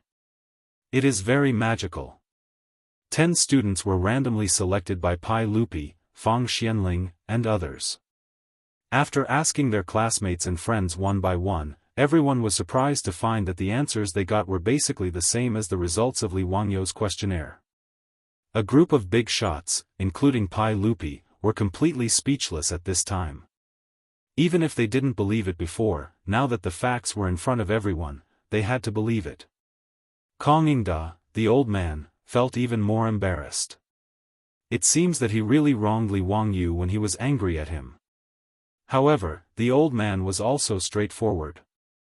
After witnessing the authenticity of the psychological test questionnaire with his own eyes, he directly bowed to Li Wangyu. Zio, I have wronged you. I apologize to you. Zio, please don't blame me. Li Wangyu was shocked by Kong Yingda's move and quickly supported him. What are you talking about, Kong Yingda? I don't deserve such a big bow from you. Hehe, if you really feel sorry for me, why don't you treat me to a meal in Ping Kong Fong today? Huh, good. Although I am not as good at making money as Zio, it is still no problem to invite you to Ping Kong Fong. Kong Yingda twisted his beard and laughed. When Pai Lupi heard the two of them say this, he actually also joked on the side. I have nothing to do today. Why don't you invite us to Ping Kong Fong together? Not only was Kong Yingda not annoyed, but he even clapped his hands and cheered. It is rare that your majesty is interested. This old subject will naturally treat you. When Li Wangyu heard this, a few black lines appeared on his forehead. Damn it, going to a brothel like Ping Kong Fong to look for young ladies actually required a group? And it was His Majesty the Emperor who was leading the group. Sure enough, there was some truth in the saying that the Tang dynasty was dirty and stinky. The emperor and ministers of the Tang dynasty were really quite open about matters between men and women.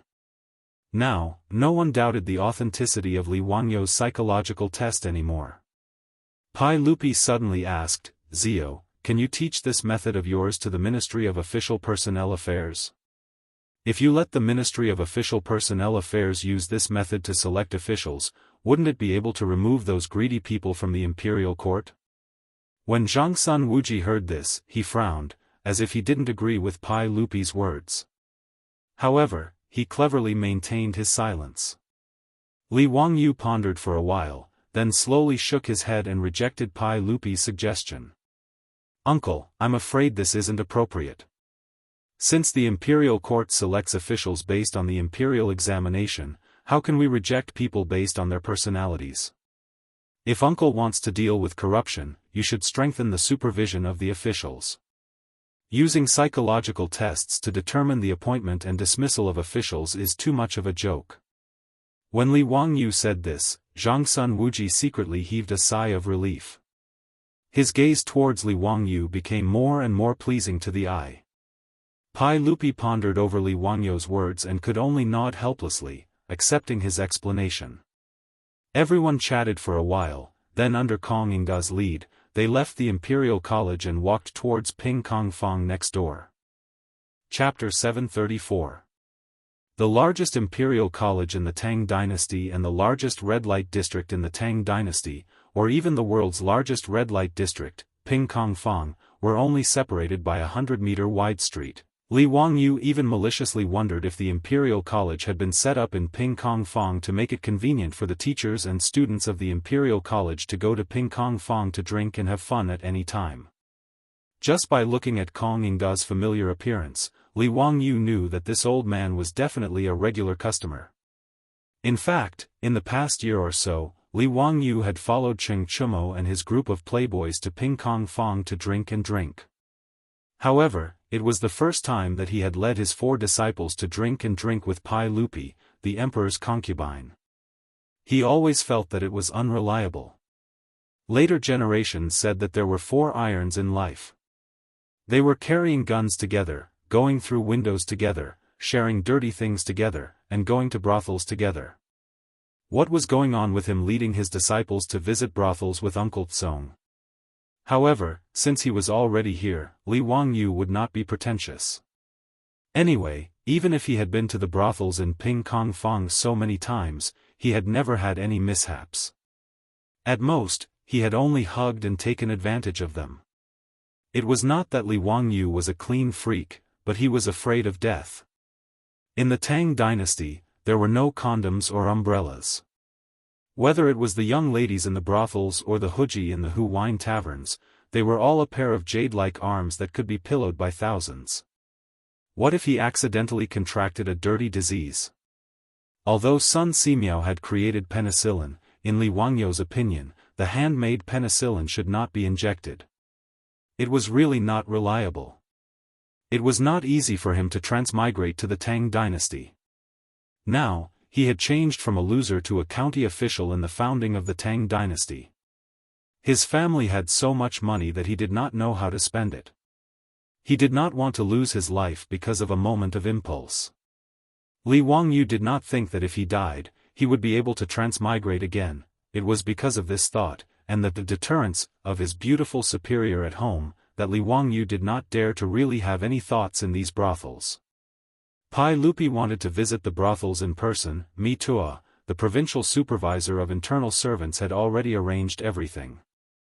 Although it was Kongingda, when they stepped into the brothels, Li Wangyu found that the brothels had already been emptied. The guards outside were all palace guards in casual clothes. Sister Bao, of the painting house, naturally did not know Li Er, but she knew Kongingda. Kongingda chose this brothels. Kong Fong was also a regular customer. The brothels, Fong Kong Fong brothel,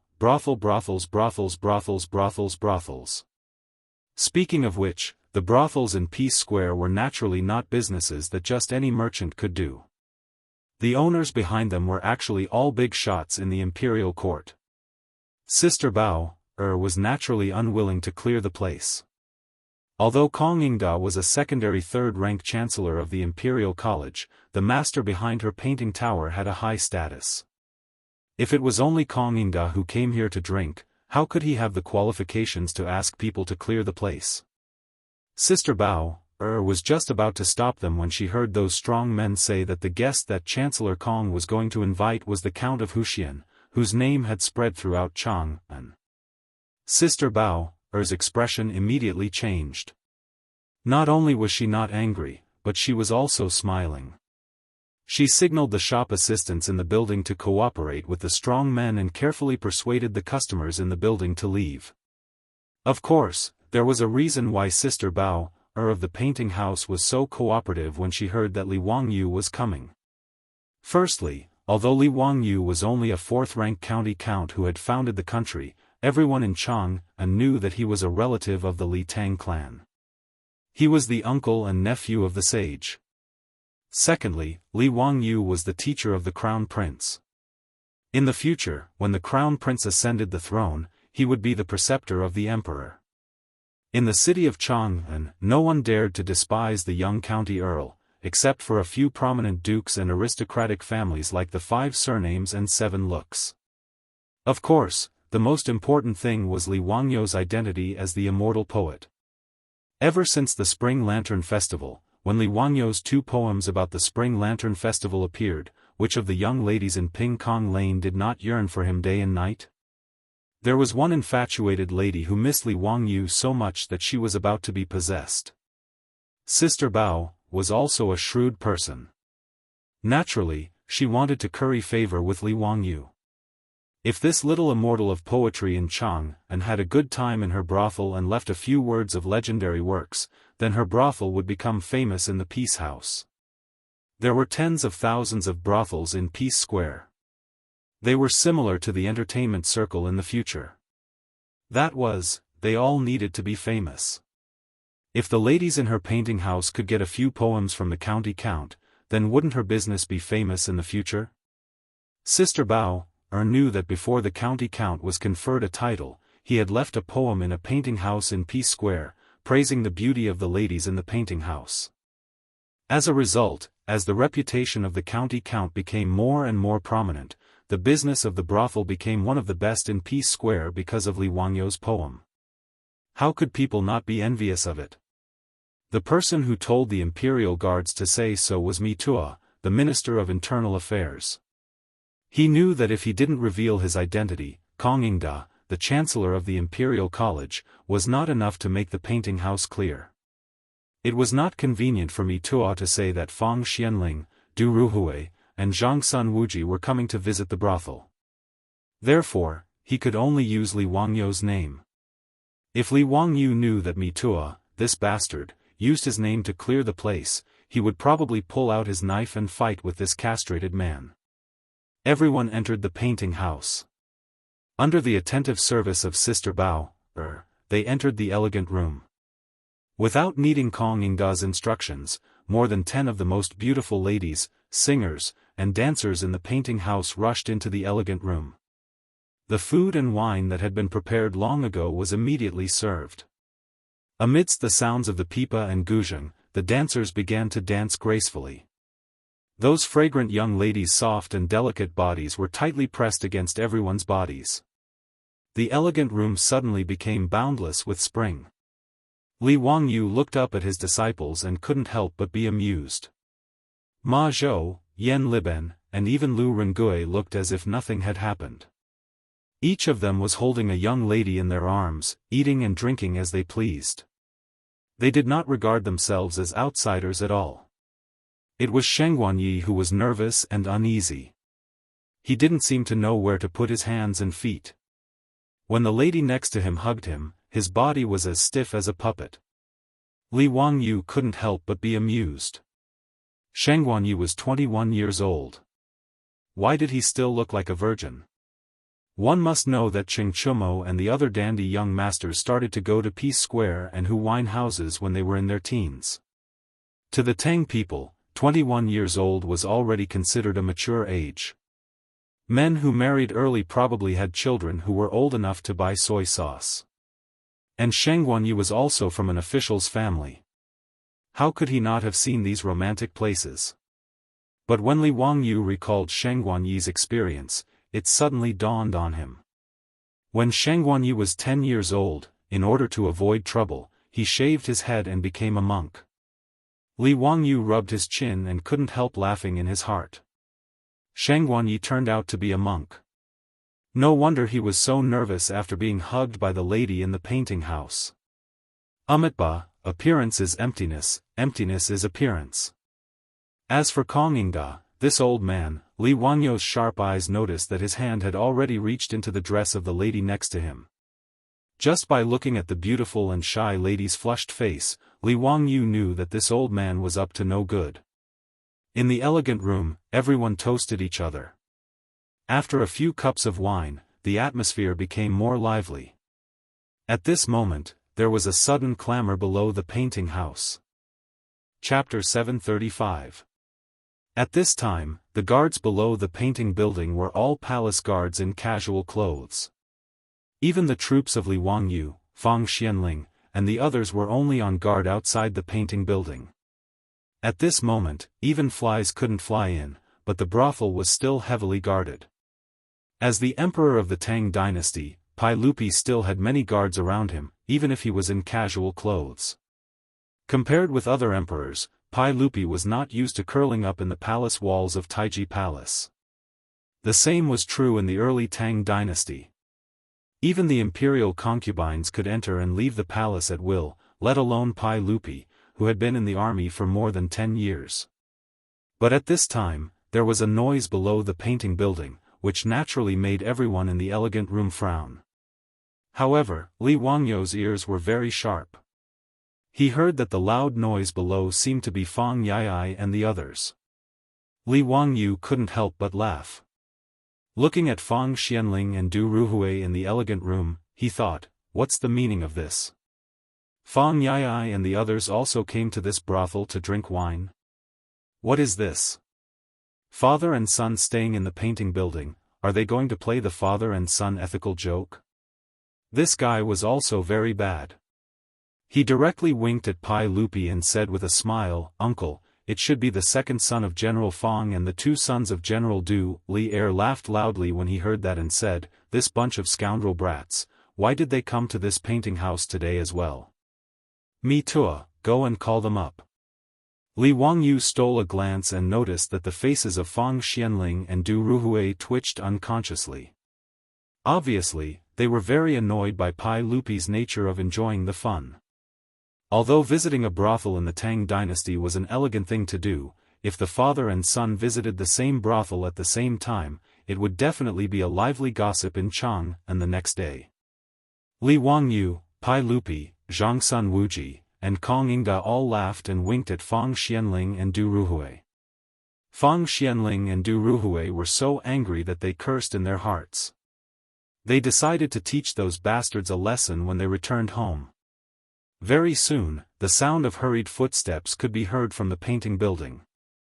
It seemed that this group of fops was still very impatient. Li Wangyu was increasingly looking forward to the scene of the father and son meeting when the debauches pushed open the door of the elegant room. Wahaha, such a lively scene was not something one could see often. He was not the only one who thought so. Even Pai Lupi, Zhang Sun Wuji, and Kong Yingda stopped talking. They looked at Fang and Du with mischievous smiles on their faces. Ma Sizhou and the others were also holding back their laughter. They were all waiting to watch the show. But when Fang Ei, Du He, Du Go, and this group of silk pants suddenly pushed open the door, their appearance gave everyone a fright. A group of fops, all of their clothes were stained with blood. Li Wangyu, Fang Xianling, Du Ruhui, and the others all rose to their feet. What happened? What's with the blood on you? Fang Yai, Du He, and Du Go did not even have time to salute and greet their father and Pai Lupi. They stepped forward and grabbed Li Wangyu's sleeves and dragged him out.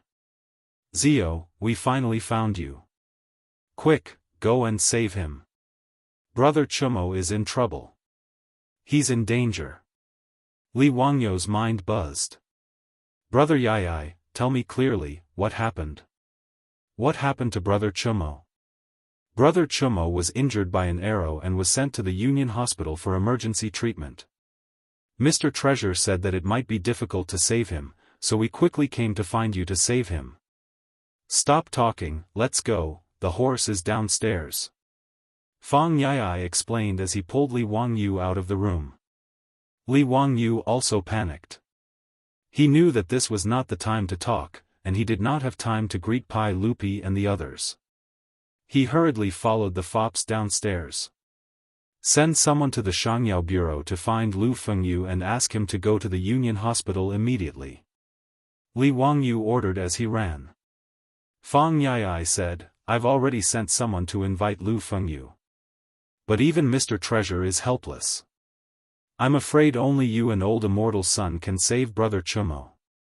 Old Immortal Sun is still in Dingzhou village and can't help. Now we can only rely on you. Li Wangyu was so anxious that he cursed in his heart. What was the use of looking for him? He didn't know anything about medicine.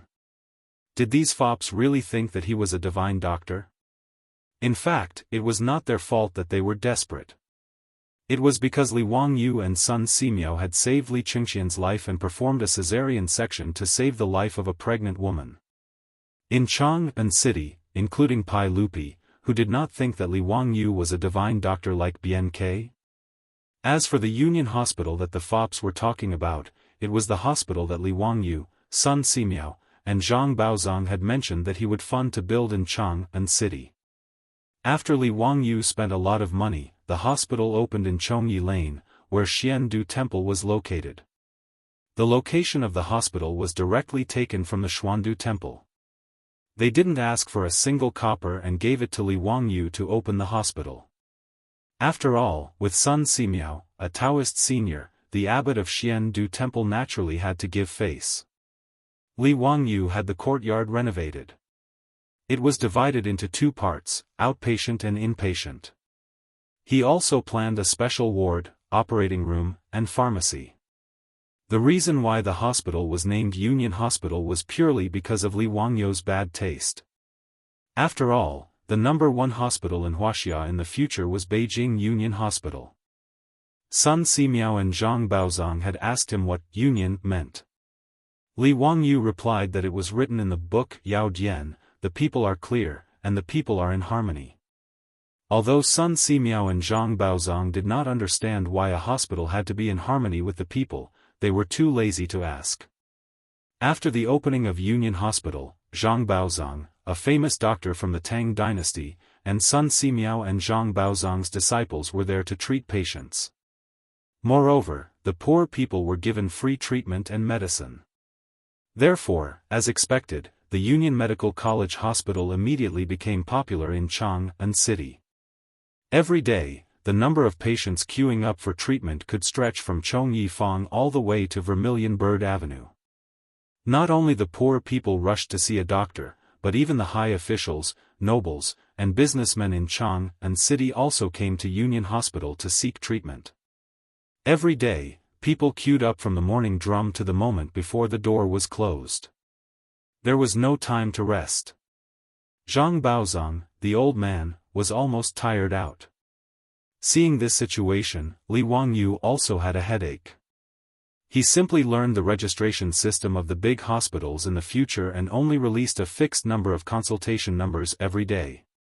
Except for patients who needed emergency treatment and were on the verge of death, those who did not have a registered number were not treated. This allowed Zhang Baozong and Sun Simiao's disciples and grand disciples to catch their breath and not tire themselves to death. Every day, the money for the free soup and medicine given out by the Union Medical College Hospital was poured out like water. The old butler, Li Heng, was almost heartbroken. However, the people of the Tang dynasty were pure and kind. After receiving free treatment and medicine, they also knew how to be grateful. Almost every patient would kneel down respectfully and kowtow to the Union Hospital as soon as they walked out of the gate. Of course, Li Wangyu was not just running a charity. After all, Union Hospital had Zhang Baozong, a famous doctor, and a group of Sun Simiao's disciples and apprentices, whose medical skills were among the best in Chang and city. Pai Lupi's private doctor, Lu Shenwei, the minister of the Shangyao Bureau, was just Sun Simiao's disciple.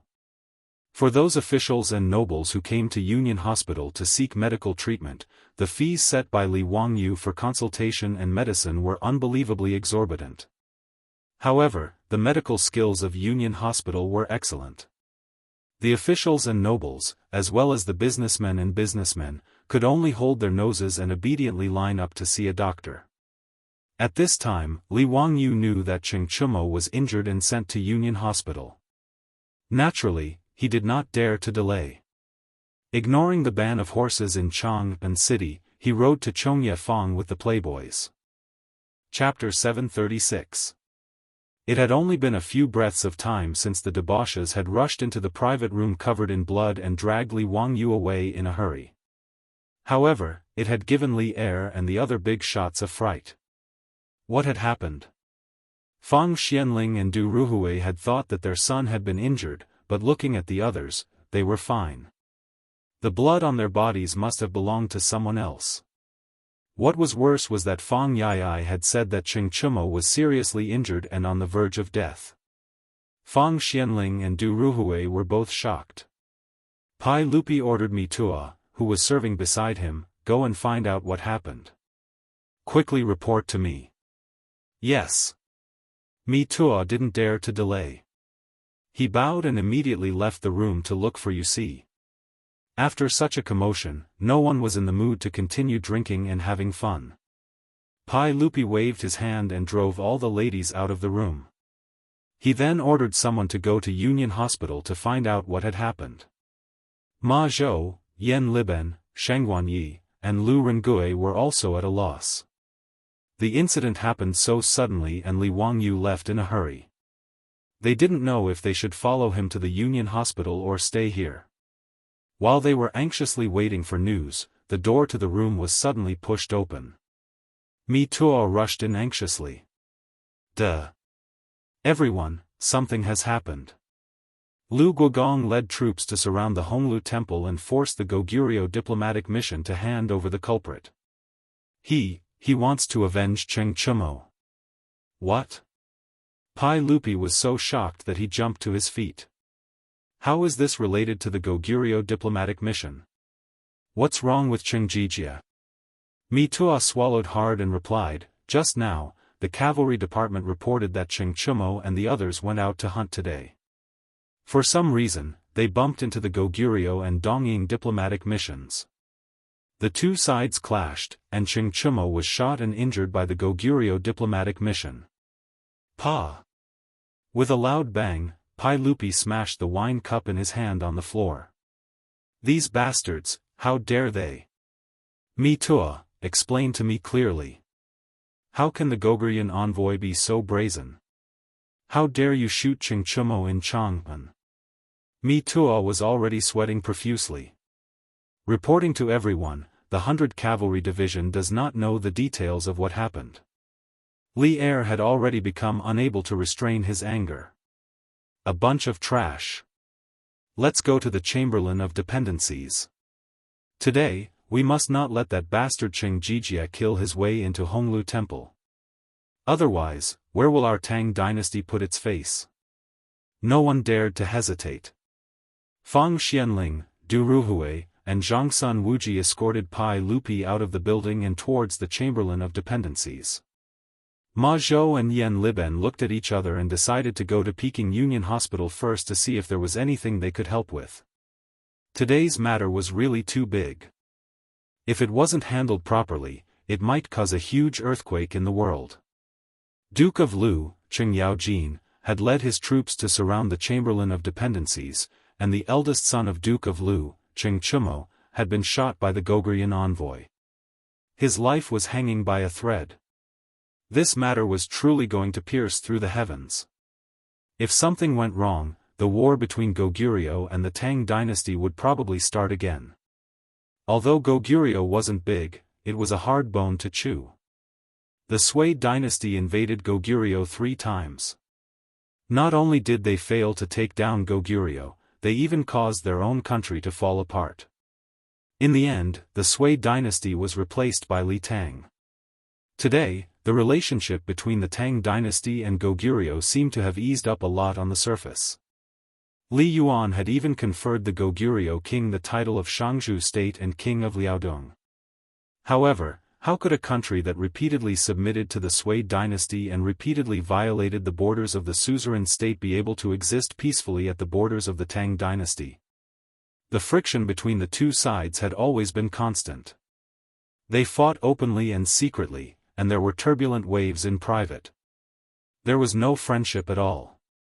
Now that such a thing had happened, if Qing Chumo really couldn't be saved, or if Duke of Lu was angered and massacred the Chamberlain of Dependencies, the two countries would probably immediately erupt into war. This wasn't a good thing for the current Tang dynasty. Thinking of this, Ma Zhou and Yan Liben both broke out in a cold sweat. Now, they could only pray that their teacher could save Duke of Lu's eldest son from the King of Hell. Otherwise, who knows how many people in the world would be buried with Qing Chumo. On the other side, Li Wangyu followed a group of wastrels and galloped through Chang'an. In a few moments, they rushed into Chongya Square.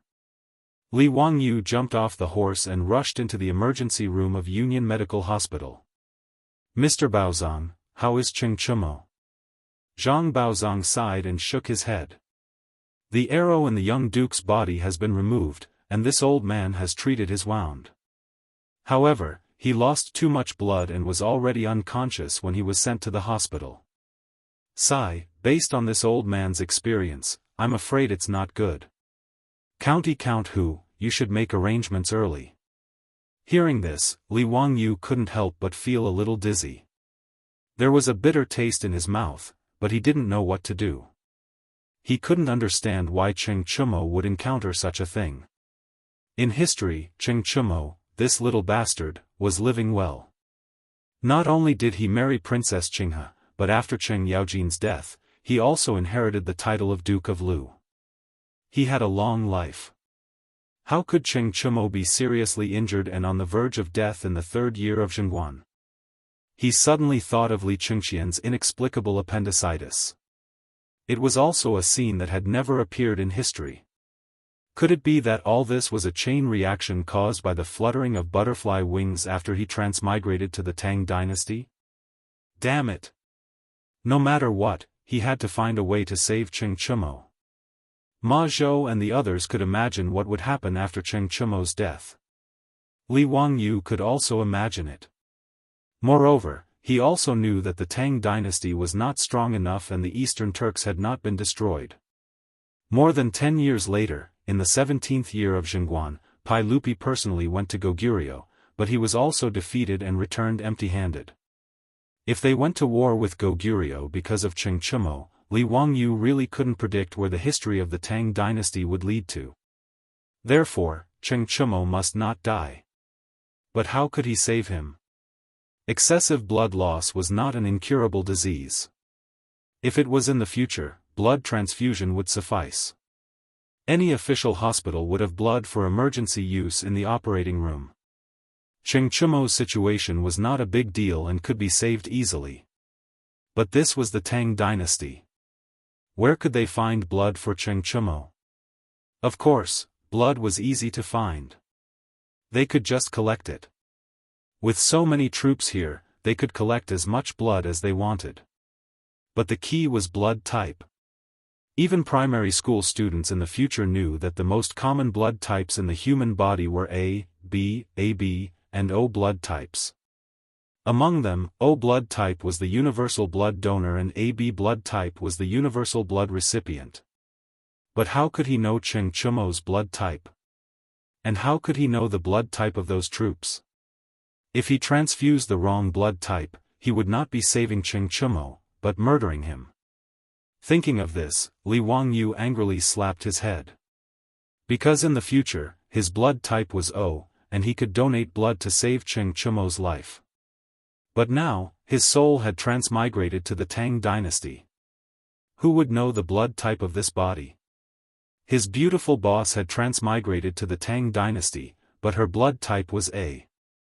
Without knowing Cheng Chumo's blood type, it was meaningless. Chapter 737.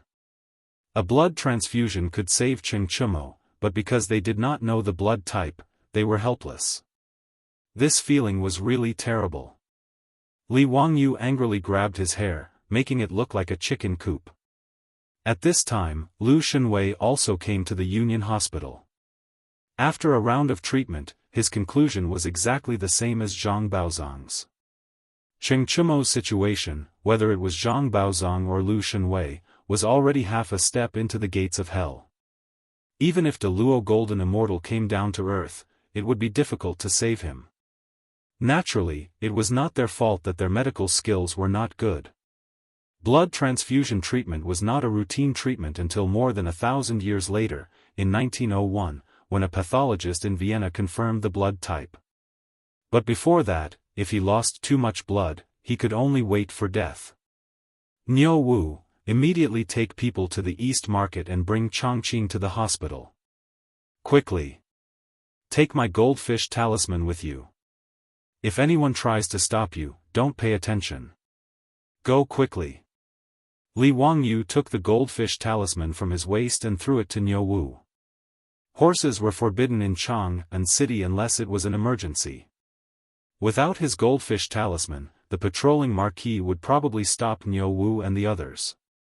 Now, to save Cheng Chumo, they must race against time. There was no time to waste. The reason why Li Wangyu asked Niu Wu to invite Su Chongqing was to discuss with her and see if they could find a way to save Cheng Chumo.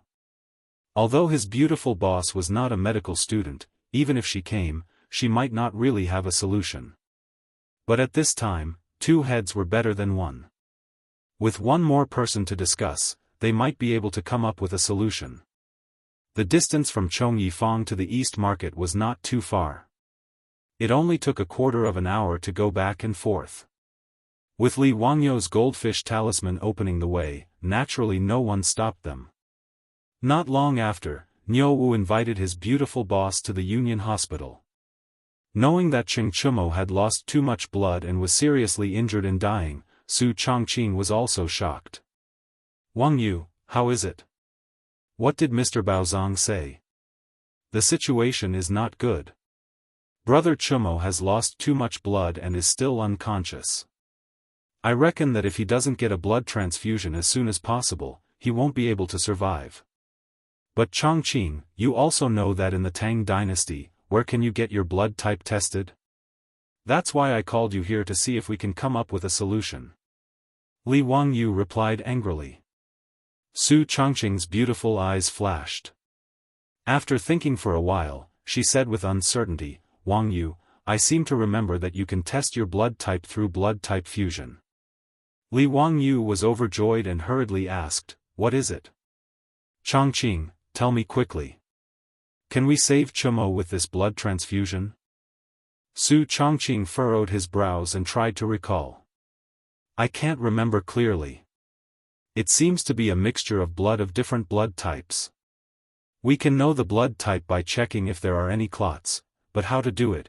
Li Wangyu said anxiously. Think carefully. What's going on? Su Chongqing was also very distressed. Probably when two types of blood serum are dripped together, there will be different clots. It also seems to be related to blood type A and B. Li Wangyu's eyes lit up. Chongqing, aren't you blood type A?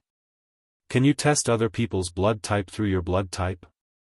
I remember that I learned in biology class that when type A blood and type B blood mix, there will be a hemolytic reaction. It should be the clots that you said, right? Yes, I also remember that type B and AB blood will clot with type A blood. Only type A and type O blood will not clot. Su Chongqing also remembered. Li Wangyu continued, so, as long as we know that Chongqing is blood type A, we can use your blood serum as a key to distinguish your blood into two groups. Type A and O blood that do not clot, and type B and AB blood that clots. Su Chongqing nodded, but asked puzzledly, and then? If we can't figure out the specific blood type, we still can't transfuse blood to Chengchumo. Li Wangyu suddenly hugged his beautiful boss and kissed her pretty face. Huh, girls really don't like to study biology and geography.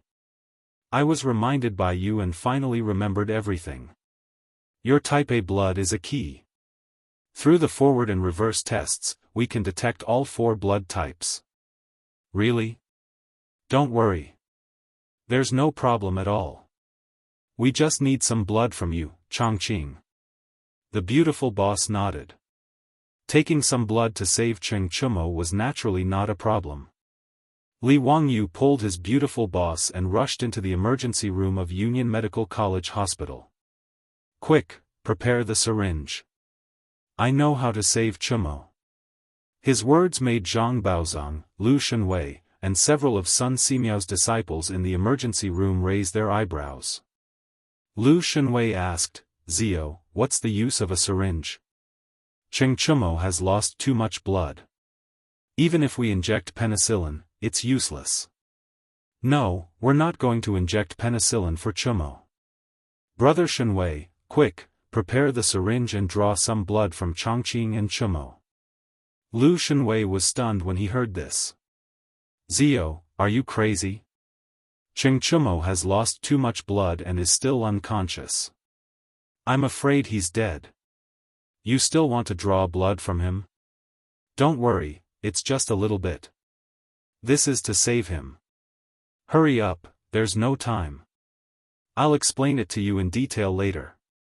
Li Wangyu didn't have time to give Lu Shenwei and Zhang Baozong a lesson about blood types. Everything was to save Chengchumo. Lu Shenwei couldn't dissuade him, so he could only listen to his orders. Using a bamboo needle, he extracted a tube of blood from Su Chongqing and the unconscious Lu Shenwei.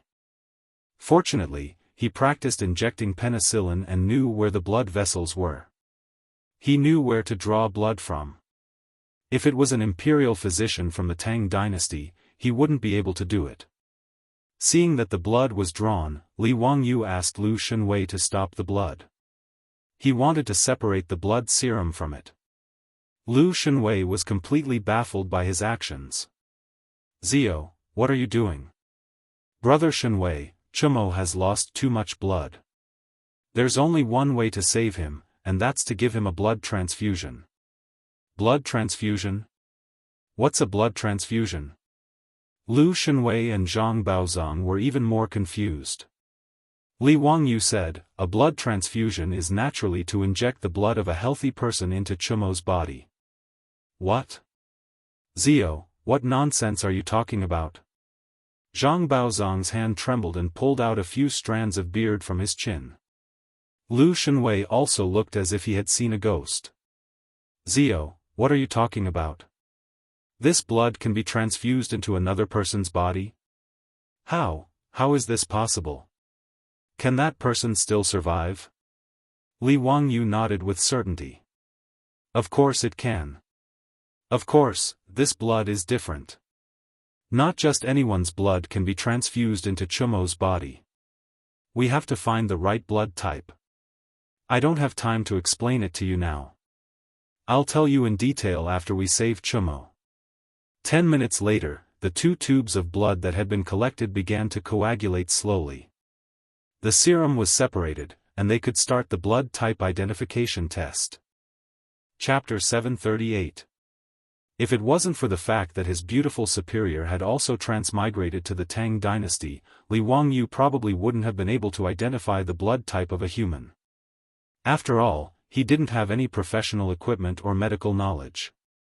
His beautiful superior's type A blood became the key to solving the mystery of blood types in the Tang dynasty. Using type A blood serum and an unknown blood serum was known as a positive agglutination experiment.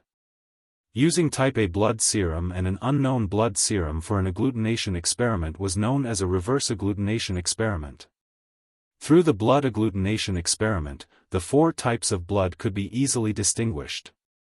If both positive and negative agglutination occurred, the unknown blood type would be type O. If both positive and negative agglutination occurred, the unknown blood type would be type AB. If both positive and negative agglutination occurred, the unknown blood type would be type A.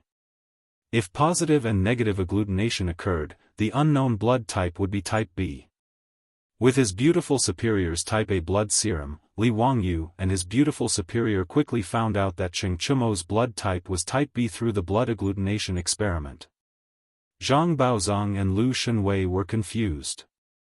They didn't understand what Li Wangyu meant by A, B, AB, O. Zio, what is type O blood? Coin blood? Lu Shenwei asked curiously. Li Wangyu rolled his eyes.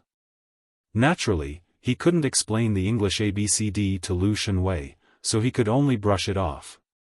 Brother Shenwei, let's talk about this later. Saving Brother Chumo is more important. Right now, I need you to go outside and collect the blood of those Imperial Guards. I want to test whose blood is the same as Brother Chumo's. Go quickly, time is of the essence. Lu Shenwei still didn't believe in blood transfusion to save a life.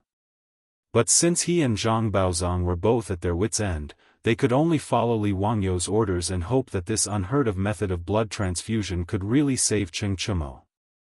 At this moment, not only were there Li Wangyu's troops outside of Union Medical Hospital, there were also hundreds of Imperial Guards from the Imperial Guards. These Imperial Guards surrounded the hospital and chased away all the patients who were originally in the hospital. Zhang Baozong was very unhappy about this, but there was nothing he could do. After all, saving Cheng Yaojin's eldest son was a matter of great importance, so he couldn't say much. As for the group of playboys, they were as anxious as ants on a hot pan, waiting anxiously outside the emergency room of the hospital. Cheng Chuliang and Cheng Chubi, the 2 brothers, were not in Union Hospital at this time. After Li Wangyu asked, he found out that after the 2 brothers sent their elder brother to the hospital, they madly rushed back to the manor to report to their father. Li Wangyu felt a little strange. Cheng Chumo was seriously injured and dying, but why wasn't Cheng Yaojin in the hospital? Other than the hundreds of Imperial Guards that Cheng Yaojin had sent, only a few stewards, maids, and servants rushed to the hospital. However, these people were obviously of no help. Zhang Baozong and Lu Shenwei chased them out of the emergency room. How could Li Wangyu have expected that old geezer, Cheng Yaojin, after learning that his son was seriously injured and on the verge of death, not only did he not come to the hospital to visit, he actually led his 2 sons and a group of Jianghu guards to the Chamberlain of Dependencies to seek revenge for his son. In truth, Cheng Yaojin had thought things through very clearly. He wasn't a doctor, so even if he went to the hospital, he wouldn't be able to save Cheng Chumo. Whether or not he came, everyone would do their best to save his son. Rather than being helpless in the hospital, it was better to think of a way to take revenge for his son. Thus, Cheng Yaojin led Cheng Chuliang and Cheng Chubi to the Chamberlain of Dependencies to block the Gogurian diplomatic mission and demand the culprit. If his son really couldn't be saved, then he would naturally cut off the culprit's head and bury him with Cheng Chumo. Li Wangyu naturally didn't know about the commotion at the Chamberlain of Dependencies. Even if he knew, he couldn't care less. Right now, saving Cheng Chumo was the most important thing. When they heard that the Count of Huxian needed human blood to save the young duke's life, the Imperial Guards outside Union Hospital were all dumbfounded. Why did this matter sound so unrealistic? Using human blood to save a patient? Why did it sound like some sort of evil witchcraft? Since ancient times, China had emphasized that the body, hair, and skin are given to one's parents and should not be harmed. Thus, since ancient times, except for monks, all men and women had long hair.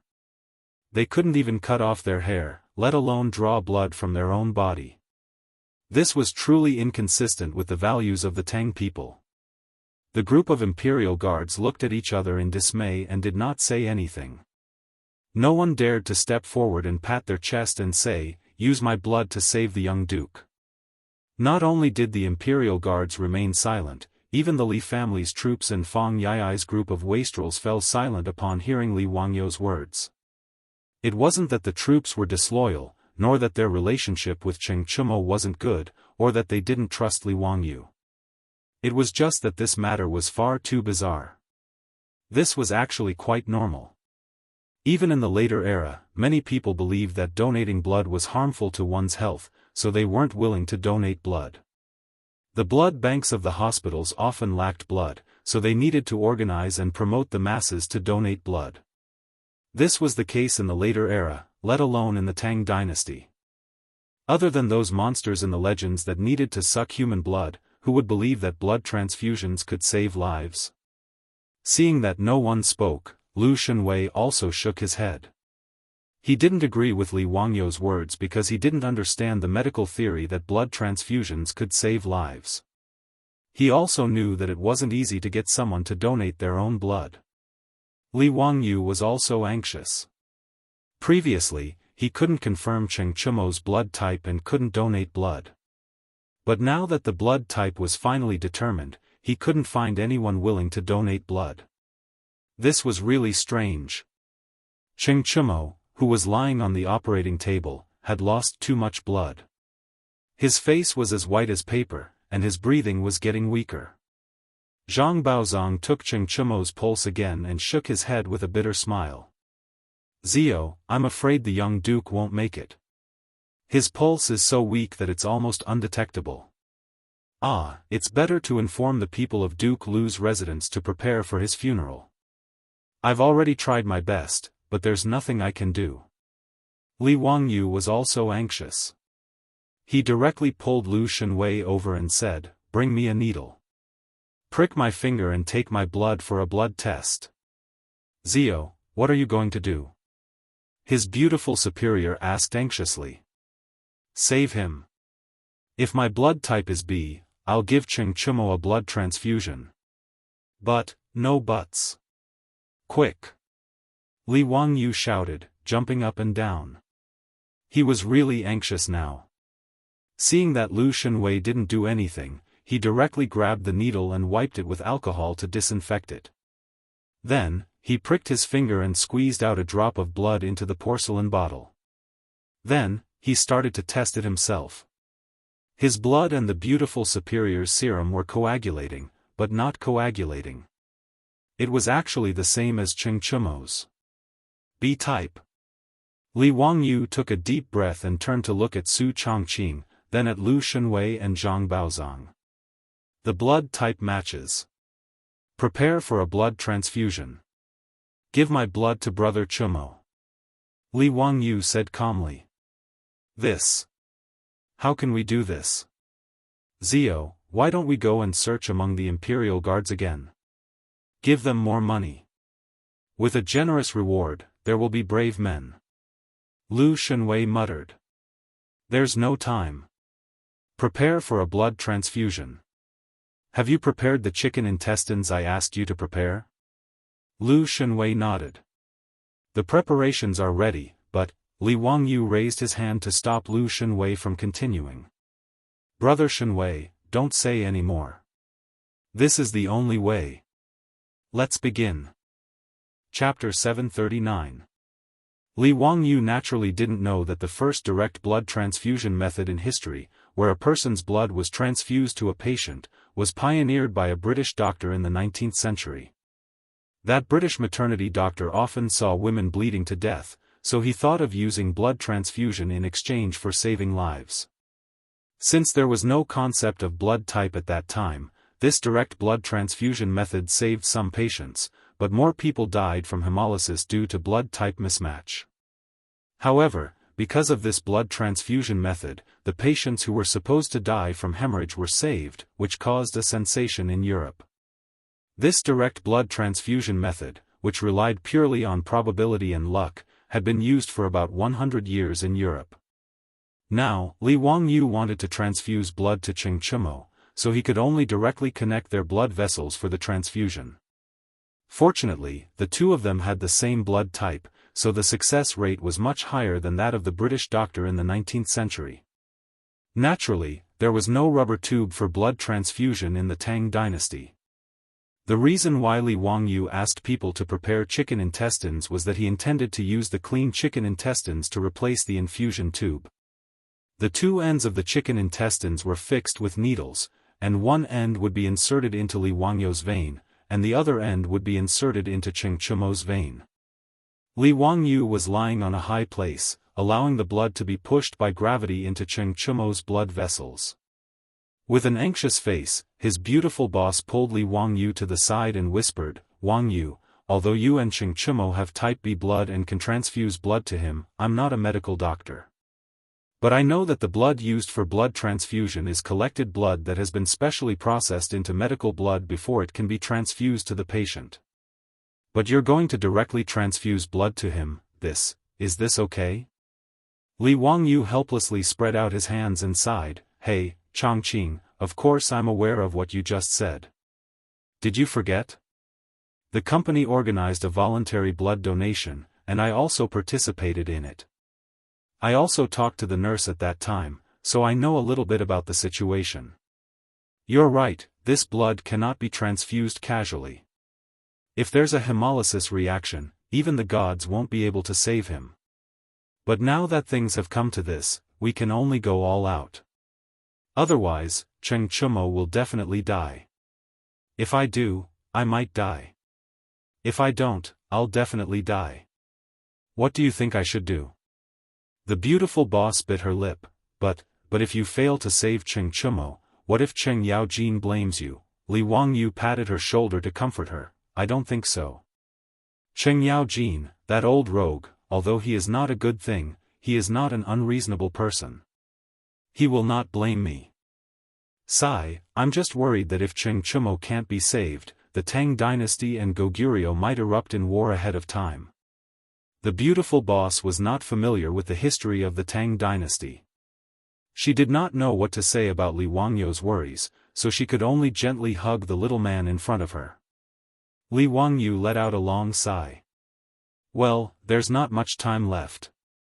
Let's hurry up and give Cheng Chumo a blood transfusion. Sigh, life and death are ruled by fate, riches and honor are ruled by heaven.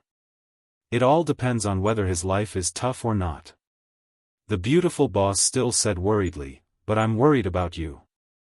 You know, blood donation is usually 200 milliliters, at most 400 milliliters. But this is a direct blood transfusion. How do you know how much blood you've given to Cheng Chumo? What if? It's okay. I've talked to the nurse. Between 500 milliliters and 1000 milliliters, nothing will happen." Li Wangyu comforted her. The beautiful boss still frowned. "Even so, we still don't know how much blood you've given." Li Wangyu knew what the beautiful boss was worried about. In fact, he was also a little scared. If he donated too much blood to save people, it would be a big joke if he went into shock from excessive blood loss. He pondered for a moment and said, "It's simple. Chongqing, you ask someone to prepare a water bag. Insert the needle into it, connect the needle with the chicken intestine needle, and use a basin to collect the water. A caddy of water is 500 milliliters, so blood should be about the same, right? When about a caddy of water leaks out, I'll stop. Then there won't be any danger." The beautiful boss pondered for a moment and felt that this was the only way. She helplessly nodded and agreed. Li Wangyu lay down beside Cheng Chumo, who had already gone into shock due to excessive blood loss. Lu Shenwei picked up the needle with the chicken intestine and looked at Li Wangyu, who had rolled up his sleeves. Although his hands were always steady, he still couldn't help but feel nervous, which caused his fingers to tremble. "Zio, do you really want to do this?" Li Wangyu was also nervous. The risk of a direct blood transfusion was too great. But now, he had no choice but to give it his all. "Brother Shenwei, let's start. Brother Chumo can't hold on any longer." Lu Shenwei nodded and calmed his mind. He then inserted the needle into the vein on Li Wangyu's arm. Li Wangyu felt a sharp pain, which made him frown subconsciously. Then, the dark red venous blood flowed through the needle into the intestine, which replaced the infusion tube. Lu Shenwei didn't dare to be negligent. He immediately inserted the other needle into the vein on Cheng Chumo's arm. The beautiful boss on the side also immediately inserted the needle into the hanging water bag. Then, using the water bucket below, she started to calculate the amount of blood Li Wangyu would receive. When they heard that Li Wangyu was actually going to personally transfuse his blood into Cheng Chumo's body, the rich people gathered in the emergency room couldn't hold back anymore. They ignored Zhang Baozong and Lu Shenwei's dissuasion and directly rushed into the emergency room. Sure enough, what everyone saw was Li Wangyu and Cheng Chumo lying side by side. In front of the two of them was a transfusion tube made of chicken intestine. At this moment, the dark red blood flowing continuously in the translucent chicken intestine could be clearly seen. Zio, Yu. Fang Yai didn't know what to say. In their opinion, this was equivalent to Li Wangyu handing over his life to Cheng Chumo to prolong it. The Tang people didn't know the secrets of the human blood, but they knew the importance of blood to the human body. The owner of the human body is blood, qi, and ears. The human body has yin and yang, which is blood and qi. This was the understanding of blood in traditional Chinese medicine. In fact, in the eyes of the common people, human blood was equivalent to lifespan. Therefore, in the folklore, there were stories of mountain spirits and monsters that relied on absorbing human blood to live forever. This was also the reason why the imperial guards and the rich people were silent when they heard that blood was going to be transfused to Cheng Chumo. But now, when they saw Li Wangyu transferring his blood into Cheng Chumo's body with their own eyes, they immediately felt ashamed. Fang Yai suddenly slapped himself in the face. With a crisp slap, his face immediately became red and swollen. It was obvious that he used a lot of strength. "Lady Su, didn't you say that you wanted a blood test? Come and test my blood. I'm going to give Brother Chumo my blood." Fang Yai didn't care about his face and directly rolled up his sleeves as he spoke to Su Chongqing. "Yes, I'm going to give Brother Chumo my blood. Come and test my blood. Do he, with your small body, go to the side and stay there. Lady Su, use my blood." Yuchi Baolin shouted. "Lady Su, use my blood. Yuchi is so smelly, so his blood probably stinks too." Chai Lingwu pushed Yuchi Baolin aside. Li Wangyu was lying on the side. Seeing this situation, he couldn't help but laugh and scold, "You bastards, do you think you're buying meat? Do you want to see if your teeth are good? Chongqing, test the blood of these bastards. None of them can escape today." His words caused everyone to laugh without end, and the awkward atmosphere from before instantly vanished without a trace. Chapter 740. The foppish playboys were really lucky. Fang Yai was also type B, while Chai Lingwu and Du Go were both type O, so they could all be transfused to Cheng Chumo. The twin brothers, Yuchi Baoqi and Yuchi Baolin, suddenly flushed. They stretched their necks and shouted, "Zio, what do you mean? Why can't we transfuse blood to Cheng Chumo? Did we brothers offend Zio?" Li Wangyu was lying on the bed, silently rolling his eyes. He didn't want to talk to these two bastards. He was so tired. Li Wangyu felt that it was simply playing the lute to a cow to explain to these illiterates what blood type was and what hemolysis was. He simply closed his eyes and ignored these two idiots. On the other hand, the beautiful superior covered her mouth and chuckled. Young Duke Yuchi, this person's blood is different. It can be roughly divided into 4 types: agricultural blood type, nomadic blood type, mixed blood type, and hunter blood type. Cheng Chumo has nomadic blood type, So Wangyu and Fang Yai are also nomadic blood type, so they can be transfused to him. Chai Lingwu and Du Go have hunter blood type, which is a universal blood type that can be transfused to all blood types. If the blood type is wrong, it won't be saving people, but killing people. Su Chongqing naturally wouldn't make Li Wangyu's mistake and say such English words as type A and O to the foppish playboys. However, the names of these blood types she said stunned even Li Wangyu. Nomadic blood type, hunter blood type. What the hell was this? Could it be that the beautiful superior made it up? Su Chongqing's words made Lu Shenwei and Zhang Baozong's eyes light up. They quickly asked, Madam Su, can you tell us in detail about these 4 blood types? How do you differentiate them? The 2 famous doctors of the Tang dynasty looked at Su Chongqing with eyes full of desire for knowledge, which gave her a headache. She didn't study medicine, so how could she answer their questions in detail? Su Chongqing could only look at Li Wangyu for help, hoping that he would help him out. In the end, Li Wangyu simply closed his eyes and pretended not to see anything. Su Chongqing was so angry that he almost wanted to go forward and give this bastard a good kick. Actually, I also heard it from Wangyu. You can ask him later. I'm not very clear about the details. Since Li Wangyu is heartless, you can't blame the beautiful boss for being unjust. Su Chongqing directly shifted the blame to Li Wangyu. Li Wangyu was so angry that he rolled his eyes, but there was nothing he could do. He could only say vaguely, well, let's talk about this after we rescue Brother Chumo. Now is not the time to talk about this. Lu Shenwei and Zhang Baozong looked at each other helplessly. They could only temporarily give up on the idea of getting to the bottom of the matter and turn to observe Cheng Chumo's condition. It had to be said that blood transfusion was the only way to treat shock caused by blood loss. As the blood in Li Wangyu's body continuously flowed into Cheng Chumo's body through the chicken intestine connecting the 2 of them, Cheng Chumo's breathing slowly became stronger, and color returned to his face. Zhang Baozong and Lu Shenwei each took one side of Cheng Chumo's arm and took his pulse. Ah, the young duke's pulse is indeed much stronger. This is too unimaginable. Not bad, his pulse is starting to become steady and strong. This is a sign of improvement. This old man has practiced medicine for my entire life, and I have never seen anyone who could be saved after a large amount of blood loss. Zio, your medical skills are truly divine. Unimaginable. This human blood can actually be transfused into other people's bodies to save lives.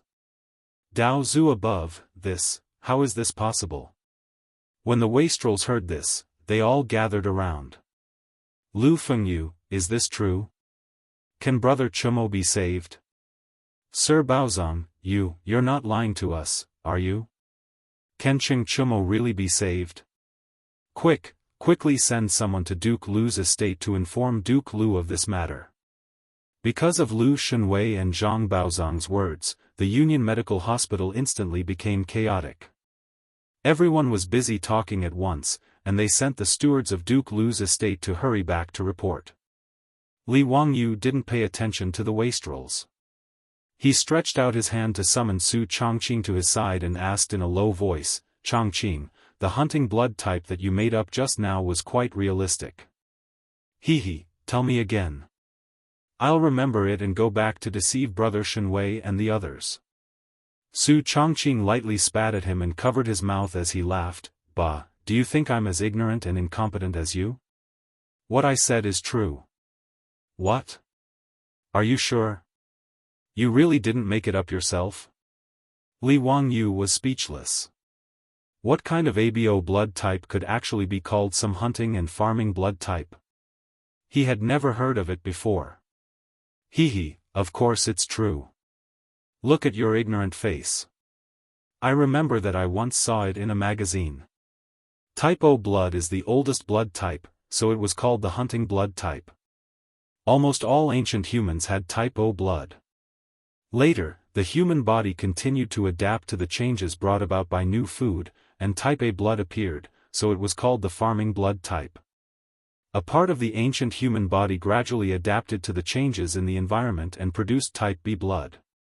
Most of the people with this blood type were nomads, such as Mongolians and other northern minorities, so type B blood was called the nomadic blood type. Type AB appeared the latest. It is said that there was no type AB blood before the Tang dynasty. Su Chongqing's words made Li Wangyu come to a sudden realization. So, it turned out that this was the case. Later generations had heard of type ABO blood, but they didn't know its origin. Amazing, worthy of being a top student of the University of Pennsylvania. Humph, now you know why you're a bad student, right? Yes, yes. Otherwise, how could you be my leader? Li Wangyu and his beautiful superior quietly joked with each other while waiting for the blood transfusion to complete. Although neither of them had received a blood transfusion before, they knew that it should be similar to an 4 drip. The speed definitely couldn't be fast. Li Wangyu even had Lu Shenwei tie a thin rope in the middle of the intestine to limit the blood flow. The beautiful superior turned her head and looked at the bucket used to measure the blood transfusion. The drops of water that fell from the bucket only covered the bottom of the bucket. She estimated that it would take at least half an hour to reach 500 milliliters, which was the volume of a bottle of mineral water in the future. Zhang Baozong and Lu Shenwei had been constantly checking Cheng Chumo's pulse.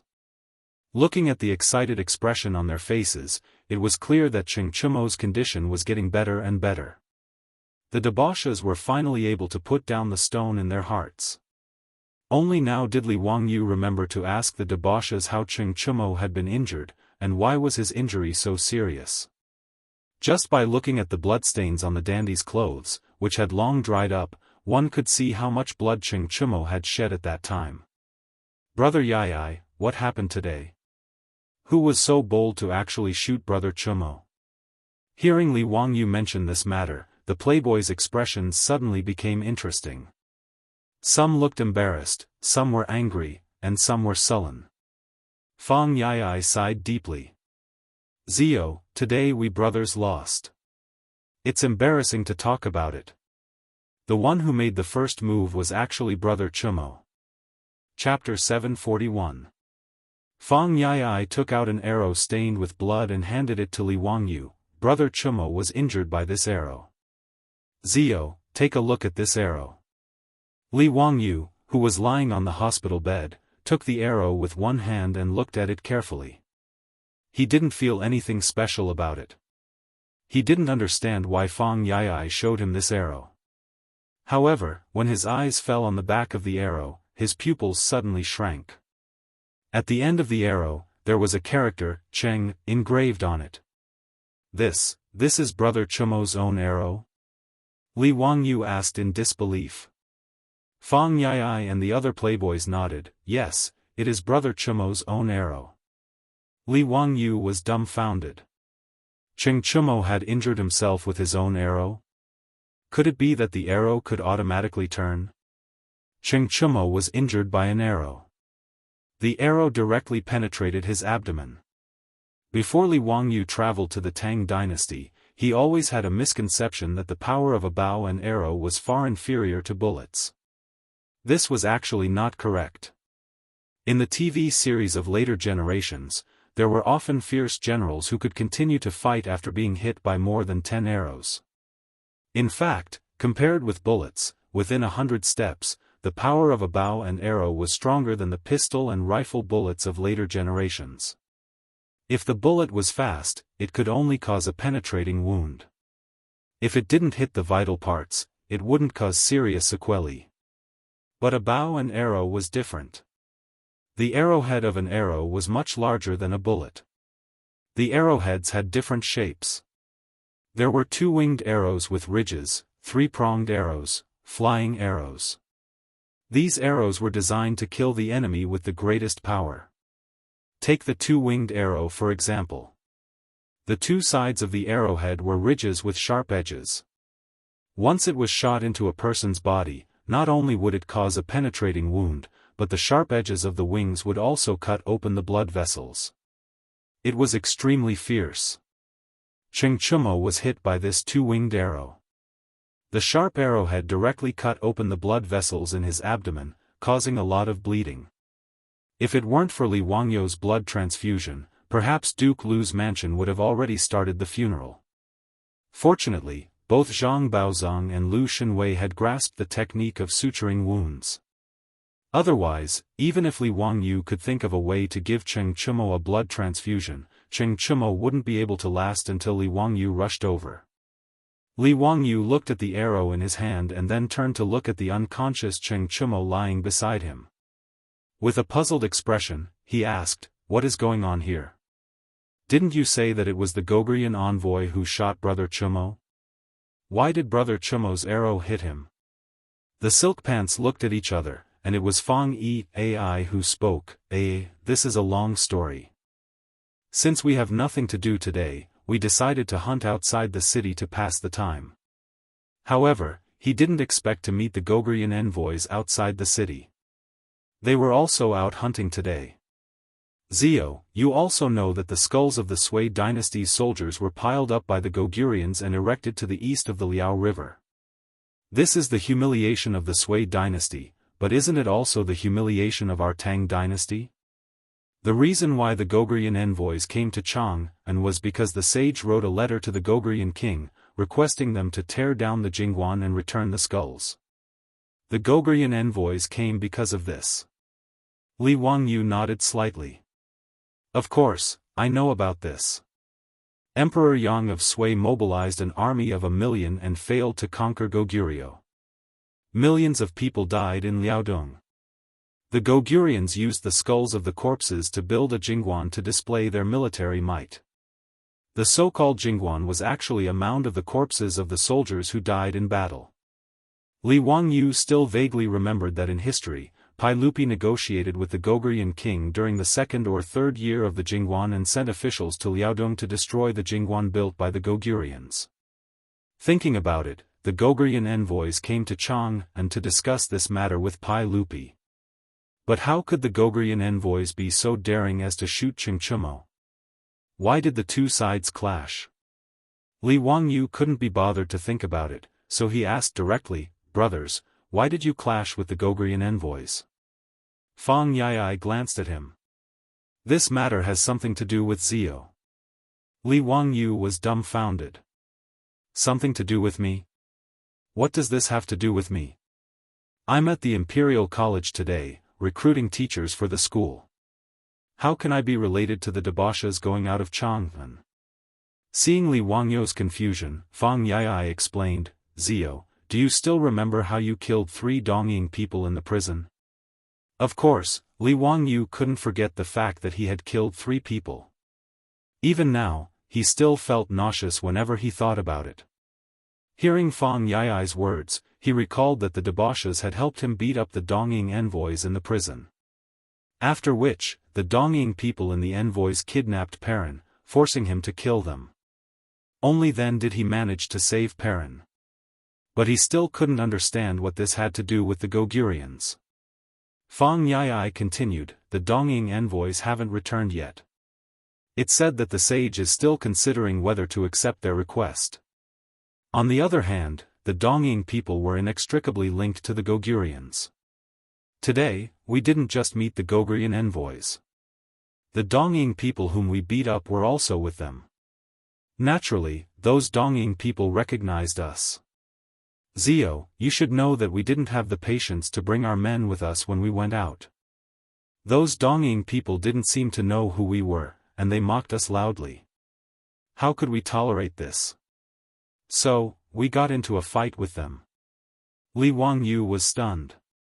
He recalled that back then in the prison, in order to persuade Pai Lupi not to accept the Dongying envoys, or at least not to let them learn the advanced techniques of the Tang dynasty, he dragged the Dongying people and the Goguryans together, saying that they were of the same race and shared the same language.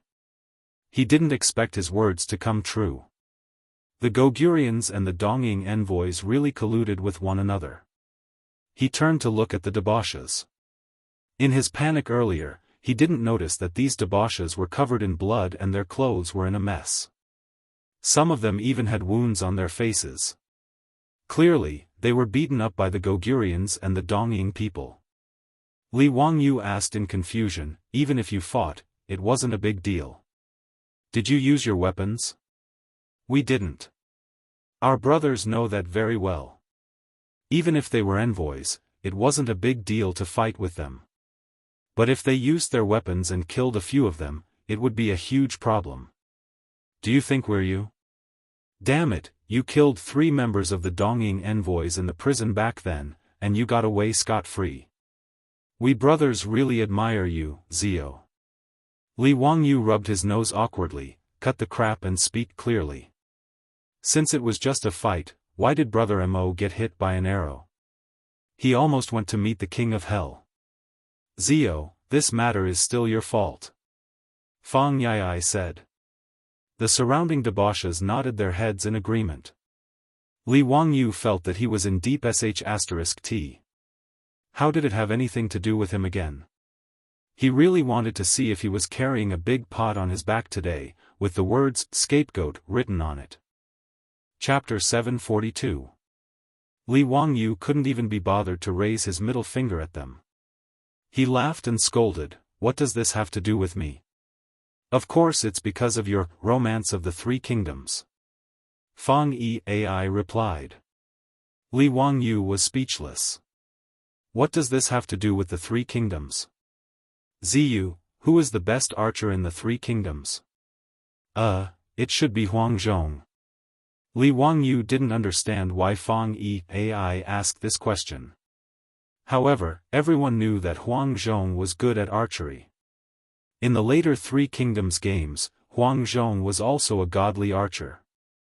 Fang Yi slapped his thigh and said, that's right.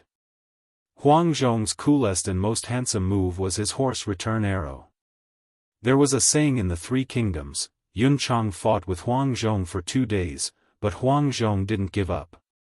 After 30 rounds, Huang Zhong faked defeat and Yun Chang rushed over. Remembering the kindness of not killing him the day before, Zhongyu could not bear to shoot. Carrying his saber, he feigned pulling the bowstring. Yun Chang hastily dodged, but did not see the arrow. Yun Chang rushed, Zhongyu feigned pulling the bowstring. Yun Chang hastily dodged, but did not see the arrow. When he got close to the suspension bridge, Huang Zhong knocked an arrow on the bridge. The arrow arrived and hit Yun Chang's helmet. Yun Chang was startled and brought the arrow back to the camp. Only then did he know that Huang Zhong had the ability to shoot a willow leaf from 100 paces away. Today he only shot the helmet tassel to repay the kindness of not killing him yesterday. Chumo Xiong admires Huang Zhong the most, his favorite skill is the return arrow. After spending so much time with Li Wangyu, these foppish kids had learned the 2 words cool and handsome. However, Li Wangyu was dumbfounded. How obsessed were these foppish kids with the romance of the 3 kingdoms? If he didn't copy the content on his phone, he wouldn't have been able to memorize it. However, Fang Yi was able to recite it without missing a word. Actually, this was normal. To these playboys, the romance of the 3 kingdoms was like the 80s, where a bunch of students were obsessed with Jin Yong and Gu Long's wuxia novels. It might even be worse.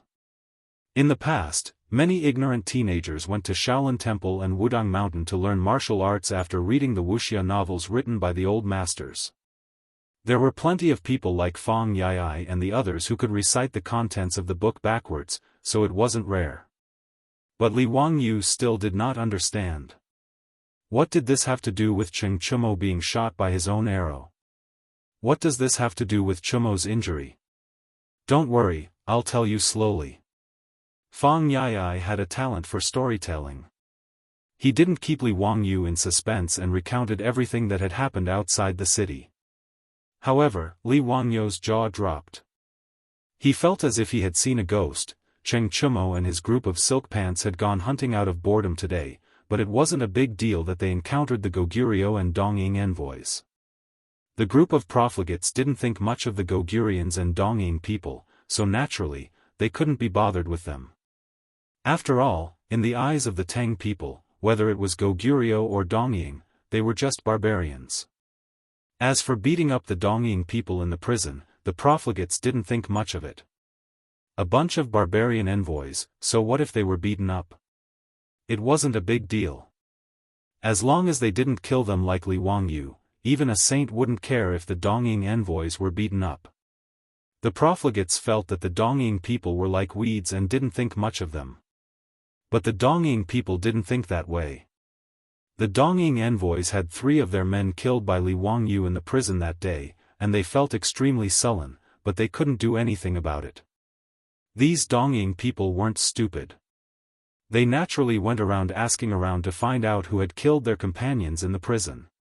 When they found out that the culprit was Li Wangyu, Li Zio, the nephew of the emperor of the Great Tang, the founding county count of the Huxian County, the Dongying envoys immediately became obedient. Just like the analysis in the book, Chrysanthemum and Blade, the Dongying people were used to submitting to the strong. Hence, after Li Wangyu killed 3 of their companions, after these Japanese learned of Li Wangyu's identity, not only did they not dare to harbor any resentment, they even respectfully prepared a generous gift and sent it to Li Wangyu's residence as an apology. Li Wangyu naturally couldn't be bothered to interact with these Dongying people. He didn't even meet them, and directly sent the old butler, Li Heng, to send them away. Logically speaking, since these Dongying people knew about Li Wangyu's identity, they should be able to guess that he wasn't an ordinary person even if they didn't find out that he had beaten them up together with Li Wangyu in the prison that day. However, this was what normal people would think. The Dongying envoys' thoughts were clearly different. There was clearly something wrong with their brain circuits. After they found out about Li Wangyu's identity, they actually forgot about the Dongying people who had beaten them up in the prison, as if they were just a group of passers-by.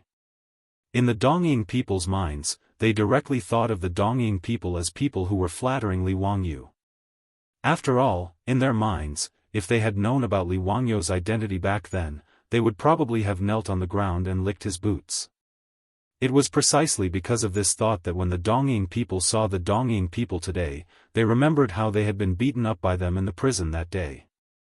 They actually began to mock and ridicule the Dongying people. The Dongying people were used to being unscrupulous in Chang'an City. How could they endure such humiliation? Without hesitation, they jumped off their horses and attacked.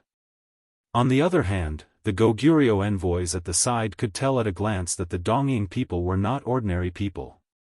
This group of well-dressed young people was definitely not ordinary people. Therefore, they didn't choose to help. They just watched coldly from the side, allowing the Dongying people to beat up the Dongying envoys again. When the Dongying people had vented their anger and were about to leave, a young man in the Goguryeo envoys suddenly said, "You must all be nobles of the Tang dynasty. Although our small country isn't as famous as the Tang dynasty in terms of martial arts, we won't allow you to humiliate us so wantonly. Regarding the Dongying envoys being beaten up today, we will naturally ask for an explanation from the Tang dynasty's Honglu temple." The Dongying people didn't take these envoys seriously at all. When they heard him say this, they laughed even more proudly. Cheng Chumo suddenly lowered his voice and said to the Dongying people, "Watch this big brother's method. Learn from Huang Zhong and scare them a little." Then, Cheng Chumo took a bow and arrow from his horse. Without knocking an arrow, he drew the bow and released it into the air. The sound of the bowstring naturally startled the Dongying envoys and they all hurriedly dodged. Their wretched appearance caused the other profligate sons to burst into laughter again. Cheng Chumo pulled the bowstring again and the sound of the bowstring being released caused the Dongying envoys to dodge again. The Dongying people laughed even louder. At this time, Cheng Chumo took out his own arrow and knocked it on the bowstring. He laughed and said, "Watch me shoot that Dongying person's crown." The two sides were only 20 steps away from each other. With Cheng Chumo's archery skills, at this distance, he could shoot wherever he wanted without the slightest hesitation. After all, he was the eldest son of Cheng Yaojin. He had learned martial arts from his father and was skilled in archery and horse riding. The reason he wanted to shoot that Dongying envoy's crown was because he wanted to imitate Huang Zhong's shooting of Guan Yu's helmet tassel to show off. Cheng Chumo also didn't want to hurt anyone, so he didn't fully pull the bowstring. The arrow flew out lightly and went straight for the crown of one of the Dongying envoys. But no one expected an accident to happen. Chapter 743. Cheng Chumo didn't have a target, so he simply chose one of the Japanese ambassadors and shot an arrow at his head. No one noticed that the Goguryeo youngster who had spoken earlier was standing right next to the Japanese ambassador whom Cheng Chumo wanted to scare. When Cheng Chumo's arrow left the bowstring and flew toward the Japanese ambassador's head, the Goguryeo youngster's first reaction was that the Tang wanted to kill him. He subconsciously waved the long saber in his hand, preparing to block the arrow that was flying towards him. In truth, if Cheng Chumo really wanted to kill someone, with the stone bow in his hand, an arrow shot from such a close distance wouldn't have much of a difference in speed from a bullet. The so-called stone bow referred to fixing the bow with a heavy object hanging from the bowstring until the bowstring was fully drawn. The weight of the object hanging from the bowstring was the strength of the bow. In the Tang era, a stone bow was equivalent to about 100 jin. Scientists in the later generations had verified that a stone bow with 100 jin draw weight would have a speed of about 40 meters per second.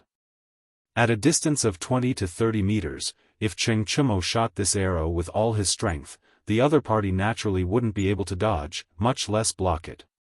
But the bad thing was that Cheng Chumo only wanted to show off and scare the Japanese. He didn't even use any strength when he shot the arrow. The arrow flew out lightly. The Goguryeo youngster swung his saber and struck the center of the arrow, knocking it away. The wastrels also didn't expect that someone would be able to use a weapon to block Cheng Chumo's arrow, and they couldn't help but be stunned. Yuchi Baolin laughed heartily, "Huh, Brother Chumo, your arrow isn't good enough. Huang Zhong's returning horse arrow isn't shot like this." The wastrels also laughed, mocking Cheng Chumo for being timid and making a fool of himself. No one noticed that Cheng Chumo didn't say a word, as if he didn't hear the wastrels laughing at him. Then, everyone heard a plop behind them. The wastrels turned around curiously, and their faces paled. The sound came from Cheng Chumo as he rolled down from the horse's back. And in his abdomen, there was a quivering arrow. The arrow that was knocked away by the Goguryeo youngster had somehow been deflected back, striking Cheng Chumo in the abdomen. Elder brother. The two brothers, Cheng Chuliang and Cheng Chubi, immediately cried out in alarm. They jumped off their horses and rushed towards Cheng Chumo. The group of debauches were also frightened by this unforeseen event. When they gathered around Cheng Chumo to check his condition, they saw that his abdomen was bleeding profusely from the wound. Dark red blood gushed out of the wound like a gurgling spring. It was a very frightening sight. Today, they went out of the city to hunt. The arrows they had prepared were the most lethal two-wing arrows. This kind of arrowhead would directly cut open the muscles and blood vessels of the abdomen, causing the wound to bleed profusely. When Cheng Chuliang and Cheng Chubi saw their elder brother in such a state, their eyes immediately turned red. Chong Lang, they drew their sabers and prepared to charge forward to fight the Goguryeo. On the other hand, Fang Yai, Chai Lingwu, and the others remained calm and held back the two brothers. Chuliang, Chubi, saving Brother Chumo is more important. Let's go back to Chang'an and to Union Hospital. We need to find Mr. Treasure and Zio to save him. That's right, these people won't be able to escape. Saving Brother Chumo is more important. Hurry up and stop the bleeding from Brother Chumo's wound. Bring the horse over. I'll carry Brother Chumo. Let's go, let's go. The debauches hurriedly carried the injured Cheng Chumo onto the back of the horse, and after saying those words, they galloped back to Chang'an City. Goguryeo envoy, good, very good. If anything happens to the eldest son of Duke Lu, you can wash your necks clean and be buried with him. When the Goguryeo and Dongying envoys heard those words, they felt as though they were struck by lightning. The person who was accidentally injured was the eldest son of the founding duke of the Tang dynasty, Cheng Yaojin. No matter how idiotic those Dongying people were, they knew that they had caused a huge disaster today. On the other hand, the Goguryons were even more shocked. They turned their gazes to the young man who had caused the trouble. The young man also frowned. Gritting his teeth, he said, "Let's go back to the Chamberlain of Dependencies. Today's incident was just an accident. Besides, that arrow was shot by the eldest son of Duke Lu. No matter how domineering the Tang people are, they can't be unreasonable." Despite his words, the Goguryeo envoy was still worried. Naturally, the hunt couldn't be carried out, so they hurriedly rode back to Chang'an City. After returning to Chang'an, the debauches headed straight for Union Hospital to seek Zhang Baozong's help.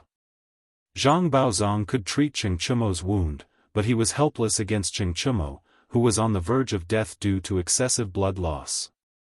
In a moment of desperation, Cheng Chuliang and Cheng Chubi rushed back to the Duke Lu residence to report to their father, while the rest of the debauches went to seek help from Li Wangyu. They knew that Li Wangyu would be recruiting academicians and teaching assistants at the Imperial College today. The debauches rushed to the Imperial College, but there was nothing there. Li Wangyu had already gone to Peace Lane with Pai Lupi and the others to drink with prostitutes. Noda's Peace Lane was filled with hundreds of brothels. Where could they find Li Wangyu and the others? Just as the debauches were frantically searching Peace Lane, Fang Yai's sharp eyes caught sight of Niu Wu and the others waiting for his Lang Jun outside the brothel. Only then did he find Li Wangyu and rushed to Union Hospital to save Cheng Chumo's life. Listening to Fang Yai's narration of the entire incident, Li Wangyu was at a loss for words. Brother Chumo is really, cough cough, unlucky. Cheng Chumo had almost died from his injuries. This was truly a case of failing to act cool. He was truly at a loss for words. Li Wangyu also understood that this matter was an accident, and it would be a little unreasonable to blame the Goguryeo envoy for it. After all, Cheng Chumo was the one who shot the arrow. After it was knocked away, he actually injured himself. There was no way he could explain this matter. However, Li Wangyu was a person who would side with those close to him. Since the one who was injured was Cheng Chumo, the Goguryons were naturally the ones at fault. This matter had to be settled. Isn't that so? Brother Chumo is truly unlucky to the extreme. But if there's anyone to blame, it should be that Goguryeo.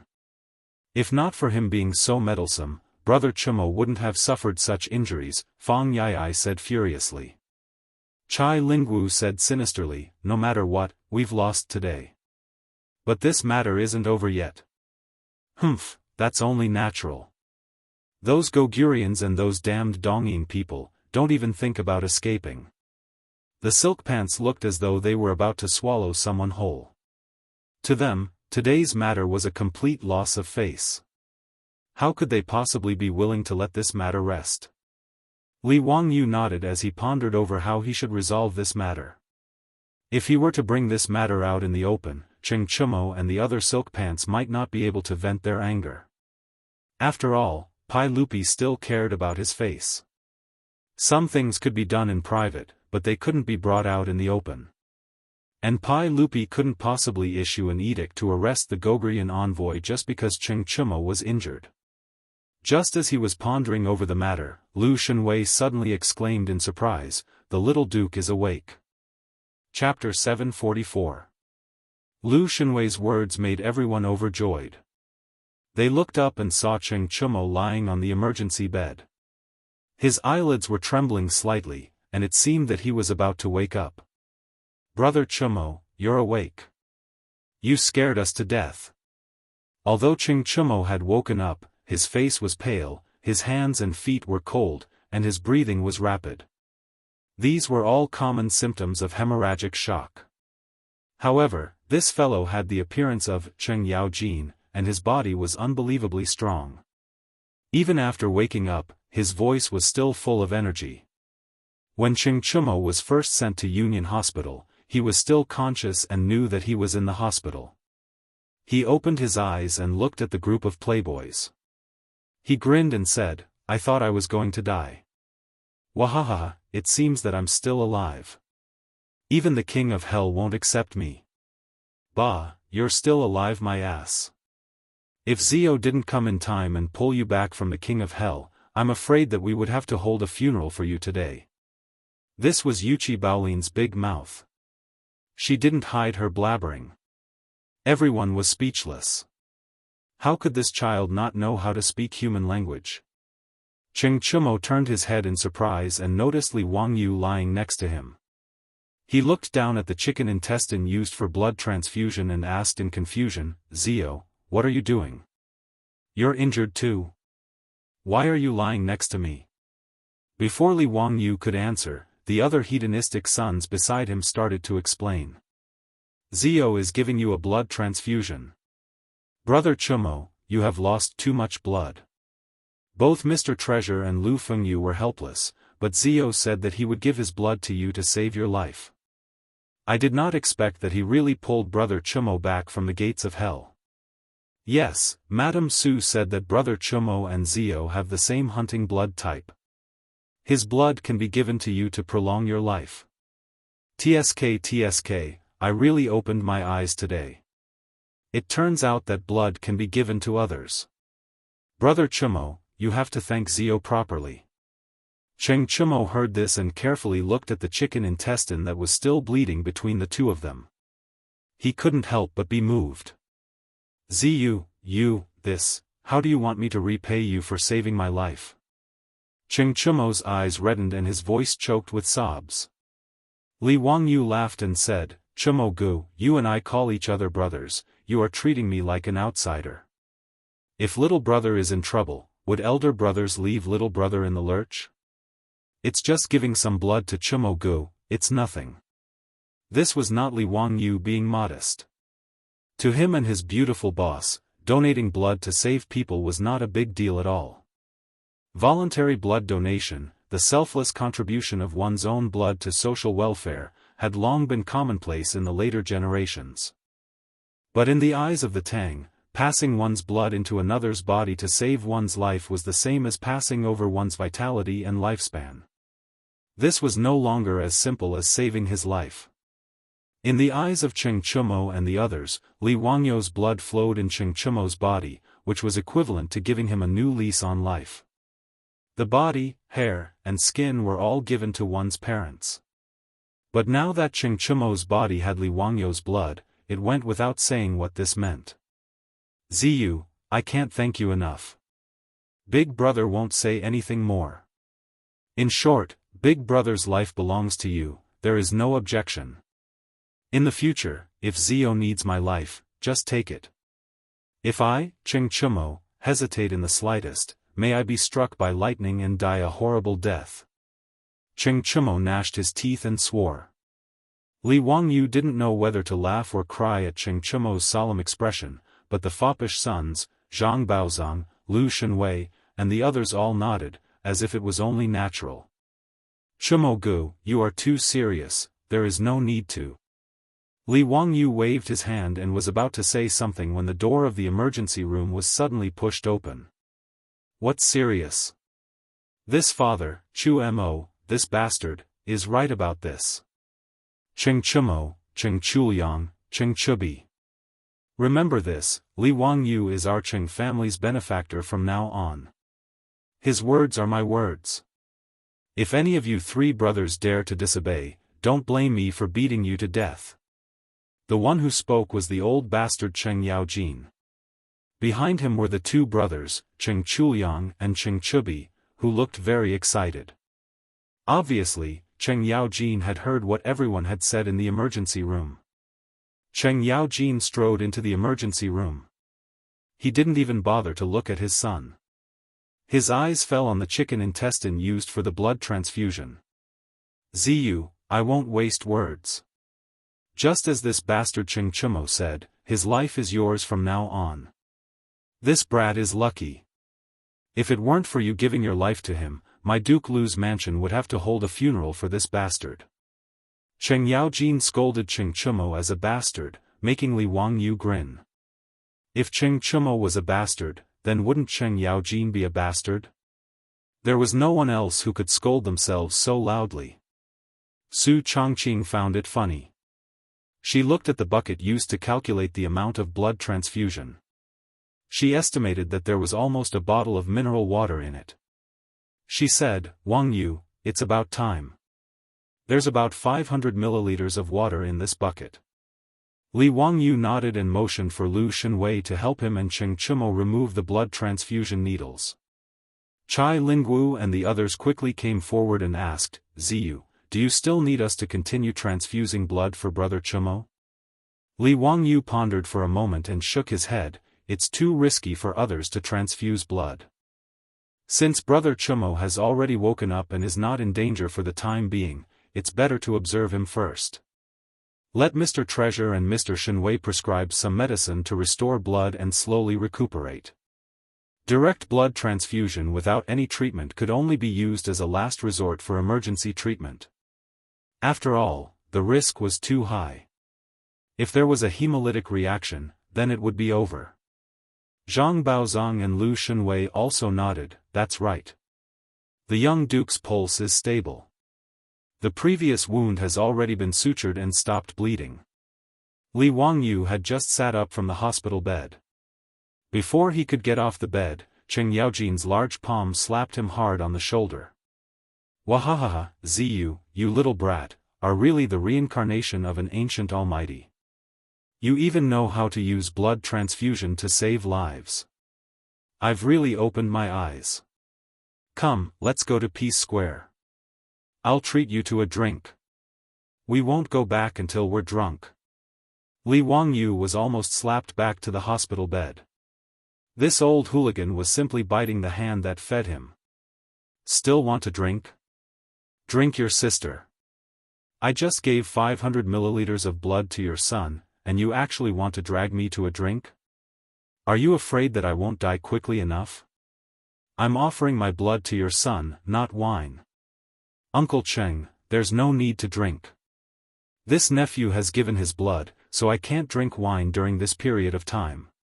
Cheng Yaojin glared, "Can't drink wine? Very well, Cheng Chuliang, Cheng Chubi, come over and help your elder brother. Kowtow to Ziyu and thank him for saving your lives." Cheng Chuliang and Cheng Chubi didn't say anything else and knelt down with a plop. They wanted to kowtow to Li Wangyu. Li Wangyu was so scared that he quickly jumped off the hospital bed and tried to pull the two brothers up. "Chuliang, Chubi, what are you doing? Quickly get up. Don't listen to Uncle Cheng's nonsense." However, Li Wangyu's small body couldn't pull Cheng Chuliang and Cheng Chubi up. These two brothers were as strong as calves. They didn't care what Li Wangyu said. They very happily kowtowed 3 times to Li Wangyu, knocking their heads against the floor. Chapter 745. Li Wangyu could not stop the two brothers, Cheng Chuliang and Cheng Chubi, so he could only accept the big gift from them for his elder brother. In the emergency room, after a lot of noise, Zhang Baozong was ready to arrange for someone to send Cheng Chumo to the ward and ask someone to get the medicine for him. "Brother Chumo, you can rest assured and stay in the hospital for a while. With Mr. Baozong's treatment, I think you will recover soon." Union Hospital naturally had a special ward for hospitalization. Li Wangyu considered the needs of the officials and nobles in Chang'an City, so he specially arranged for a VIP ward.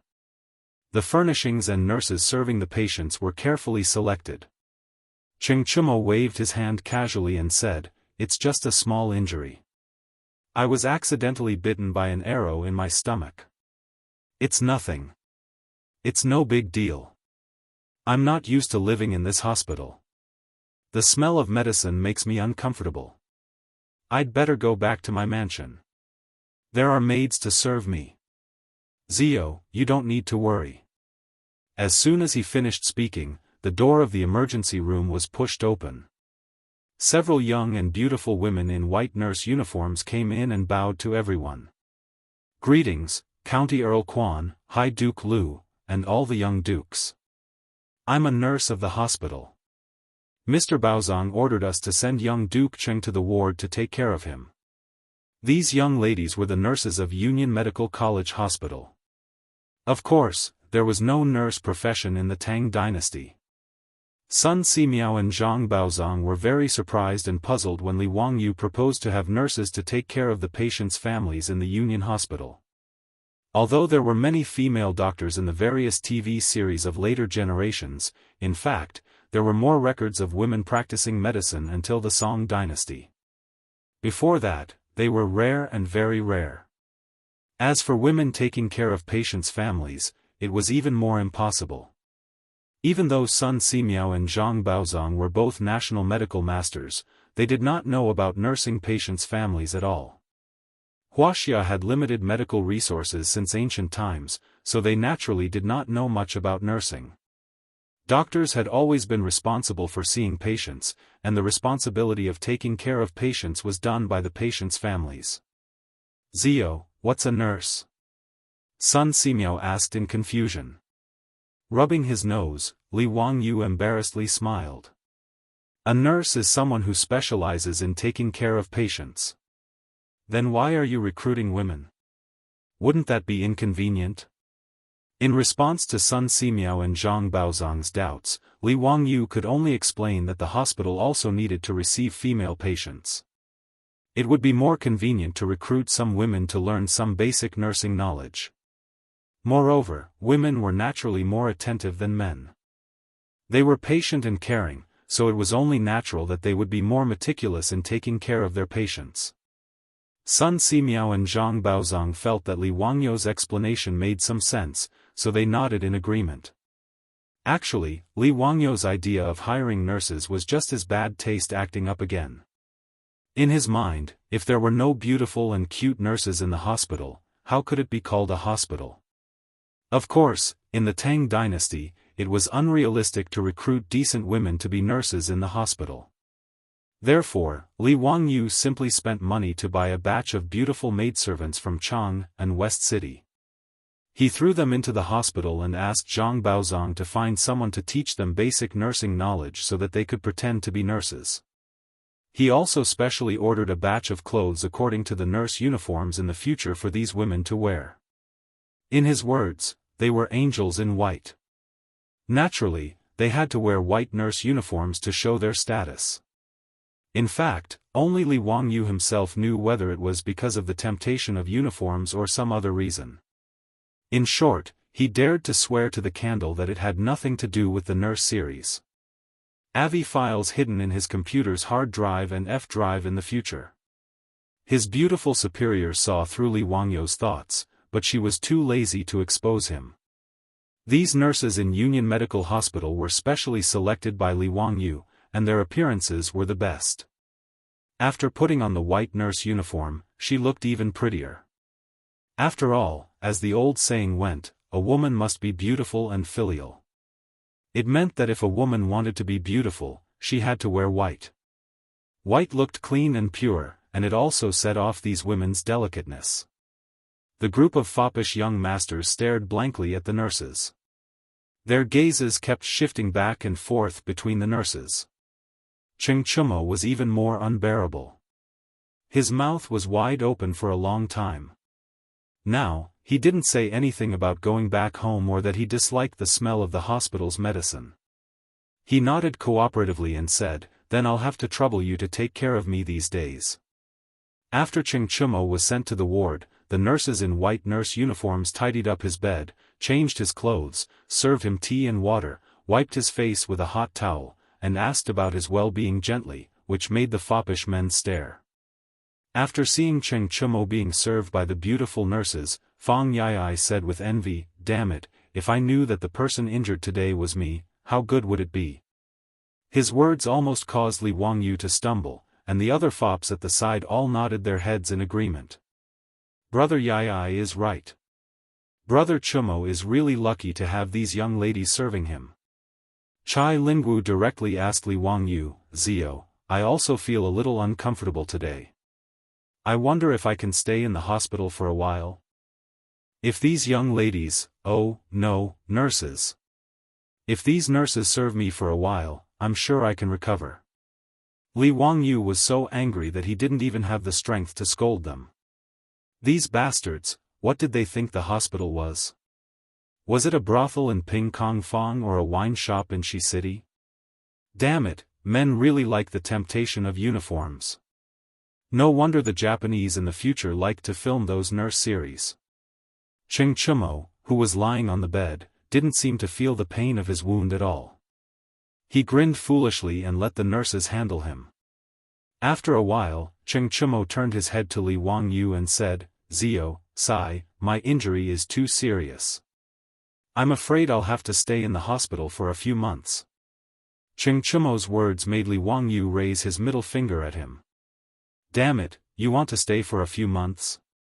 Do you have any shame? This group of bastards. None of them are good people. In fact, Cheng Chumo's injury wasn't serious. It was just that the arrow had pierced his abdomen. Zhang Baozong and Lu Shenwei had examined him and found that his abdomen wasn't injured. After the wound was sutured, he would be able to jump around again after a few days of rest. This guy's body was already ridiculously strong. Previously in the emergency room, he was still yelling about going back home. He actually had the nerve to say that he wanted to stay for a few months. Bah, I despise this kind of scum. Li Wangyu couldn't be bothered to talk to these lustful fellows. He turned his head to look at Cheng Yaojin. Uncle Cheng, what do you plan to do about Brother Chumo's injury? Hearing him mention this matter, Cheng Yaojin was so angry that he slammed his fist on the table in the ward, causing the teacups to clatter. Just now, I led my troops to surround the Honglu temple and force the Gogurian diplomatic mission to hand over the culprit. Who knew that the sage would suddenly appear, and not only did he not allow me to capture the culprit, he even scolded me. Zio, you sure have a lot of ideas. Help me think of a solution. We can't let those bastards off. Chapter 746. When Li Wangyu and the other Scions heard Cheng Yaojin's words, black lines appeared on their foreheads. The heck, no wonder they didn't see Cheng Yaojin coming to the hospital. It turned out that this old hooligan had brought his troops to the Chamberlain of Dependencies to take down the culprit and avenge Cheng Chumo. It was no wonder Pai Lupi scolded him. Even if Goguryeo and the Tang dynasty weren't on friendly terms, the Goguryeo envoy was still a foreign subject.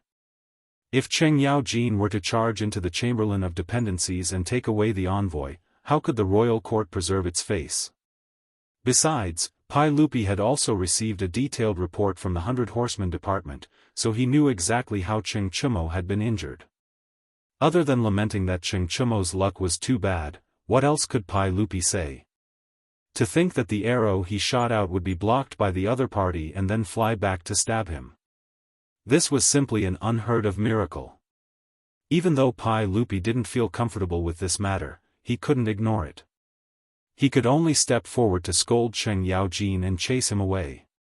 Fortunately, Cheng Chumo was saved by Li Wangyu. When the news reached the Chamberlain of Dependencies, everyone, including Pai Lupi, heaved a sigh of relief. Otherwise, given Cheng Yaojin's personality, if his eldest son had really died, he would have charged into the Chamberlain of Dependencies and cut off the head of the Goguryeo envoy. At that time, what could Pai Lupi do? Could he have Cheng Yaojin pay for the Goguryeo envoy's life? After pondering for a moment, Li Wangyu felt that it would be a little tricky to avenge Cheng Chumo. It was difficult to bring this matter to the table. After all, it was just an accident. He and the other Scions knew that Cheng Chumo's arrow was aimed at the crown of the Eastern Continent's envoy, but others didn't know. In the eyes of the officials, Cheng Chumo wanted to injure someone but was stopped by the Goguryeo envoy, resulting in an accident that injured himself. Under such circumstances, if the royal court still had to punish the Goguryeo envoy, where would they put their face? Does Pai Lupi not want the Khan's face anymore?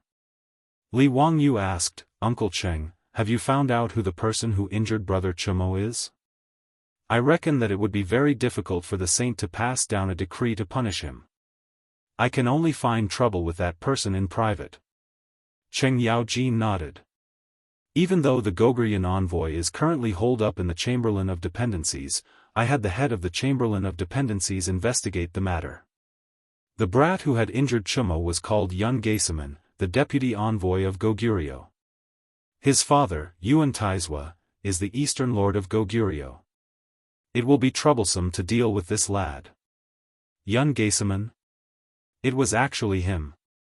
Li Wangyo's pupils constricted upon hearing this. This name was too familiar. An influential official of Goguryeo, a famous general. Later on, Yun Gaesaman had brutally killed the king of Goguryeo and usurped Goguryeo's authority as regent. More importantly, when Pai Lupi attacked Goguryeo 10 some years later, he was the one who led the troops to resist, causing Pai Lupi to suffer defeat in Liaodong. Li Wangyu narrowed his eyes as he recalled. In the 3rd year of Zhengguan, Yun Gaesaman should have been 26 years old. His father, Yuan Taizwa, was the eastern lord of Goguryeo, the prime minister of Goguryeo. He was in charge of Goguryeo's military and political affairs, wielding immense power in Goguryeo. After Yuan Taizwa's death, Yun Gaesaman took over his father's position. In the 16th year of Zhengguan, Goguryeo's king Ronglio wanted to kill Yun Gaesaman, but Yun Gaesaman lured him into killing him. Afterwards, Yun Gaesaman supported King Ronglio's nephew, Gao Zong, as the puppet king while he acted as regent. Although Yun Gaesaman had become Cao Cao, he was truly a formidable character. During his reign, the Tang dynasty had never been able to swallow up Goguryeo. It was only in the 1st year of Qianfeng, when Yun Gaesaman died and his 3 sons rebelled, allowing the Tang dynasty to finally conquer Goguryeo. Thinking back to Yun Gaesaman's life, Li Wangyo's eyes flashed. Since Yun Gaesaman had come to Chang'an, shouldn't he think of a way to get rid of him? In history, the record of Pai Lupi's conquest of Goguryeo was not very clear. In the unofficial records, it was even said that Pai Lupi had suffered an injury to his eye while conquering Goguryeo, resulting in Pai Lupi's death at the age of 50. The truth of this matter was unknown, but the failure of the conquest of Liaodong was one of the greatest failures in the life of Pai Lupi. Although Li Ji had destroyed Goguryeo and taken revenge for Pai Lupi, if Pai Lupi had personally conquered Goguryeo, would history have been different? Li Wangyu was a staunch Chinese nationalist.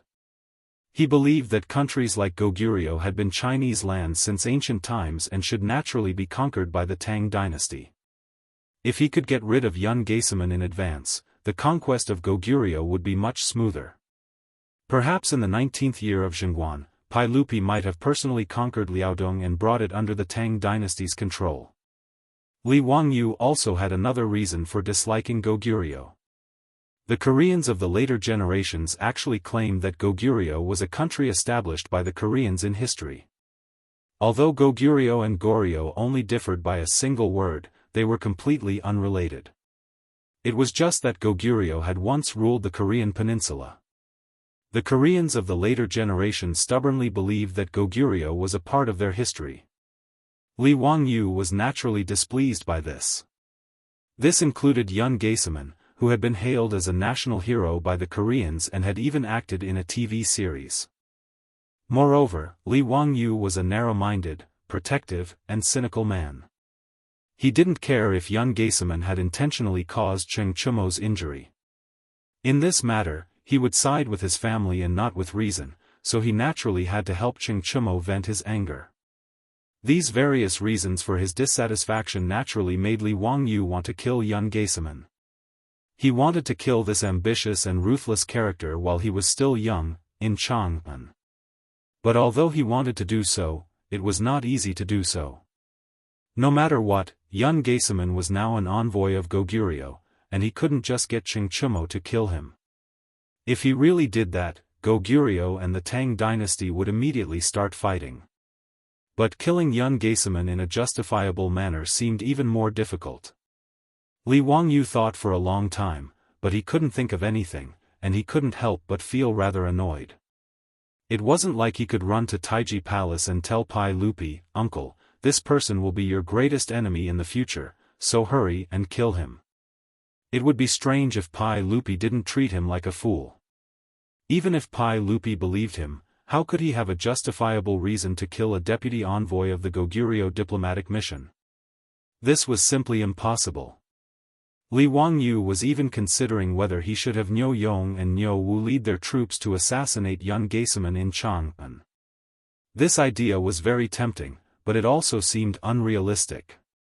After all, Yun Gaesaman had died in the Tang dynasty, in Chang'an. There was no way to explain this, and Goguryeo might not let the matter go. After all, Yun Gaesaman was no ordinary person. His father was a major figure in Goguryeo's military. Since he couldn't think of anything for the time being, Li Wangyu decided to put the matter aside for now. In any case, the Goguryeo diplomatic mission would remain in Chang'an for several more months, so he could slowly think of a way to kill Yun Gaesaman. "Uncle Cheng, this matter is truly difficult. Give your little nephew a few days to think about it."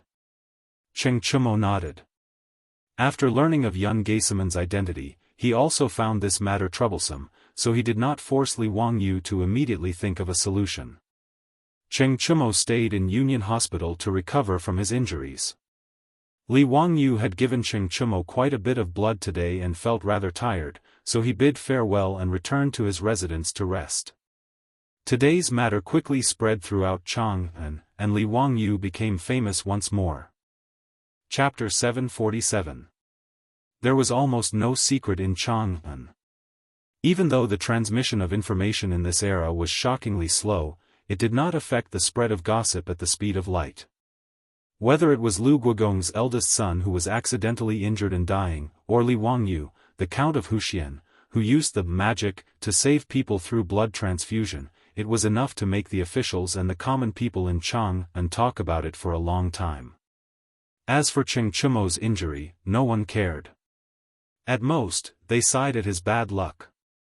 However, the more the news about Li Wangyu's blood transfusion, the more mysterious it became. After all, whether it was cutting open Crown Prince Li Qingxian's abdomen to treat intestinal congestion or performing a caesarean section on a pregnant woman, it was not as mysterious as before because of the Union Hospital. Now, both Zhang Baozong and Lu Shenwei, under the guidance of Sun Simiao, had mastered the medical skill of cutting open a patient's abdomen. Since the establishment of the Union Hospital, it had treated many patients with appendicitis and dystocia, so it was not as magical as before. At least, it was not regarded as a magic. However, although the doctors of the Tang dynasty did not know how to save people through blood transfusion, at least it was recorded in the ancient books. Bianc even did a craniotomy for Cao Cao.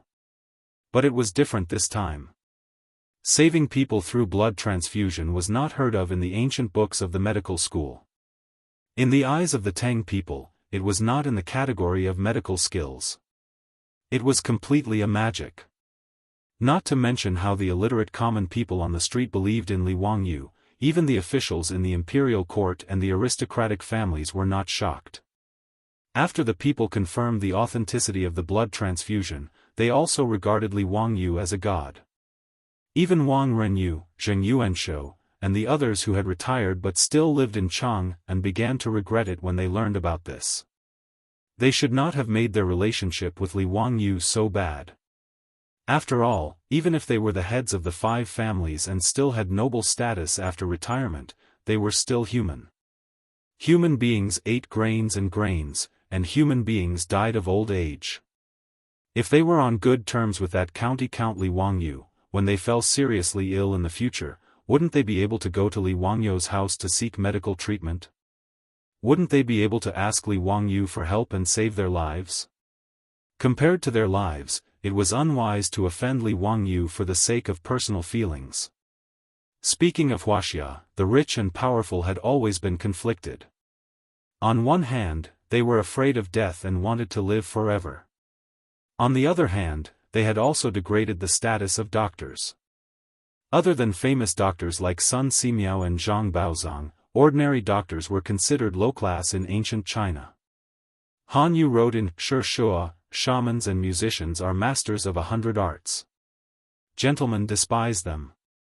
Now their wisdom is beyond our reach. How strange. Doctors were classified as workers, and their status was much lower than that of the scholar officials. They were people that were despised by the noblemen.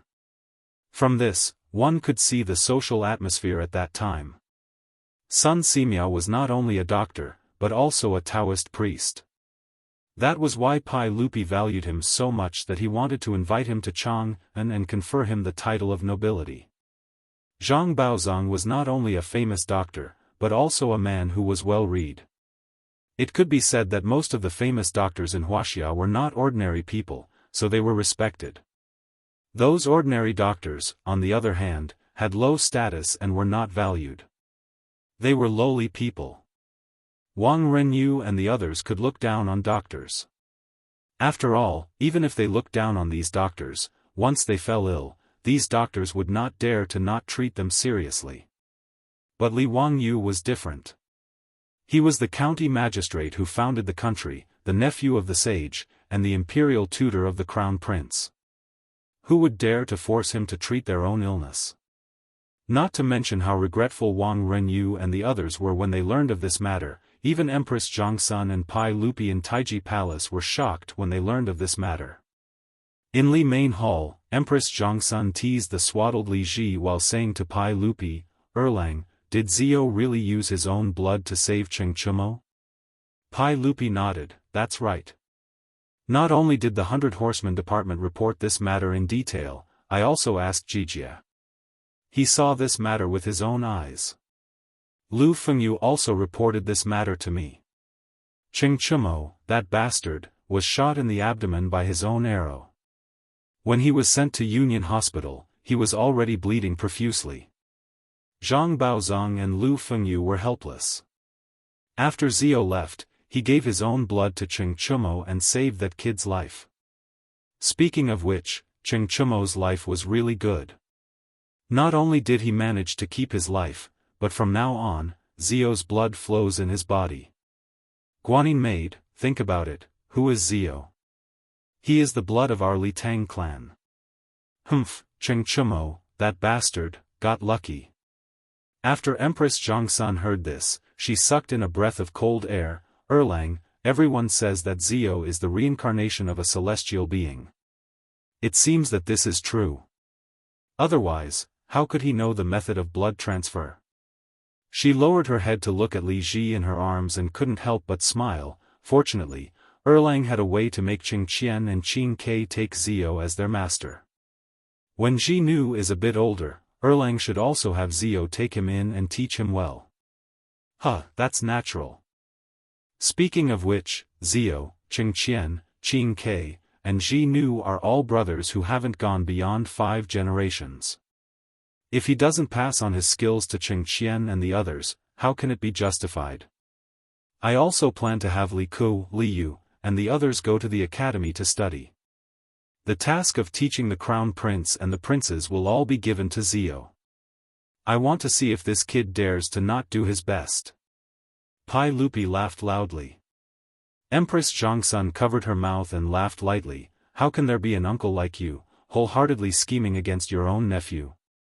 Guanyin maid, it's not like you don't know. That kid is very tired. If I didn't force him, he would definitely be happy to hide in that Dingzhou village and be the Xiaoyao County Count.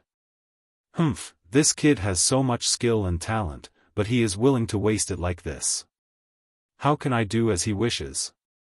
As an emperor, Pai Lupi was naturally wary of his subjects. After all, the throne moved people's hearts. Back then, in order to sit on the throne, he had viciously and mercilessly killed his brother and father before ascending to the throne.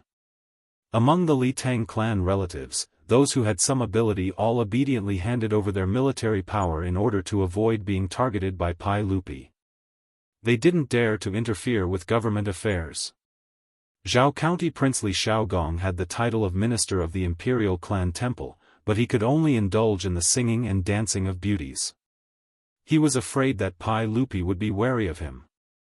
However, Pai Lupi was not afraid of Li Wangyu at all. Not only was he not afraid, but he also wanted Li Wangyu to become an official and serve the court. Pai Lupi's eyes were quite sharp when it came to judging people. He had already completely seen through Li Wangyu's character. This was a tired person. Not to mention that it was impossible for him to usurp power. Even if he abdicated the throne to him, he would probably find it troublesome and run as far away as possible. Pai Lupi naturally liked this kind of capable and unambitious subject the most. Therefore, the more Li Wangyu didn't want to become an official, the more Pai Lupi wanted to force him to become an official and serve the court and the Tang dynasty. When Pai Lupi and Empress Zhongsun were scheming against Li Wangyu in Taiji Palace, they didn't know that Li Wangyu had caused trouble again.